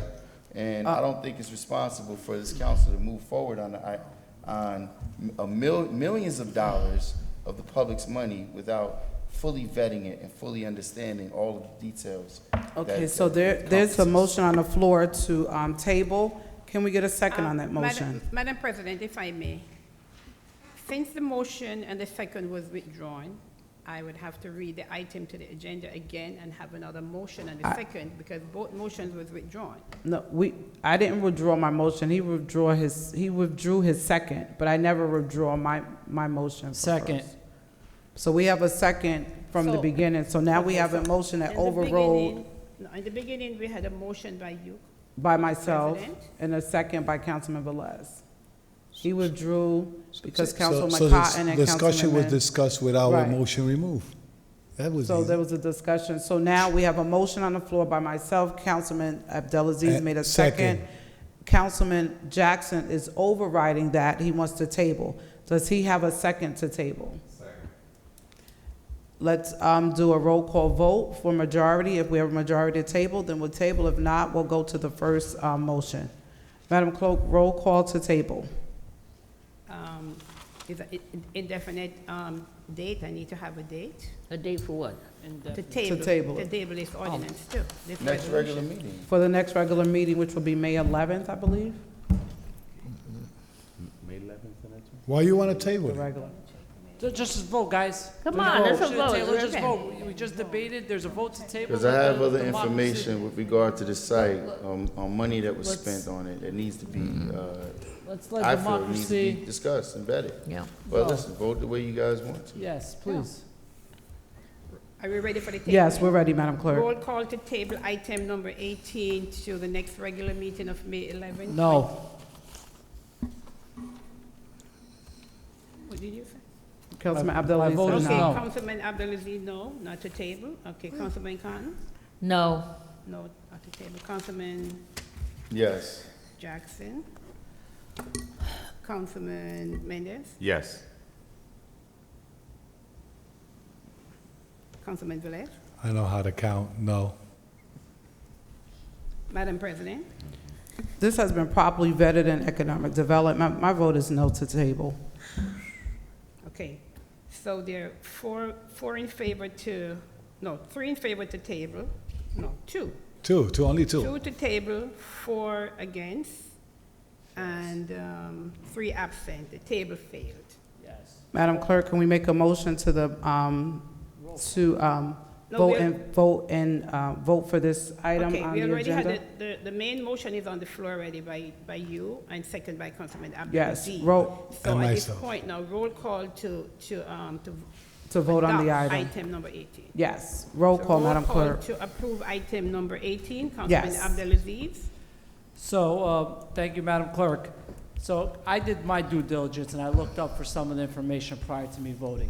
The current assessment on this property as is approximately $1.3 million. At last year's tax rate, just like any other homeowner at 4.1, this property on the piece of land will be paying approximately $54,000 on taxes, as is that the city's getting absolutely nothing. This is a dilapidated area. I don't understand how anyone would be against putting it out there, seeing what we get. Just put it on the market. right? See where we're at. I feel bad for the residents that live in that area. When I drive by there, that's a beautiful neighborhood in a great part of the city, and this is what sometimes you see the dysfunction of government. 20 years ago, they probably debated this, talked about doing this. This is going out for an auction. People will bid on it, see what the market gives you, and it comes back to the council to ratify if it's good or not. And this is where we're at. This is the taxpayers. This is what we have to look at. These tax exempt properties that need to be back on the tax rolls. This will go out to auction. And I will remind everyone, the Passaic County building in the 6th Ward was empty for years. Passaic County said, well, the market's hot. Let's put it out for auction. Same company. They thought they were going to get $1.5 million, $2 million. They got almost $6 million for that building. They've got $4 million more. Hopefully it gets back on the tax roll and we get that building up and going. Hopefully this happens for the city. Somebody comes in, that hopefully becomes tax relief. It helps out with the tax levy because it's sitting there bringing no revenue to the city. We spent money trying to fix it, doing it ourselves. Sometimes we can't fix every problem. And the more we pump money in, it's more of a waste. So my vote is yes. I've seen it done in the 6th Ward. The county was smart enough to do it. The county did it on Clark Street with their other building. They're getting money and putting properties back on the tax roll that will help benefit the taxpayers. My vote is yes. And everyone have a good night. Thank you. Thank You you. can't go yet. Councilwoman Cotton? Is it 5? Thank you, Madam Clerk. You know, I know. I remember when I was a kid, when Lita died, because as a young person in the city of Paterson, I did work at dye houses. And I remember working in one on Rowell Avenue years ago. So, you know, that had to be like in 1970-something that I worked at the dye house. And they were there. But what I really would like to see happen over there in that area is some type of business that can come in to bring in jobs, because that's dearly what we need. I know that what I have been doing some research to myself and looking up conferences where businesses sometimes are attending where they want to try to relocate to another city or relocate to another state. Because sometimes I know, like the state of New York, they really offer great benefits. So sometimes you have to offer something for someone to come here. Without offering anything, they're not tearing your door down, that's for sure. So you have to like offer. So I've been looking out, doing some research, trying to get, but that's what I would like to see. Something coming there that can put some people to work or some jobs there. With that being said, I say we still have to try. With that being said, my vote is yes. Thank you, Councilman. Councilman Jackson? Pass. Councilman Mendez? Thank you, Madam Clerk. And the way the real estate market is, that's gold. We're not gonna have to give much, Councilwoman Cotton, for people to jump on that piece of land. But I expressed my desire from the beginning. When you're building a community, you have to look at the school system. You have to look at the population that is around in each neighborhood. I think that the best idea for that area would definitely be a middle school to alleviate what happened at the school 18. That's a conversation. That administration is the one that has the power to sit down with the board of ed and say, you know what, listen, if we want to do the right thing for Riverside section, a middle school in this section will be the right thing to do, because where are we gonna put those kids? And mark my word, once we put that on the market, housing is coming. And a mixed-use project is going to come into the area, because that's what the real estate is pushing for. And the way the market is, that's what's going to happen, very sure. But I understand that if the administration, that's my recommendation. Director, I know that that's going to be for an option, but I believe that the administration should have a conversation with the Board of Education and see what can be done. $800,000 for the side of the lot to clean it is not a lot of money, and you will see the number, how the number is going to come out for people that wants to put housing and other project on that area. So, like I said, Director, I'm going to stay very close. That area is going to impact, that's going to impact our Riverside section of the 3rd Ward tremendously, and I want to make sure that we get the right project on that location. With that being said, my vote is yes, Madam Clerk. Thank you, Councilman. Councilman Velez? Well, let me refresh the history here based on the director. This property used to belong to the school district. So they cannot do nothing with it because it was contaminated. I'd rather see somebody that come in auction and in the auction, acquire the property and at least bring some revenues to the city of Paterson. Giving it back to the school district, you're gonna fall back into nothing. So, because unless the school district if there's a new law that the school district is gonna pay us taxes, no. Matter of fact, we had to pay them the taxes for to be able to, and they raising it every year. So, hopefully, the company is gonna be the auction company, have the strongest voice and the stronger PR out there to make sure that people is attracted. It's a gold mine there. I know that a lot of people out there are looking to that site to do something good with parking and make sure that it fit in the neighborhood. One of the things I always gonna say, if gonna fall in the responsibility of any board in the city of Paterson, please think that we are a city that cannot build sideways. We have to go up, make sure that the conscience of those board members understand that we want to move the city of Paterson and the infrastructure of Paterson get better every day. That site have been an eyesore in that corner, a dumping site. The President, Councilman McCoy in the past have been lobbying to do something there for many, many, many years. So hopefully it get completed before I turn in 60. So, and that's a reminder that my birthday is next Sunday. And not 60, so 53. No, 54, I think it is. My vote is yes. Thank you. Councilman Jackson?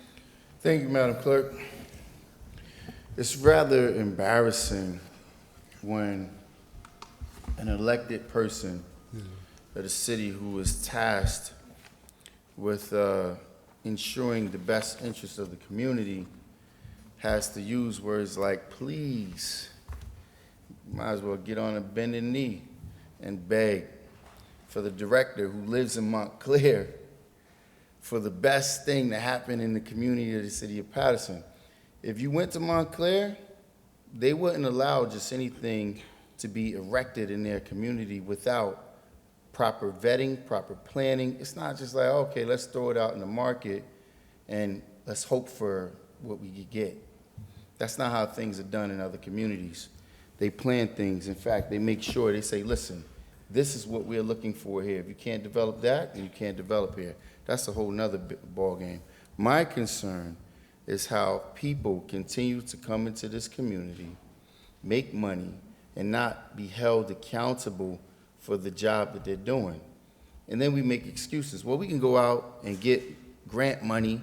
Yeah, we can apply for more grant money to come in here and just throw that away too, throw it at another contractor to continue to make more money on, when we had contractors who were contracted to do a job and they didn't do their job.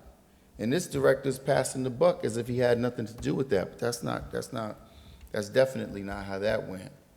And furthermore, the contamination that's there and the fact that the director and, obviously he skated out doing the bidding of the administration from over there in the 6th. It's sad how much of a lapdog that person has become. Yeah, I don't bite my tongue on it. But anyway, the fact of the matter is, when you talk about creating jobs, Councilwoman Cotton, and making sure that we ensure that, how many jobs do we have getting created over there on 5th Avenue? How many Paterson residents are benefiting from that? Yeah, we get more low-income housing, so we can bring in more vouchers, so more developers could leave out with heavy developers fees. The $12 million over in 5th Avenue, the $9 to $10 million at the Great Falls, the $9 million of developers fee at, Great Falls, and then the $9, $10 million at Hinchcliffe Stadium. And let me not remind you, the $9 million in developers' fees from the developer who made a heavy contribution to the mayor's political interest group. So those are the things that I'm trying to protect my community members from. I'm trying to make sure that the contractors that we pay to do the job, they do what they're supposed to do. That's it. Where's the level of accountability? How do we ensure that the public's best interests are being taken care of? One of the things that I'm really sickened by is the fact that this council always is so full of high praise. Oh, I want to thank you. You thanking people for screwing the city over in many cases, in many instances. There are those rare occasions where you have people who are here making a contribution, sticking it out late night, going hard for the people they're here to work for, and yet some people don't even come in. I'm going to open the biometric clock that these out-of-town directors utilize to punch in on every day. Let's see the man hours they're putting in. So I'll leave it there because I don't mind being the squeaky wheel. I don't mind being the only voice because I've been that only voice for quite some time. And I challenge anyone to tell me where I'm wrong. You got contract. Look at what happened at the Armory. The first contract, which was an emergency demolition, was for $750,000. Then when it was brought back to us for an additional 1.2, 1.4, it moved up to 1.2, 1.4 for the preservation. Who did the review? That comes directly out of the director's department. Who did the review on the preservation? But we paid them not only the first $750 to 1.4, then we had to come back and pay an additional $300,000 for the rest of the removal. And still that site wasn't remediated. The oil tanks wasn't removed. There's no proof of it. So where's the level of accountability to the people that's doing the job? I guess we may as well have to lean back on Councilwoman Mims's suggestion. We better hire a project manager quickly because the people that's overseeing these departments are failing to do that job. And here we are consistently. Let me not get back into the zoning director who also works under the purview of this director, who's never lived in the city, who never had the qualifications, and who held the same position in 2 other municipalities simultaneously while he was getting paid from this one. He resigned. Yeah, after Councilman Jackson consistently badgering and putting so much pressure on it, you didn't rush anybody else, Council. You got to use the bathroom? Don't worry, go ahead out. I'll keep going until you get back. But this is ridiculous, man. People come here and do whatever. They do whatever. They do whatever. And it falls on the backs of this council. Such a lack of accountability while we have some people that's complicit in it. That's ridiculous. Are we voting on close or are we voting on the item? My vote is no, Madam Clerk. Thank you, Madam President. Let me stay consistent. And so this item was vetted through Economic Development Committee. This item came through the Finance Committee. This item has come before this council last week in workshop, and now we're here. Any person that lives in the 3rd Ward, I have been a resident of the 3rd Ward for 20 years, to see that location in that derelict condition would definitely want to see something happen in that area. Anytime you see something that's in a place of deprivation, you want to incite revitalization. You want to see something happen. You want to make sure that is done and it benefits the residents and that community, and definitely is a benefit to the city. So I'm going to put it back on the record, and Councilman Jackson, you're right, but we do have project managers. I advocated for 3 years and we have some now. I'm really grateful for that. But I want to put it back on the record that we should do some community focus groups in that particular area, because so many times we assume what is needed in the areas, and we never ask the residents who already have some serious concerns with parking, loud noise, people in the street, double parked cars, and so many things, which I have called our director on so many occasions, especially as the weather gets warmer with a lot of the softball games and different things that are going on in that area. So to this administration, please take that into consideration as it relates to after the auction, because right now we're voting on it to go to auction. Right now, we're not getting any money. So selling it and going to auction, we get something out of it, and that's what we need to do. We need to take something, take things that are in a place of nothingness and make something out of them. And that's one of the things that I believe in, and that's what this is going to do. Madam Clerk, with that stated, my vote is absolutely yes. Motion to close. Thank you. The vote is 5 in favor, 1 against, 3 absent. Item number 18 is hereby adopted. Motion Thank to you. close. We have a motion on the floor to close by Councilman Mendez, second by Councilman Velez. Roll call to close at 12:05 p.m. Roll call to close the regular meeting of April 27, 2021. Councilwoman Khan. Thank you, Madam Clerk. I just have a few things that I need to say before I vote. I just want to say that this past weekend is what we was calling the cleanup throughout the entire city. Each ward had a site that they did. I know First Ward was Nazira Bugs and Tyrone Collins, but in the Fourth Ward, we were at Barber Park.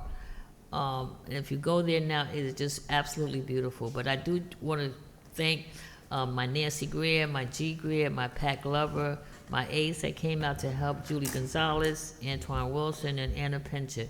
And there was a few other people in there that really making the park so, when you go there and you sit, it's so peaceful. It is really so peaceful. I also want to give my condolences to Kamisha Jones on the passing of her mom, Pastor Ruth James Thomas, with Church Made Without Hands Ministry. I just want you to have my condolences, and that I will be there for the funeral services. Also, I have been friends with Lisa Brown probably 30 years ago when we were both, our children were small, we were involved with schools all the time. And I just want to send my condolences to Lisa Brown, her daughter passing. They're scheduling her services for May 3rd from 3 to 6 at Bragg's Funeral Home. Also, you know, the other day I was in the office, and I happened to walk over to Community Improvement, and they thought that I was coming there to see someone. And I said to them, no, I'm just coming in here to say hello to the ladies in Community Improvement. That's all. And I just want to say that sometimes it's nice just to visit and stop in at the different departments here. But I do want to send my condolences out to one of our city employees, and her name is Diane McCullum. Her mom passed away. She works for the Department of Health. And her mom name is Miss Ruby Watson. And her service is going to be Friday, April 30th, 10 to 11's of viewing, services at 11. Also, I just want to commend my community policing. The program was so outstanding with autistic in front of the police department. If you could just see sometimes when children are having fun, you know, you want to see children having fun. And I remember seeing the little one dancing. I said to the mom, you need to put him in dancing school. And she said, you know what I did? I enrolled him. But I want to give a shout out to our community policing with Sharon Easton, our community policing department, our police department, our fire department, and all the volunteers that came in that day to help make this program really, really, really a good program. And it was really nice. And they had the free food, the free ice cream. And I say to people, there's things that are happening in our community. And I just want you to reach out to find out where things are going on, and so you can be involved. Also, the school system now are having the sports again, and they're allowing 2 parents per child. But believe me, a lot of parents are still not coming out, and I can understand that maybe they're working and stuff. So if you have some free time, come out and go to a softball game, go to a baseball game, go to something, you know, bring a cooler with some Gatorade in it and a box of chips. You know, bring something for our kids to want to be part of it. But I just want to say also too that there's so many things going on. I want you out there, community, until you get vaccinated, please still get tested. Please still get tested until you're able to get vaccinated. And you know what? sometimes I sit here and I've been here for 8 years, and I do my best to make sure I get here. I make sure I stay the entire meeting. When you elect council people, you expect them to be where they need to be. You expect them to stay the whole time, and sometimes things may happen that you can't. But it's just so important that we make the commitment that you want us to, the commitment that you gave to us, that we made the commitment to. And I want to say out there too, there's a lot of things that need to get done, and I understand about forming a relationship, because I can tell you right now, if you don't have no relationship, it's hard to get anything done, and you need to form good relationship. With that being said, Paterson, my constituents out there, I want to wish you all well. God bless you all, and all have a good night. Madam Clerk, and we won't meet before, but I want Mother's Day is coming up the second weekend, so happy Mother's Day to everybody. With that being said, Madam Clerk, my vote is yes. Thank you. Councilman Jackson? Thank you, Madam Clerk. So, to the public, I would like to also render my condolences to the Jones-Rogers family, passing of her mom. I didn't know Diane McCollum, she works in the seniors, right? I didn't realize her mom passed away, so my condolences to her as well. My condolences also to Pike and his family, and the unfortunate shooting that occurred a few days ago on Broadway in Summer, where another young man was brutally, viciously shot in the face and murdered on our city streets. And to the public, listen, my apologies, because this is exhausting. This work right here is exhausting. When you sit here and witness the corruption, the blatant stealing of resources, no return, residual returns back to you, back to the community, to make no effort whatsoever to rid our community of, some of these elements. There's been absolutely not one program put in place to try to circumvent some of the conditions here. But we watch people with no expertise, who don't live here, who don't care about what's going on here, make crucial, critical decisions, multi-million-dollar decisions. Walmart came here. Walmart came to the community. I had an opportunity to go to Home Depot. I was in Home Depot today, picking up some things, and I started walking around and realizing, now granted, Home Depot is not a career path, but the number of people that were employed there, I had to really, analyze that. The number of people, minorities, people in general that were employed there in various aisles, and then you got to consider Lowe's. Then you got to consider the possibility of what a flagship Walmart would have done.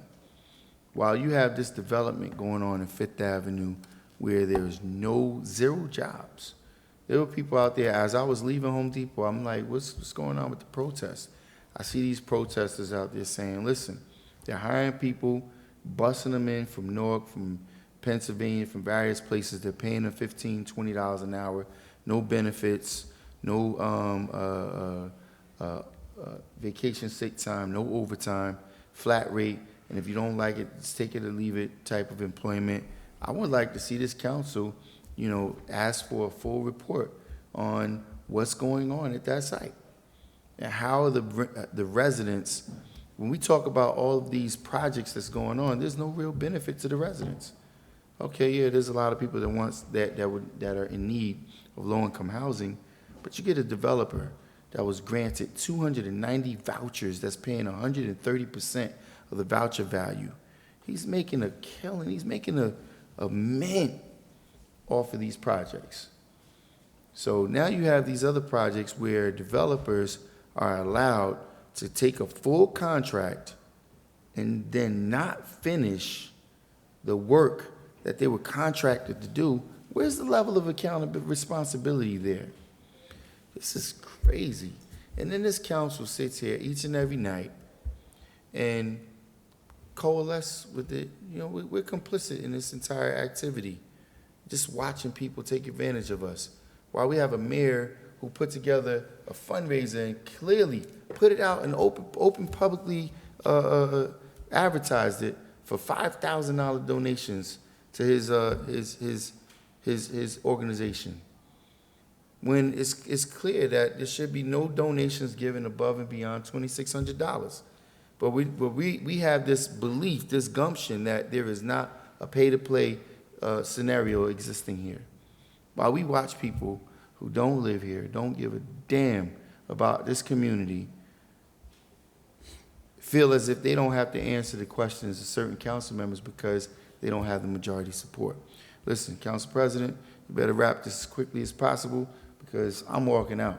You're gonna miss a quorum tonight. I'm exhausted. I don't have it anymore in me. I could go 3 o'clock in the morning as we're banging for our constituents.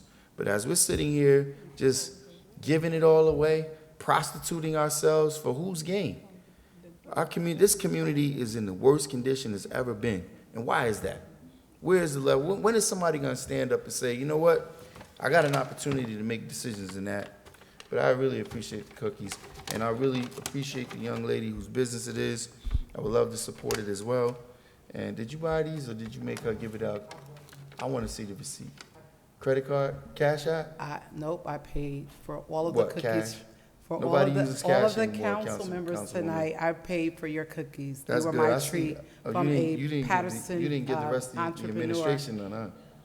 You didn't give the administration none. I did. Wow. I'll bring the milk next week. I'll bring it surprised. next week, and Councilman Jackson will pay for the Anyway. administration. I'm willing. I'm willing to There's make no- a contribution. Well, Councilman As I Jackson. always am. I'm sorry.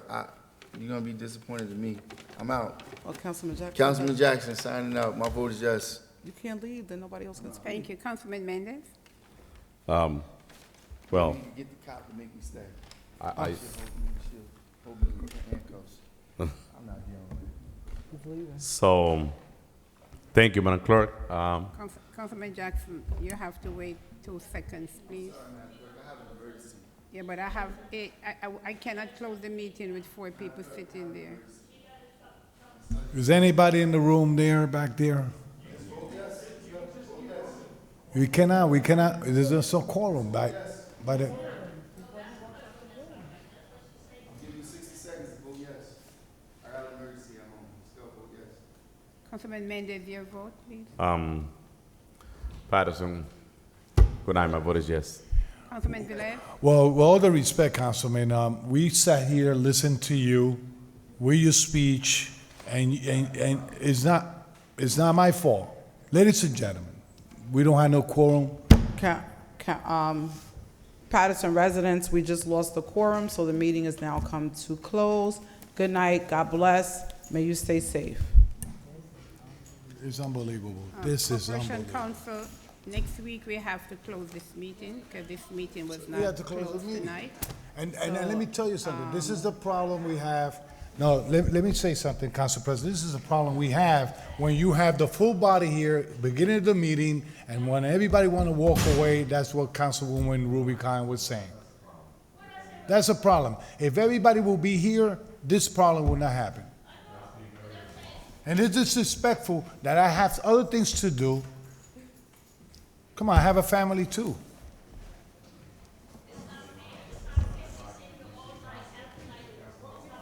It's real disrespectful from my colleague. Matter of fact, Council President, you should call a no confidence vote for this situation and making sure that he get accountable and responsible for what he did. It's disrespectful. He goes on and on and on, and then say, you vote now or I leave.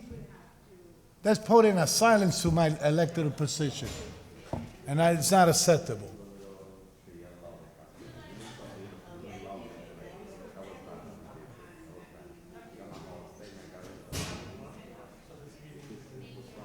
It had to be open and closed again in the next time.